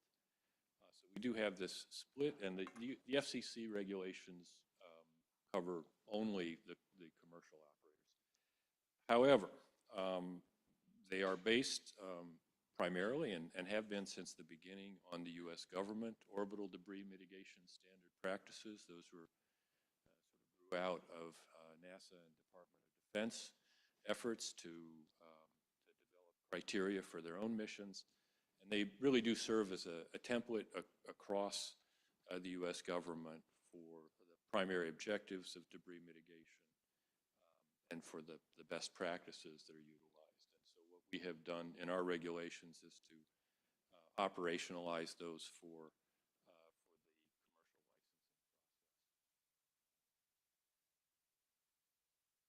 process. The other thing to mention is that some of the more recent updates, and these really were developed in response to the tremendous growth in the number of small satellites, new actors, and then also the emergence of large constellations. One of the things that we have added in our more recent updates is an assessment as a part of the licensing process of whether operators will participate phrase it this way, in the available processes for space traffic coordination. So in the US, that would mean utilizing the 18th and registering objects prior to launch for purposes of cataloging, and then also sharing data and coordinating with other operators. So that's an area in which we assess that, but just want to emphasize that in the U.S., those activities themselves, the data availability, are undertaken at other portions of the U.S. government. Colleagues at the Office of Space Commerce as well later. Thanks a lot for this insightful summary, Carl. Let's finish this round of presentations by Dr. Emmanuel Bourdoncle with the project manager on regulation and sustainability of space activities at the Ministry of Economy, Finance and Industrial and Digital Sovereignty in France. So previously, he worked at the Ministry of Foreign Affairs, where he represented France at the COPOS Legal Subcommittee. And he's now in charge in coordination with the French Space Agency and the ministries concerned of the development and the evolution of the French regulatory framework for space activities, as well as the European discussion on the future EU space law that we alluded this morning. So please, Emmanuel, if you can share your insights on the French situation. Thank you. Thank you very much, dear Alexander, and thank you for the ITU to organize this forum on such an important topic. In France, we also have a French space law, the French Space Operation Act, adopted in 2008 and supplemented by several decrees, and one very important text, which is a technical regulation. The purpose of the French Space Operation Act is to implement French international obligation in order to guarantee responsibility for space activities and, of course, to guarantee the protection of space environment. Into the regulatory French framework, the Ministry of Economy and Finance is the ministry in charge of space. So we are responsible for driving and coordinating civil space policy, and in particular in the regulatory field to identify and prepare in coordination with the French Space Agency and the other relevant ministries, the strategic development for space activities and to address the challenge of space sustainability. In particular, the French space law organize an authorization process. So into the Ministry of Economy, we are in charge, we are responsible for delivering space operation authorization after an assessment of compliance in particular with the technical regulation I previously mentioned. The technical regulation organized is composed by a set of standards and technical rules. And the French Space Operation Act requires from the operator to carry out an environmental impact assessment, as a study for all space operation, for example, to implement a plan to manage risk and to ensure the safety of person, property, public health, and also space environment.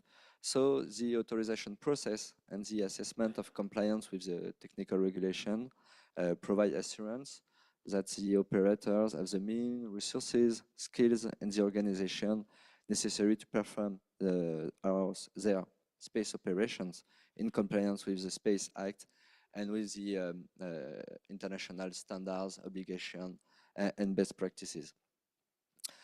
Our regulation is regularly updated when it's necessary, and I would like to conclude by mentioning the fact that we adopt a new version of the technical regulation entry into force the last 2 months ago, the 1st of July. And this last update were based on the consultation with the industrial ecosystem, taking into account new space operations such as in-orbit servicing, large constellation, etc. And I like to. Thank you very much. Thank you, Emmanuel. So now I think that we have a better understanding of what has been done already in developing and implementing space sustainability processes worldwide. As you may have heard, as you may have understood, and this resonates well with what was discussed this morning, you can see that all countries have national implementation of the same treaties, and even if there are various and national nuances, there seems to be clearly a path toward the same goal and the same objective, which is quite reassuring. we should say that it's not all doom and gloom. So now that we have this reassuring understanding, I would like our panelists maybe to provide us their views on the challenges.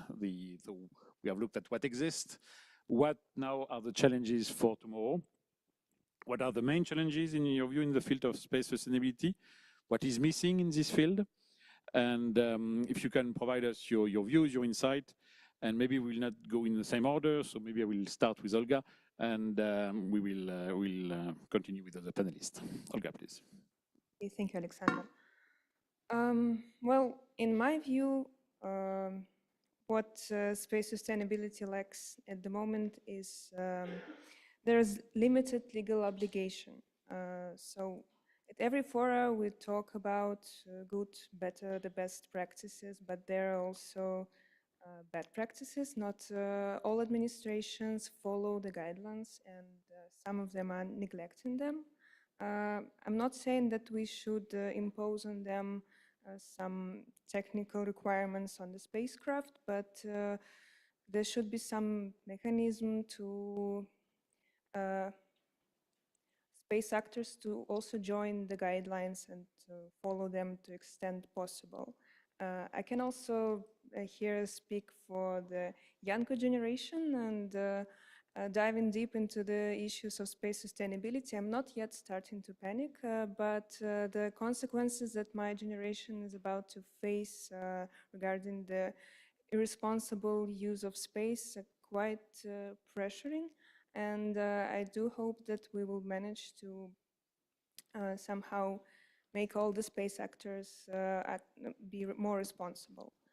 And I understand that this is a delicate matter because some developing countries don't have the resources as much as others. So here we need the collaboration, the transparency, sharing data between existing space actors and new ones to help them be more responsible in their space exploration in the future. Thanks for that. I do share your hope that we will all behave responsibly. Maybe going to Carl now. What are the main challenges in your view? Yeah, so I think, we're seeing satellite systems trying to solve very large problems, connectivity in particular, and connectivity with large bandwidth and so on. I think it's not surprising that the deployments that are occurring are also sort of equal to the task. They're large and ambitious. And so, one of the challenges we are dealing with is just working with projects of that scope and scale and making sure that in the debris mitigation area that the criteria that were developed 20-some years ago where the scope of activity was much smaller, much more restricted, that those do translate over to these larger projects. And so that's certainly one of the things that we have worked on at the FCC. And I think the other thing I would mention that's come up a number of times is data sharing. One of the ways to make these larger projects work is through better coordination. It's essential, as a matter of fact, and that requires working across multiple operators with good information. And information really in two aspects. One, just understanding the plans of the other operator and their sort of method of operation. The ITU's circular letter asking for end-of-life disposal plans, I think one example of a very important bit of information for operators to understand about how they're proceeding. And then the other is day-to-day information about operations, ephemeris, maneuver plans, and so on, which I think were also mentioned. And those are tools that help to facilitate the debris mitigation methods. We see a lot of the large constellations, I think all really adopting, which is having a capability and a process for collision avoidance and removing objects from orbit very quickly, as quickly as possible, following the end of the mission of the satellite. Thanks a lot. Okay, let's ask Emmanuel now. What do you feel are the main challenges in your view? We all know how space has become a fast-changing environment the past decade. We all know how much our society are depending on space assets for our daily lives. What I want to insist on is maybe two things that it's the consequences of these facts.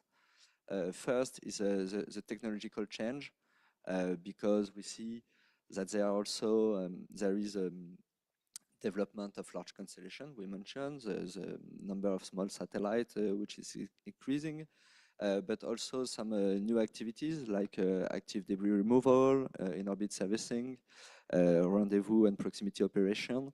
All this new technology increase the risk of collision, interference, but in the same time, is the second point I want to insist on.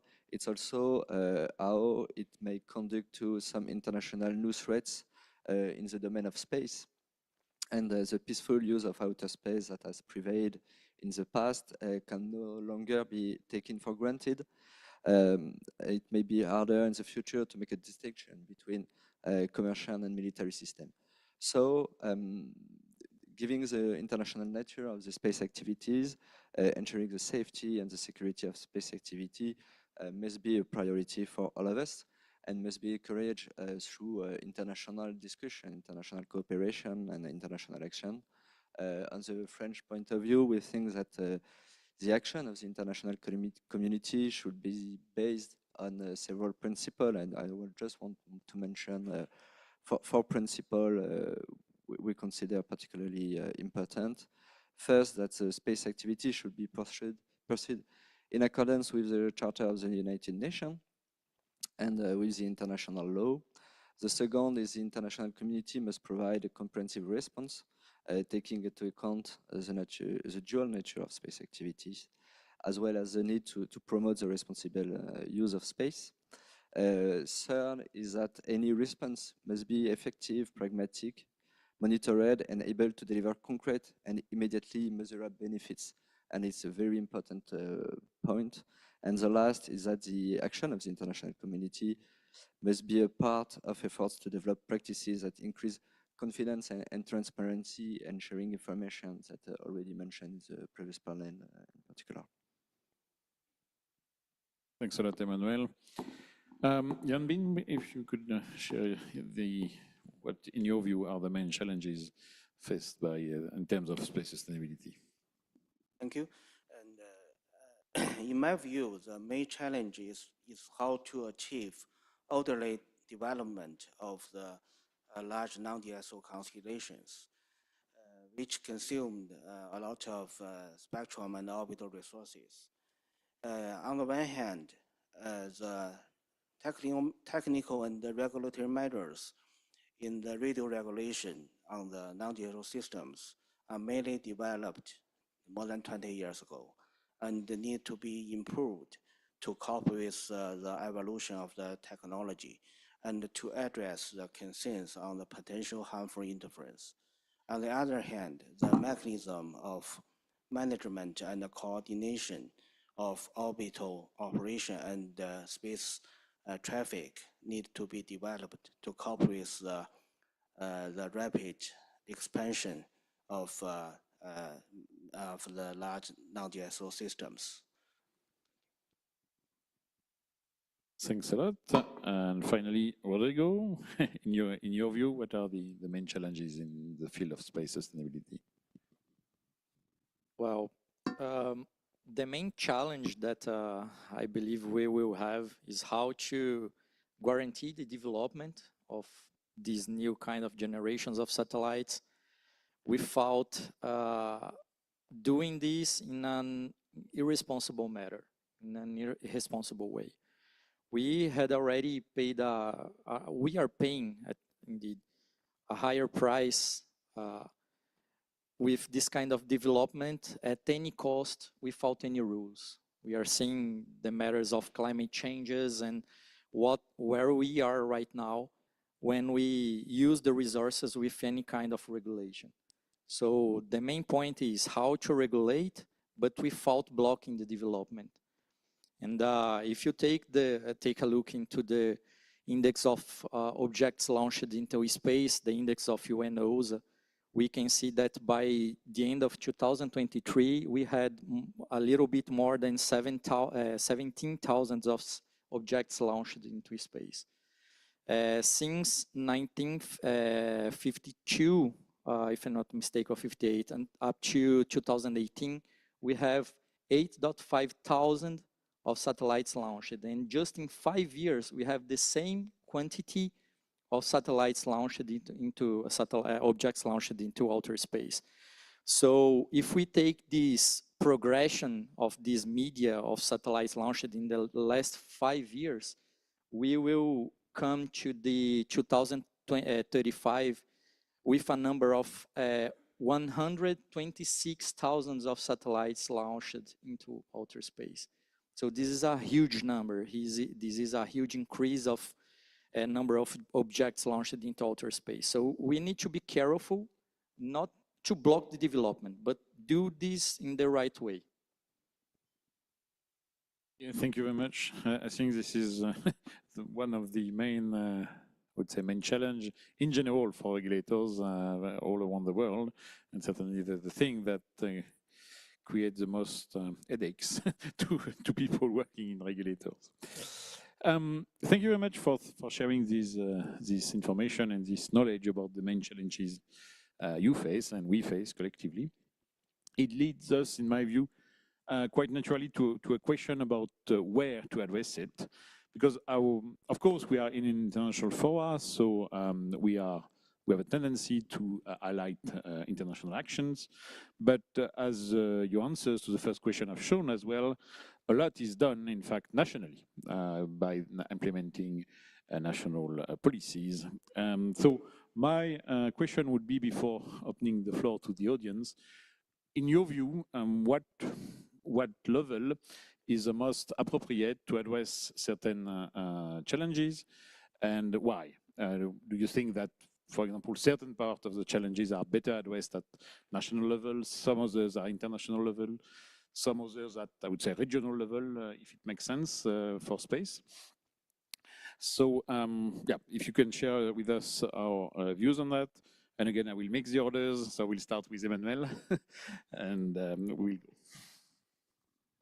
Thank you. It's not I don't want to answer to your question, but I want to try to maybe avoid a little by mentioning three things. First, I think we do not mention the private sector. And from the French point of view, we think that the private sector could be a major driver of innovation and could play an essential role to address space sustainability challenges. The second fact I would like to mention is that in our view, national, regional, and international level are not autonomous from each other. They're linked to each other. And for example, the 1967 Outer Space Treaty set up a legal framework giving the states parties the responsibility to supervise the space activities under their national jurisdictions. And that's why our law, but the other national space law, set up process to implement this international obligation. And I want to add another example from France. It's in the European Union is also important. So what we are doing on the French national level is automatically linked to the European level. And I would like to mention, for example, the EU-SST partnership. It's the opportunity to mention SSA activities, which is also very important to improve space sustainability. And the last thing I would like to mention, a point I would really like to insist on, is that the necessity to implement the existing instruments. The 1967 Outer Space Treaty, but also all the good practices, the guideline. We mentioned the long-term sustainability guideline adopted by the COPUOS in 2019. We can talk about the ISO work, we can talk about the IADC work, etc. And all this set of standards, rules, best practices can be and should be implemented on the national, at the national level too. Thank you very much. That's very clear. Let me move to Olga now about the how do you see the link between the levels as highlighted by Emmanuel, and what level is best fitted for addressing what problem? Well, in Russia, we definitely see space as exterritorial, and in our view, the best approach is start internationally and then go further down to the national regulators and to implement what has been decided globally to the national level. It was mentioned today at one of the panels, I think by Amazon, that inconsistency in national regulations towards space creates a lot of difficulties for global operators because they need to somehow maneuver between different rules in different countries. So in our case, our specialists were taking part in developing guidelines of IADC, COPUOS, then ISO standard, and then after all that, we have implemented our own standard for the space products, and we think that this is the best way to address something that concerns everybody. Thank you very much. Let me now ask Rodrigo. Well, I believe that we need to work together in all possible levels that we can work. Earlier in the panel, I believe Isabel from GSO was saying that GSO developed a guideline or a guide for the members. This is a very important milestone, a very important action that could be taken by the operators because they are the most impacted by the rules, by the launches and everything else. And this is an important issue that should be developed among them, among the national level and of course in the international level. So we need to work together with this new situation of non-GSO occupation. The problem is the possible problem is of all over the world. It's not of in any specific nation, any specific operator. So we need to work together. Otherwise, we will be in here for by 20, 30 years discussing how to treat, how to deal with the problem that we caused right now. Yeah, thank you. Hopefully we will be able to act before. Maybe Yanbin, if you can share your perspective. Due to the nature of the space services, it is better to address the challenges in the international level first.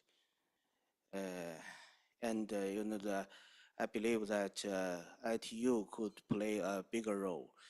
The resolution 219 of the PP22 and the resolution 74 of RA23 should be well implemented. For example, the studies in ITUR on the interference mitigation techniques among the non-digital systems in support of the long-term sustainability should be completed quickly. And besides, it is suggested that ITU could cooperate with other relevant entities to develop mechanisms on the physical coordination on the orbits of the non-GSO systems. Thank you very much. And let's terminate this round with Carl, if you can. Yeah, so obviously I work for a national regulator. I think that work is important. And I think it's important for national regulators to take a role. But in doing what we do, you know, we look very much to international guidance, to the UN COPUOS long-term sustainability guidelines, to the orbital debris mitigation guidelines that came out of that forum as well, the work at the IADC, the ITU recommendation on geodisposal, all of the international guidelines, the agreed recommendations and guidelines. These are extremely important and help with that consistency between the national regulation and the international regime. So I have to agree with like all of the comments here that the sort of syncing those together is really quite important, and there's a role at all levels. Thank you very much. So I think there is a lot of convergence and even agreement between the panelists on this. We have the time for a few questions, so I will take some. Please.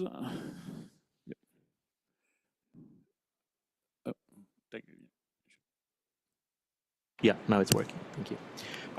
So thank you all for the panelists for very nice interventions. This morning we heard a lot that it's difficult to create new legal frameworks, new binding obligations, and that we have to work and implement what we have already. Emmanuel mentioned it as well today. So my question for you is very simple and direct.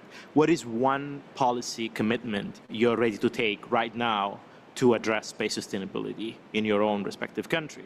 And if you then have a commitment for us today, a priority that you're willing to address and that you think this is one thing that my organization is working hard to solve in the many problems that we found. Because I think we need to start somewhere, and it's nice to know where each of you think we should be starting or already working on. Thank you. It's an hard question. So someone, yeah, Rodrigo. Yeah, this is an important matter, and it is important to say that taking a specific action just by a nation, by a country, is not sufficient. We need to take this action together. It is not a good way to move forward if, for example, in Brazil, I create a regulation, specific regulations for debris, but all the other countries are not doing anything. It will not work. So this is the importance of working together in all levels that we can among operators, among ITU, among UN, among national organizations in order to develop a framework that works for everyone, at least a minimum framework. But right now, talking about our experience as regulator, we are developing some rules, some guidelines in order to incentivize the operators to follow these guidelines and to start to doing some action in this regard. Thank you. Carl, would you like to add so I something? would just say, you know, the national regulations in the U.S., you know, we do treat those as obligations for the operators. They are enforceable through the process for enforcing license conditions and regulations in the U.S. And so that's an ongoing part. And then we work to develop the regulations, obviously with changes in industry and so on, and to refine them. We have an ongoing process, particularly on orbital debris mitigation, have been proceeding in steps at every opportunity. And as you may know, the process in the U.S. involves a substantial amount of industry involvement and input into the formation of the regulations. Well, I think it's true elsewhere, but certainly in the U.S.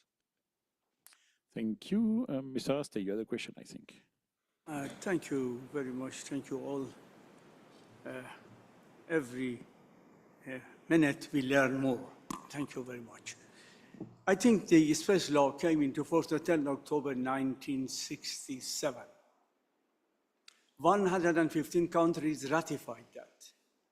22 countries signed but not yet ratified. However, the situation in 1967 and situation in 2030 is and would be quite different. My question is that, for instance, in country A, one of the operators planned to have 3,200 satellites. The other has 15,000 satellites. Is that country in a position to impose even the existing 1967 law to those operators?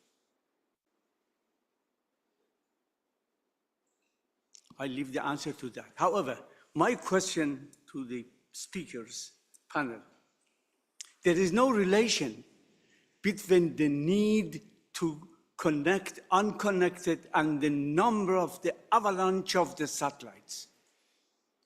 Distinguished colleague from Brazil mentioned 126,000. Mr. Mario Mani mentioned 1.7 million. I don't know. I lost about millions, thousand, and so on and so forth. We don't know. Do you receive any statistics, first of all, about this? Where these figures come from? 1.7 million? How we could guess that? How we could know that in 2035 we have 1.7 million satellites? Who will implement that? Do we need that much satellites? When I was a student in University, United Kingdom, our professor put a question: how much communication can we stand? Professor Cathermole, God save him, bless him, peace be upon him. Do we need this 126,000 satellites to do what? So we have to have something, and the most important is who would be involved to implement, even if the rules is agreed by everybody.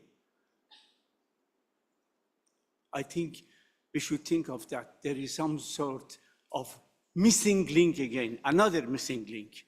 So we have to be conscious what to do about this avalanche and increasing numbers and so on and so forth. Mr. Valle, does your website have this information? Those administrations, the responsible of satellite, inform you about the debris? Do you have that information? And is this information invalid information? Or just say that? Where we can find these informations? So I think we should not talk about the spectrum, about the orbit. We should talk about this debris. We should talk about the need of number of this competition. Do we need that competitions 15,000 satellites tomorrow and 1,000,007 satellites 2030? To do what? Maybe artificial intelligence resolve issue in a different way. Thank you. Thank you very much. Yeah, so maybe just a few information for all the audience. The 1.7 million satellites that Mr. Maniewicz mentioned this morning, this corresponds to the number of satellites that were filed to the ITU by the end of 2023. So if you look to what was been submitted to the ITU by the end of 2023, and well, we have received requests for frequencies associated with 1.7 million non-GSO satellites. I fully agree that not all of them will be implemented, for sure. But it gives you an hint about also the sense of urgency and the interest in non-geostationary orbits. Many countries, many operators in many countries are interested in using it. Of course, there will never be 1.7 million, but it is a sign of the interest of the ITU members for the non-geostationary orbit. The second information I would like to give is about, yes, on our website, we are now starting to collect and make available the information on the policies about debris mitigation. So we have issued a first circular letter where we have requested member states and also sector members to provide us information about their policies or their best practices, and we are making that available, so you can find there. Yeah, Mr. Mireilu. Claudio, please. Okay, thank you very much, Mr. Vallet, for giving me the floor and for valuable moderating this important panel. I would like to start by saying that the ITU's involvement is key to communicating the current policies and brainstorming the way forward with regards to space sustainability. Yes, together with the space industry and governments. So this Space Sustainability Forum is a major development, not only because of the diversity of the players. Here we have representatives from Asia, from Europe, from North America, from South America, which is great. But also it emphasizes and tends to solve one of the most obvious differences between COPOS and ITU, which is the involvement of space industry as in coordination with the member states. So just giving this background.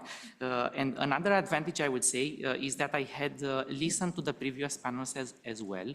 And the members of each of the previous 3 panels have all of them noted the importance of space sustainability. And very shortly, just giving few points.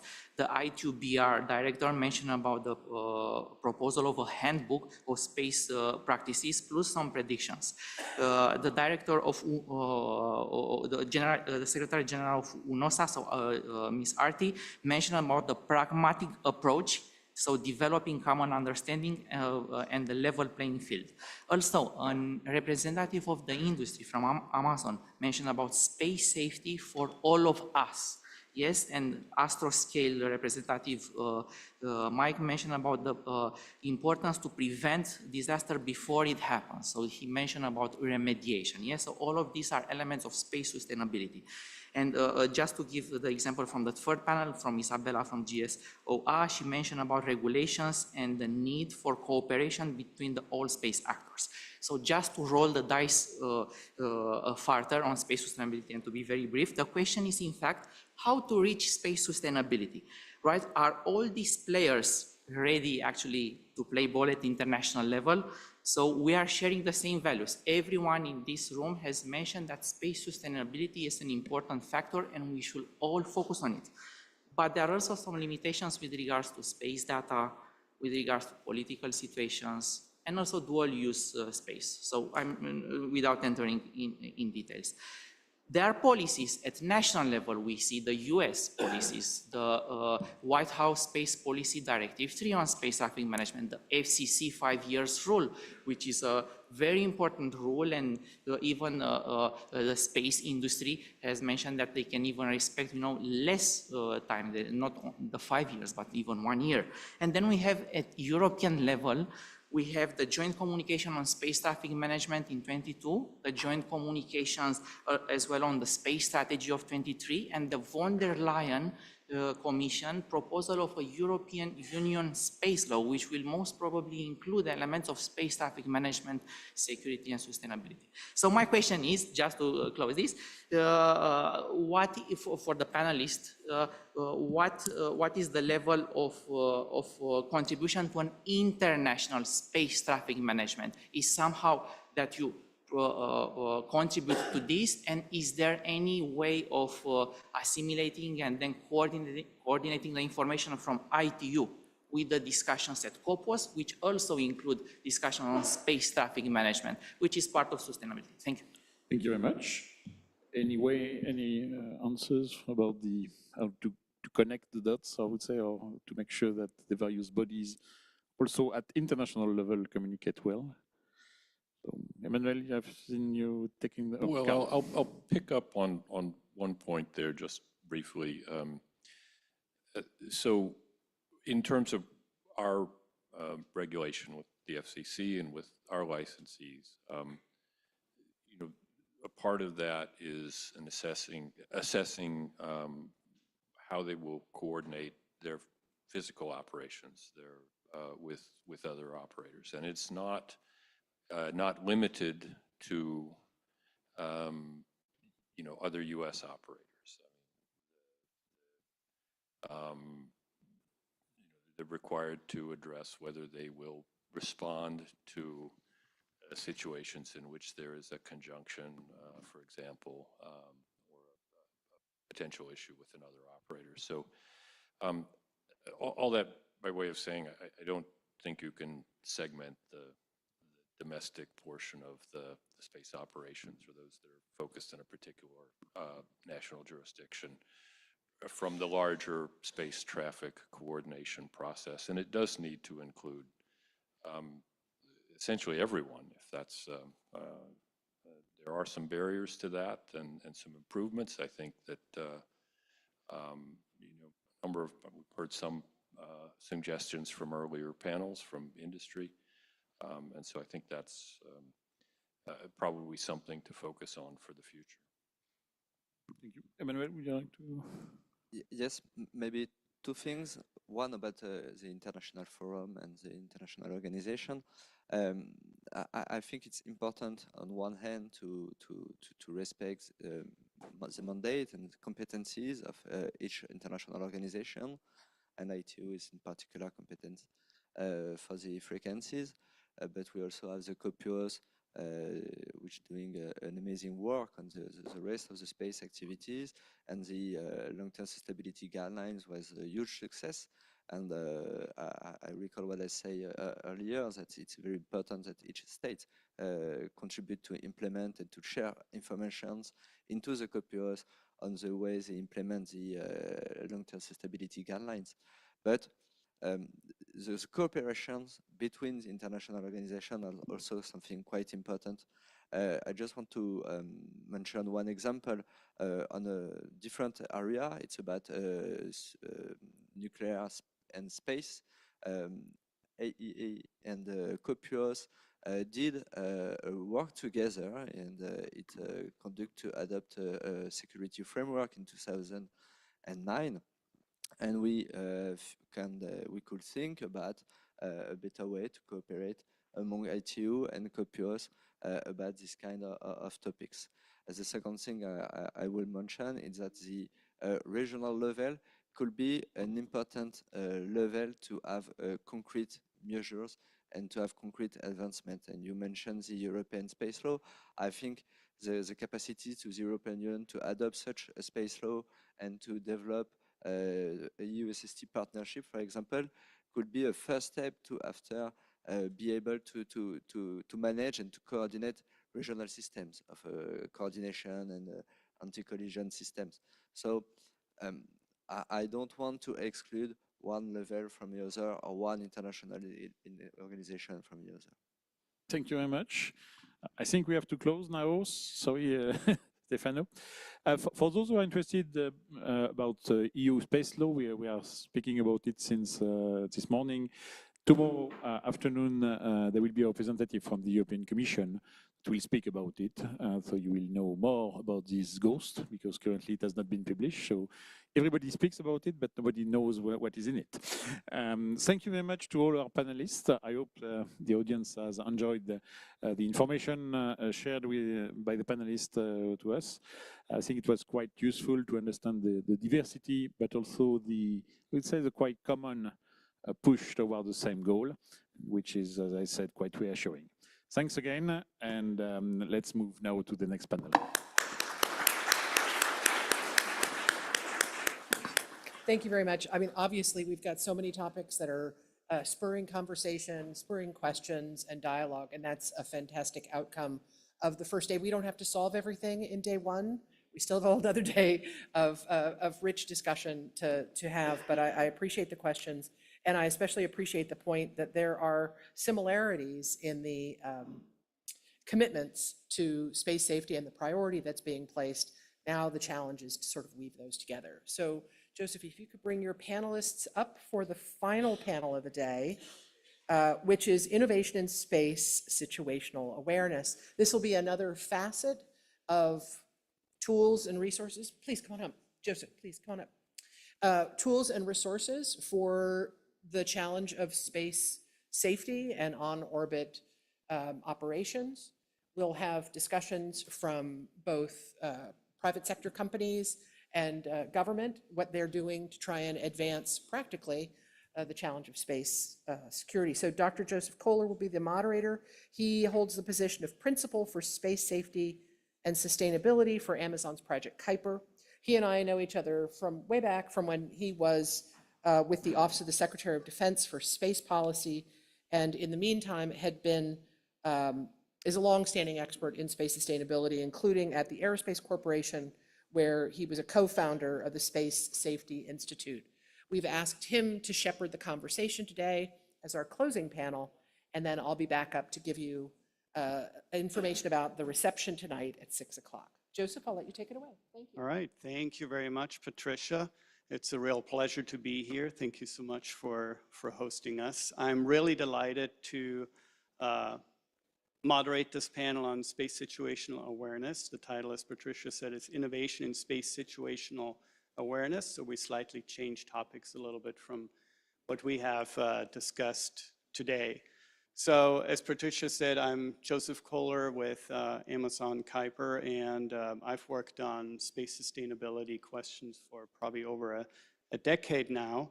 And so I'm very passionate about this topic, including space situational awareness and everything that goes with space sustainability and space operations.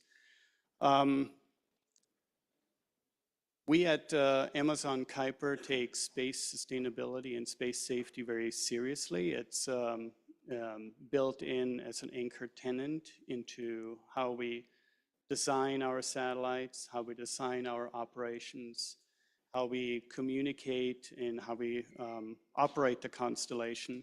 And my topics as the lead for space safety and sustainability at Kuiper include pretty much everything ranging from safe operations, avoiding the generation of space debris, dark and quiet skies, upper atmosphere, re-entry and demise. And so I'm really delighted to be here, to have such an esteemed series of panelists. And when we talked about how we organized this discussion here, I'm going to give the panelists a couple of minutes to make some key remarks. Then we're going to have a segment on talking about technology on space situational awareness, where are the gaps, what has happened in the past, where do we see the future. And then the second segment, we're talking about the more higher level policy needs, issues, gaps, and things that we should be talking about addressing. So as an introduction, to me, space situational awareness is really the foundation of how we operate in space. Imagine you would be driving at night without your lights on. Similarly, if we don't have space situational awareness, it would be a similar situation. So you cannot imagine driving on the street without your lights on at night, right? So space situational awareness is really foundational to all our operations in space. And I think of it often as a pyramid. So at the bottom, space situational awareness as a foundation. Best practices, guidelines are a level up. Industry standards, very important. National regulations and treaty on the very top. So that's how I think about organizationally on space, space sustainability and how to manage space sustainability. And as I said, space situational awareness is really the foundation of everything that we do and how we operate. So I'd like to introduce my distinguished panelists here. First, we have Muataz Abdelhasim. I hope I pronounced that correctly. He is the Leo Labs Director of Sales for Europe, Middle East, and Africa, Defense, Civil, and Commercial Markets. He leads international partnerships and augments SSA sovereignty and interoperability. Previously, with Leo Labs, Muataz delivered a portfolio of products for more than 70% of all active spacecraft. He holds a global MBA from Manchester Business School and an aerospace engineering degree from Rutgers, and has more than 10 years of business development prior to Leo Labs, and where he leads now commercial and global sales for Free Fryer at AI Solutions. So that was prior, right? So welcome to the panel. Over to you for a couple of minutes for remarks. And the microphones are already on, I hear. Well, thank you for inviting me to speak over here. It's a very important topic. SSA is vital for national and global economic growth. And for us to talk about space situational awareness, we need to talk about why do we do it. At the end of the day, it's data that we take actions based off. There are two types of data or SSA systems. One of them is event-driven. So if there is an object that you need to take a picture of, if you need to track an object with a higher priority for a certain period of time, there's a trigger, there's an event, and then you go ahead and you do that. The other way of doing SSA, the other type of systems, is by having a full awareness of the environment, looking at what's changing, monitoring anomalies, reporting conjunction events, basically informing the user of what they need to know. And then they can go and build on top of it. So Leo Labs, we have built the largest commercially unique catalog of objects in low Earth orbit. We did that by building radars in 7 countries. Each radar is the size of a football field, and our phased array radars, they can track approximately 1,000 objects per hour. So our global network, our constellation of radars on Earth, together every month, they generate millions of state vectors, and we take this data and we support our mission partners. Some of them are here on the panel and globally, and we help them monitor the changes in the environment and guarantee safe and sustainable operations. All right, thank you very much. Up next, we have Carrie Mertz from Slingshot Aerospace. Carrie is the head of growth for Slingshot Aerospace Limited, the international business unit of Slingshot Aerospace. It is an innovative technology company improving space safety and optimizing orbital operations. She is an experienced leader working to build out Slingshot international business strategy. She has worked on aerospace and defense for the last 10 years across multiple sectors, including radiation hardening, electronics, payload, mission, and various missions. And she's also crafting international training and education programs. She has a Bachelor of Science in Business Administration from New York State University. Over to you, Carrie, for some introduction and initial remarks. Thank you. So over the course of today, we've heard a lot about cooperation, collaboration, and interoperability. And so I'm going to focus a little bit more on that because we focused quite a bit on the other topics. at Slingshot, we're innovating and collaborating to meet those evolving changes and recognizing that one company and one country cannot do it alone. We need solutions that are interoperable and establish collaboration. And so as part of that, we're developing the most comprehensive, accurate, and actionable common operating picture for space and making that as interoperable as possible. So that means an open architecture that can easily deploy into a customer's existing system, start that foundation of space operations, and also support commercial missions. And so we're also committed to space education and training. And so I think that there is a huge gap in that arena right now in the space community. That's something that's very close to my heart, and Slingshot is also very passionate about. And so we provide a suite of tools that are meant to grow with the user. And so that means establishing that foundational base knowledge, which I was lucky enough to go use some of those tools when I first moved over to space, because I do not have a technical background. And that was able to help me build that foundation all the way up to supporting military operations in space as well as civil operations in space. And so that's quite a suite of tools there as well.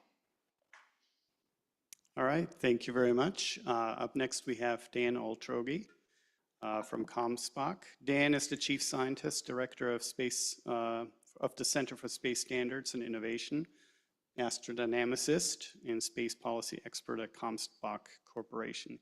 He's also the Program Manager of the Space Data Center, founder and administrator of the Space Safety Coalition, developer of many international space safety and data exchange standards in ISO, CCSDS, ISO liaison to the United Nations, academician of the International Academy of Astronautics, and congratulations to you, Dan, also recipient of the 2024 IAAS Space Safety Pioneer Award and author of many papers. Over to you, Dan. Thanks. In the 1980s, our fledgling space tracking capabilities, detection, and maintaining custody of space objects was fledgling. But though it was not very good, it was poor, it was actually a byproduct of the missile warning prioritization that the Space Surveillance Network was assembled to help out with. So at that time, it was kind of, you get what you get, it's the best effort. We have a phrase that gets repeated too much, it is what it is. And even if you assess the quality of the catalog back then, it wouldn't help much if you saw that the quality wasn't good enough, because it is what we had at the time. Back in the 1990s, though, commercial spacecraft operators began to realize that there were a lot of gaps in that system. And the free-to-operators SSA products and services were not by themselves sufficient. So they worked to self-form and create some entities I'll talk about in a little bit later to try and address those gaps. But then those gaps further got extended by the heavy space traffic we have now. Between 2017 and today, we have about 7 to 8 times more active satellites in space and more conjunctions happening. So it is a challenging environment. Now, I work for ComSpot, Commercial Space Operations Center. Our offering is a turnkey SSA system, which develops the most accurate orbital solutions for your objects or the ones that you're wanting to track. It can be in your facility, or we can run it separately. So our specialty is on those highly accurate orbit solutions and fusion of all sources of data, not just optical or radar or whatever, but being able to blend that. That said, I'm also the director of our research group. So I've been focusing on what research do we need to do to identify the gaps in the current systems, and how do we identify those gaps. Last year's research focused heavily on maneuvers. Satellites maneuver. The most important objects for us to track are maneuvering satellites. And you can do a lot with data fusion to get better, more accurate orbits on those objects. You can also do this deep collaboration that Carrie just mentioned, where you collaborate with the spacecraft operators.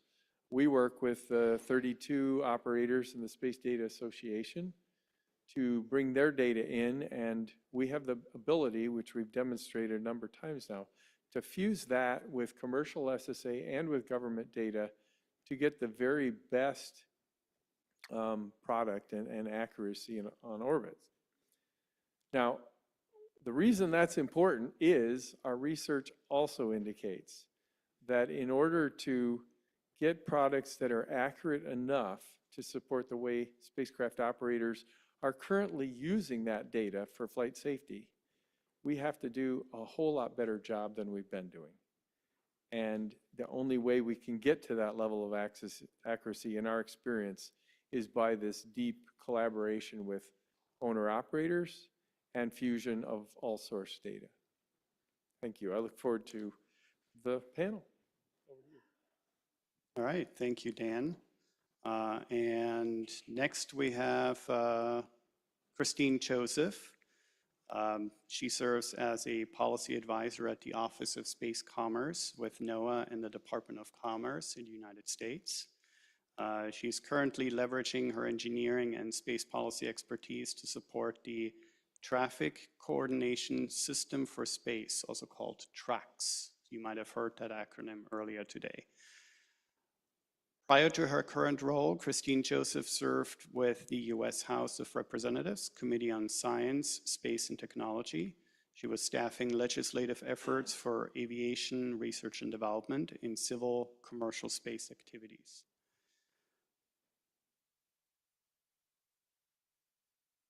Lost my line here. Her professional interests include space policy, aerospace human factors, and human autonomy interactions. She previously worked in the aerospace industry as a human systems engineer with Aurora Flight Sciences. Christine has a bachelor degree in electrical engineering from the University of Notre Dame and master degrees in aeronautics and astronautics and technology policy from MIT. Over to you, Christine, for some initial remarks. Thank you very much. Now, some of you may be asking, why is the Department of Commerce up here talking about space situational awareness? To give a little bit of background, for many years, the U.S. Department of Defense has been providing spaceflight safety or SSA information globally.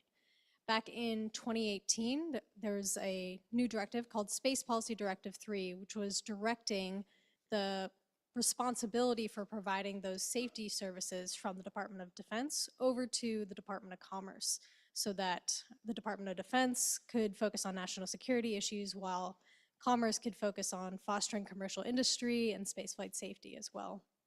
So that's what brings me here today to talk about the Traffic Coordination System for Space, or TRACS, which we're developing as the U.S. civil SSA capability to provide basic SSA and space traffic coordination data and services to space operators worldwide. The main mission drivers for TRACS are in fact spaceflight safety, space sustainability, and international coordination. We're developing TRACS as a cloud-based system that's going to blend both government capabilities and government data with commercial software, analytics, and commercial SSA data together to provide that basic safety services to space operators. We're building TRACS in a very staggered, phased approach, adding more capabilities, and slowly we'll be onboarding more satellite operators throughout the year as well. The TRACS 1.0 release is currently on track for the end of this month, where we will be providing to a beta set of users TRACS-generated conjunction data messages, or CDMs, alerts about potential collisions, to their current spacetrack.org accounts, which is the current DoD system.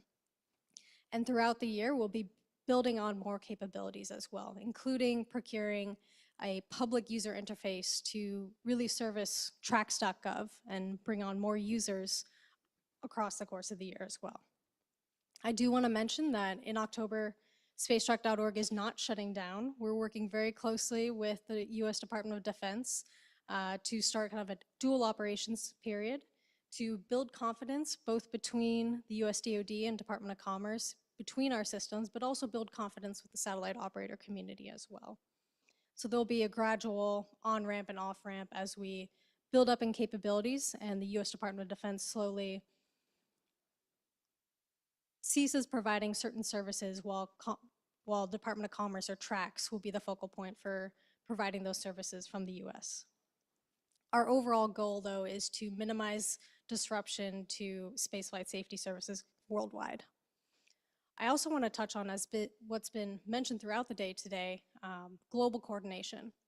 Back in this past April, we released our vision for global SSA coordination, which is available online and now in translated versions as well. In short, Office of Space Commerce, we believe, we foresee a global coordinated system of SSA centers and SSA providers consisting of a series of regional or national hubs to provide that basic SSA information to satellite operators worldwide, and that this global coordinated system will be supported by international and commercial partnerships. Surrounding this global coordinated system, there will also be a robust commercial SSA industry to provide added-on services as well. Overall, at Department of Commerce, we are very supportive and committed to open data sharing and transparency to enable this global coordination with other SSA providers as well. Our first step in approaching this is looking at data standards and best practices, transparency, promoting industry consensus best practices for data and information sharing. We, in fact, over the course of this year, have held several public listening sessions on our proposed data sharing policy and how we're looking at leveraging CCSDS standards for standards and formats as well. At the end of the day, we want to avoid miscommunications between nations and minimize the potential for satellite operators to receive conflicting information about potential collisions. At the end of the day, chaos for satellite operators is only going to present a greater risk to space sustainability. All right, wonderful. I'm really excited about TRAX. I think there are great opportunities for collaborations between commercial entities, governments, and still allowing regional centers, international regional centers, right, and that are coordinated. So we have all a very good picture of what the situation is in space, what activities are ongoing, and so forth. So our first segment of discussion, the first sort of topic that I'd like to hear from the panelists is on SSA technologies. Where do you see, now given today's environment, where do you see we have still gaps? Where do certain investments still need to happen? Do we need more ground-based observations? Do we need better algorithms? Do we need algorithms for sharing? Is AI going to be the solution? Tell me more about your perspectives on where the gaps are and where do we need to go and make investments. Let's start with Mortas. Sure. So I think the biggest risk is we need to do SSA right. We've talked about the growth. You know, there's Moore's law and the doubling of number of spacecraft being launched every 2 years. And we really need to figure out the architecture problem. For you to do SSA right, you need a catalog that can scale with the growth. If it doesn't scale, then your service is becoming worse over time. And you need a catalog that makes a business case for those who are contributing data in it. It needs to be efficient. And I like to draw an example of another industry that we're very familiar of, and that's shipping and transportation. If you look at the efficiency and the simplicity of the architecture of global shipping, you have container ships, you have tugboats, you have ports, heavy trucks, and different types of vehicles. And they each have a unique role, and the system is designed such that goods flow and it's efficient and everybody knows what their specialty is, and you have regulations guiding different segments and so on. And I think as an industry, we need to mature in that direction when it comes to SSA. We need to have a global system that is relatively distributed based on national and regional policies, but also that is architected in an efficient and scalable way. All right, so done right and efficient, right? All right, Carrie, over to you. Where do you see the gaps and what do we need to develop or focus on? I would say that there's a gap between space-based and ground-based working together. So I think both phenomenologies or all phenomenologies are really important and they all provide a different piece of information. When you put all of that together, you get a much clearer picture of where we're at and what's going on in space. And so I think more systems and software that can provide that clear picture between all the phenomenologies is very important. And I think a big part of getting there is standard models and sort of a standardized way to view and analyze that data as well. Okay, so standardization and models. Very good. So Dan, what do you think? Yeah, agree with those. And I pointed out some of the gaps that we had back in the, when missile warning was the #1 priority in the SSN, and having to deal with the data you're given.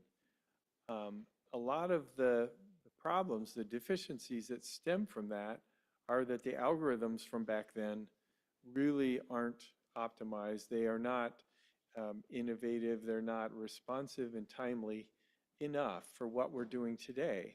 So the fact is that even though all these years have passed since the original deployment and algorithms were installed, we still have a lot of those deficiencies in terms of SSA accuracy, timeliness, completeness, and certainly transparency is another aspect.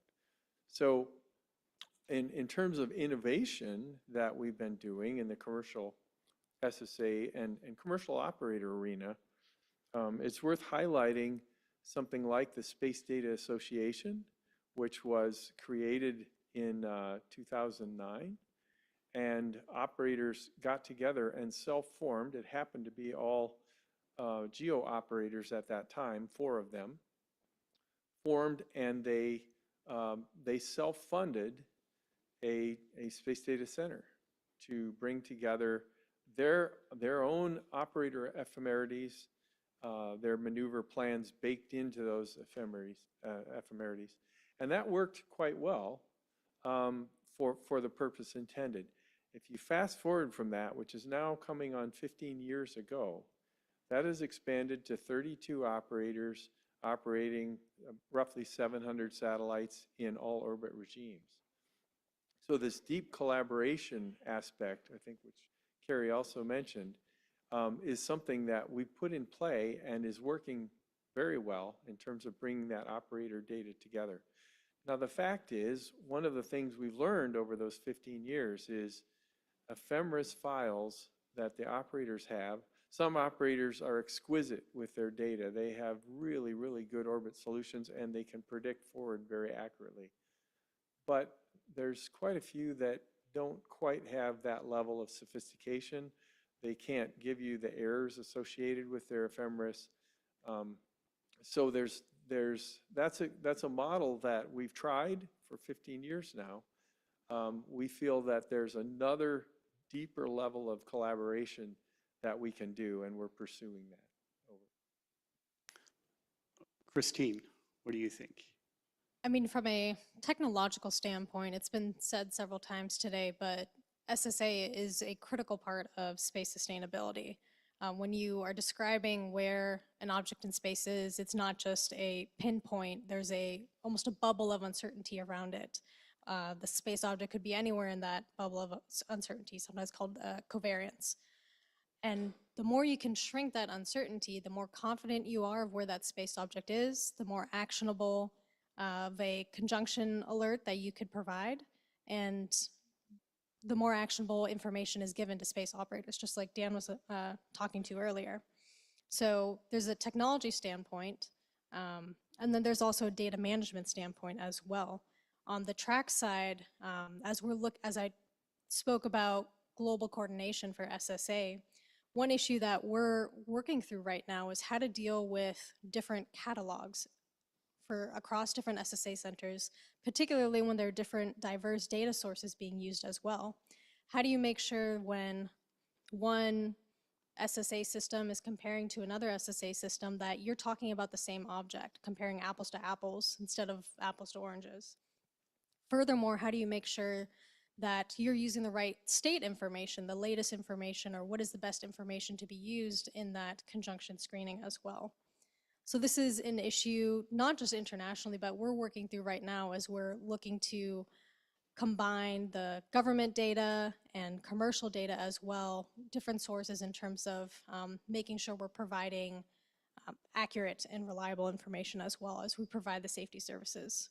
I also want to touch on, there's a lot of innovative capabilities coming out from the commercial SSA industry right now, a lot on this stage with me and across the globe as well. And we really look forward to, in Trax, the infrastructure that we're building to be able to integrate those capabilities to both provide just a basic level of safety, but also leave space for innovation for advanced services as well.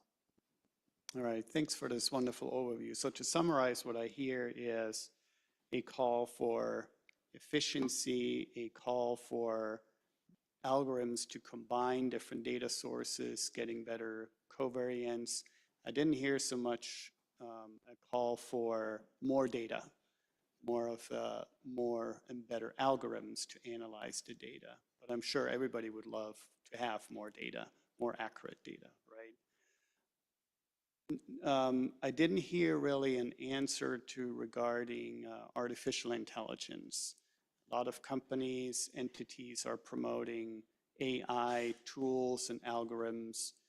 To me, from my technical perspective, I have a hard time understanding how you do orbit propagation with AI, because AI would add an additional uncertainty to it. But where do you see artificial intelligence, if there is a need or a benefit or an opportunity? Where do you see AI could play a role? Is it sorting the catalog, or what parts of SSA could it help with? So at Leo Labs, we're using AI in different components in our system. One of them is to have efficient scheduling, just to make the system run better. The other one is for object characterization. And generally, you use AI when you have a large data set, so you train it and you get results out of it, right? But the problem with poorly tracked objects is that we don't have enough data. So you need more data before you apply AI to it. It's very foundational. So we use AI in certain components, but in terms of space safety, you just need to track all of the objects and track them better. So you need more data sensors, and you have to have a system that operates smoothly so that you take this data and you can actually work with it in a timely manner. Anybody else want to add? Carrie? I'll add to that. So Slingshot, we also use AI to task our sensors and mitigate our network. And then we also use it to look at, again, large quantities of data and detect patterns. And to be able to do predictive analysis. And so that's predicting maneuvers and also predicting patterns of behavior and changes in pattern of life. And so if anybody saw some of our posts on LinkedIn about Luch earlier this year, we definitely showcase some of those capabilities on predictive analysis in those LinkedIn posts that use AI. Anybody else? All right, Dan? Yeah, I mean, AI is a very useful tool, but it's one of many tools. And I guess if you look at SpaceX, I'll pick on Starlink, all these thousands of satellites, they can't afford to manually plan their maneuvers. They have to have automation.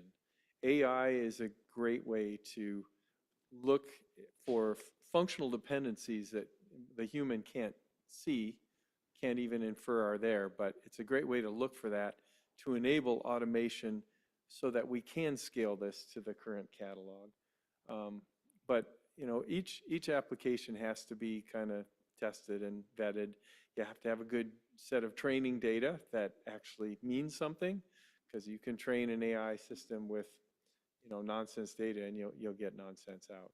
But it is a very useful tool. It's part of the tool set. Christine, does Department of Commerce plan to use AI? Is TRAX going to be operated by an artificial intelligence system? So not in the near term, to my knowledge. So we do plan, though, via Trax, we'll be making a lot of data open and available to help support and foster new innovative approaches, such as using AI. There is a distinction between AI and automation, whether it's via collision avoidance, figuring out, some of the other panelists mentioned, pattern detection, maneuver detection, and those are all really innovative capabilities. We're going to, for Trax, use what is necessary just to provide the space safety service, leaving space for those advanced services. We don't plan to get into optimizing your satellite fleet, for example. So yeah, right now, our main interest is in providing the data to make it available and also supporting research and development to advance the state of the art of SSA, whether it's in AI or other areas as well. Right, very insightful. Thank you so much.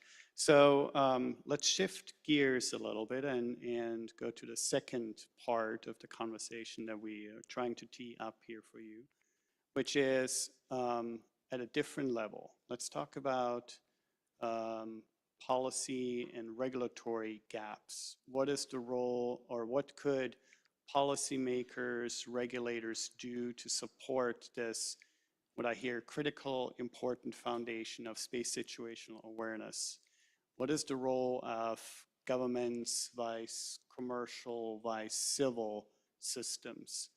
So where do you see gaps? Where do you see opportunities for policymakers and regulators in this arena? Go ahead, Moataz. Yeah. So I just want to go back to something that Christine mentioned earlier, which is we're seeing the increase of having national catalogs and regional catalogs globally. Countries are building their own catalog and they take pride and they're building capabilities with that, and it's absolutely needed. And in the US, we're working with the Department of Commerce, and we're very proud of their relationship with the panelists here, our industry partners, and working on an equivalent as well. And what Christine mentioned earlier, and what I believe in, you need data validation for the operators. At the end of the day, you have different catalogs. You will have all of this data, but the operator needs to have the sophistication and the experience to take it, digest it, and act. And we see that large operators, those large constellations, they take this very seriously. They are quite smart and efficient with how to do that. But when we talk about the smaller operators, they don't really have the capacity to make that investment in understanding how the data is different, how to take the best of all worlds and work with it. So now that governments are building their own national capabilities, we also need to have policy for data validation, and we need to have tools on that. That is one element. The other one, which has been talked about at length, is sharing data. I'm not going to go back to it, but I just want to highlight how data sharing between operators is of significant importance. And finally, we need policy to drive the efficient architectures of SSA that I mentioned earlier. You need more data, but you also need it in the right places. So to have maturity and understanding of what are the gaps of the systems and to have consensus on those gaps and how to fix them, I think this is a technical but also a policy discussion that needs to be had. All right, Carrie, what are your thoughts on policy gaps and opportunities? So I definitely agree with everything that you just said, and I think that from an SSA provider perspective, a lot of us have those same opinions, and we've been working together quite heavily in the U.S. And so some of the things that I've seen, especially on the international market, is that there's a little bit of a lack of clarity around exactly what information is going to be made publicly available by national space traffic coordination authorities. So what data the owner-operators are going to be encouraged to share publicly, what data the space traffic coordination authorities are going to be sharing publicly. And so this information definitely greatly impacts where companies like Slingshot make investments and choose to focus our R&D and all of that to make sure that we're filling those gaps. And so some clearer communication on that respect would be very helpful. And then again, from a data validation standpoint, I just couldn't agree more. I think that that is incredibly important, especially as this industry grows. All right, thank you very much. Dan, what are your thoughts? Yeah, I think one thing I want to take a little circuitous route here, but about 5 years ago, I looked at the UN NUSA website, and it listed the standards, international standards for related to space. And I looked at the list, and there was not a single standard on that list at that time. What was there was listed by country, what regulations they had, and a way to get at those regulatory documents, which is extremely useful. But it sort of conveys that when you say policy, there's standards kind of sit on the margin of that, but they're very strongly related to that. So when you look at a standard or you look at the UN LTS guidelines, we have a system that creates these standards and these guidelines. Those get interpreted by the countries. They in turn create the regulations. Now granted, they're not just sitting idly, they have regulations, but there is this flow down mechanism that has a huge time lag. And that interpretation, and even creating those guidelines in the first place, there's a huge time lag. So we, in my personal opinion, we are well beyond the power curve of having all the traffic we have in space today and still have not gotten standards on expected norms of behavior and our activities in space really nailed down, I think. So there's a lot of work to be done there. I'm proud of the work in ISO, where we're developing standards on norms of behavior. That's slow work, but one of our recent documents that we took a little hiatus, but we're trying to restart now this summer.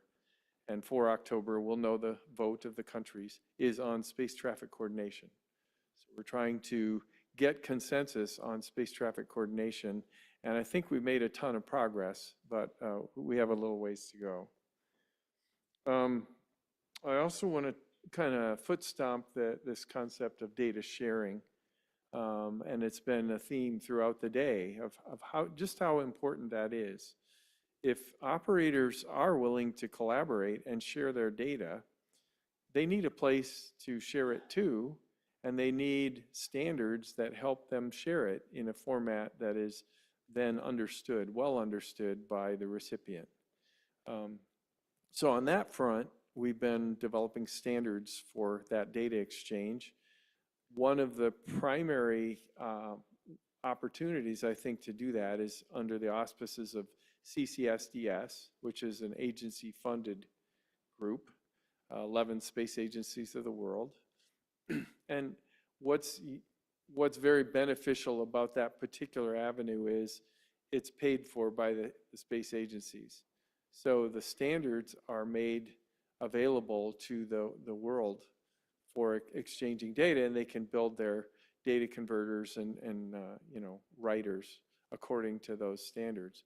So we've made a lot of progress there. There's a brand new message last summer called the Orbit Comprehensive Message, which is intended to be able to replace the previous versions of the message, the Orbit Ephemeris message, Orbit Parameters, and Orbit Mean Element message. And then we're also working on updating the conjunction data message. And there's a new fragmentation message we're assembling, and a launch data message. I'm leading the development of that.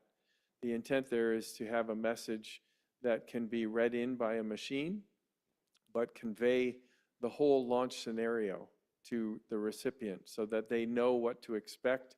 They know the points of contact of what could be tens, if not hundreds, of spacecraft. They know how to get a hold of them. So that's all work we're doing to try and improve this coordination aspect. But I really believe in a holistic approach to spaceflight safety.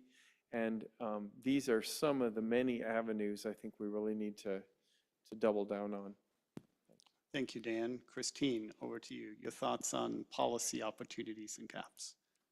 So in the US, at least Department of Commerce, we cannot mandate space operators to use tracks, but we can incentivize it, and we can promote industry best practices, consensus standards and best practices. In fact, we're planning to leverage CCSDS standards that Dan just spoke about so that it's not just bring your data in any format, but really use it in an interoperable way, because that enables us to use the data, use it actionably, and also be able to coordinate globally as well. And we also intend to be very transparent in the standards and formats and criteria, and to the extent that we can, algorithms that we're using for tracks as well.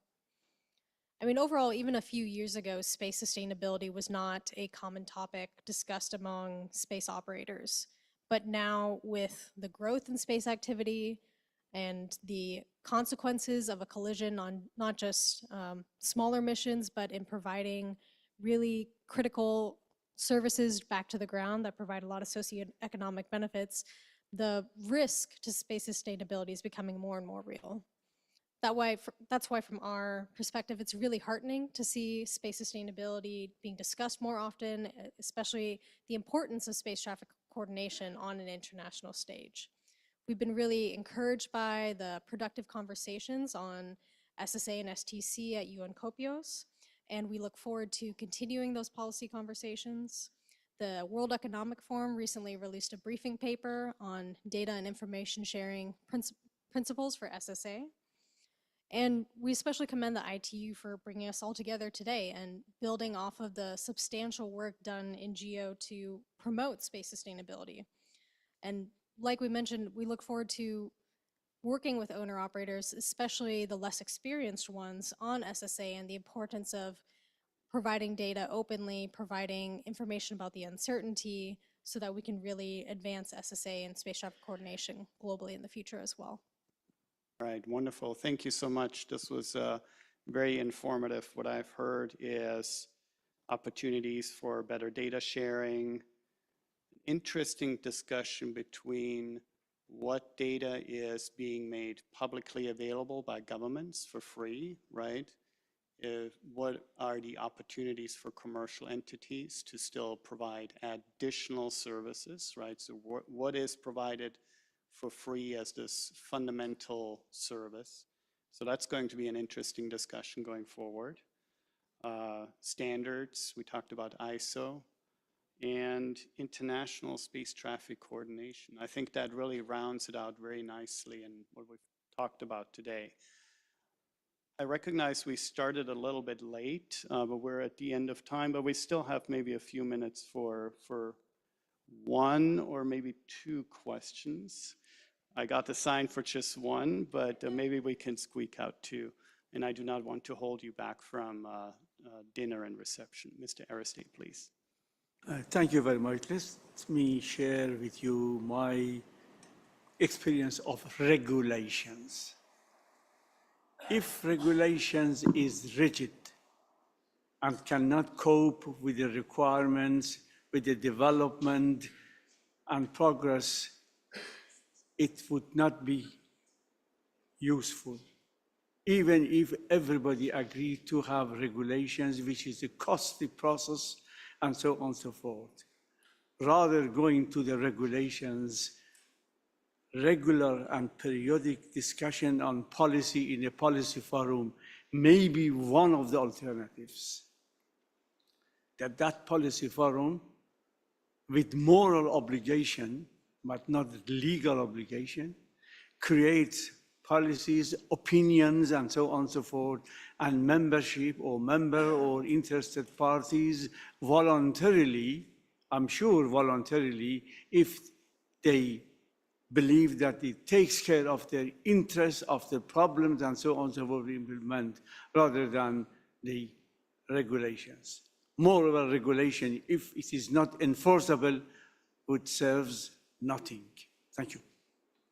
Thank you very much for your remarks. I think that concludes our session. I do not see any other questions. Let's give our panelists a round of applause.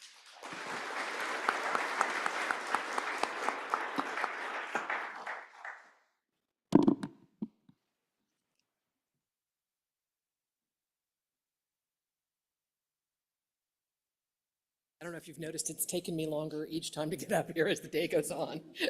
So I want to thank you all for staying to the bitter end, for engaging really, so I'm proud of you all, even if I am a little slower than I was at the beginning of the day.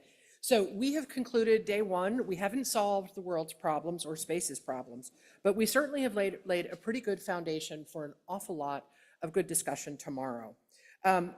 I'm not going to say anything substantive right now, except that the Secretary General has invited us all to join her in a reception at 6 p.m. tonight. It is in the Mont Brilliant cafeteria, the restaurant. It is a weird passageway to get there. I asked whether there were going to be guides to get us there, and Jorge just said, follow the crowd. So it's where you got your badges this morning. It's where you came, follow the crowd. So 6 o'clock, go over, I think those of you in the know, from those of you who are IT regulars, please, take a friend that way. And we'll see you all at the reception tonight. Make your way there. Thank you all for a really good first day. See you there.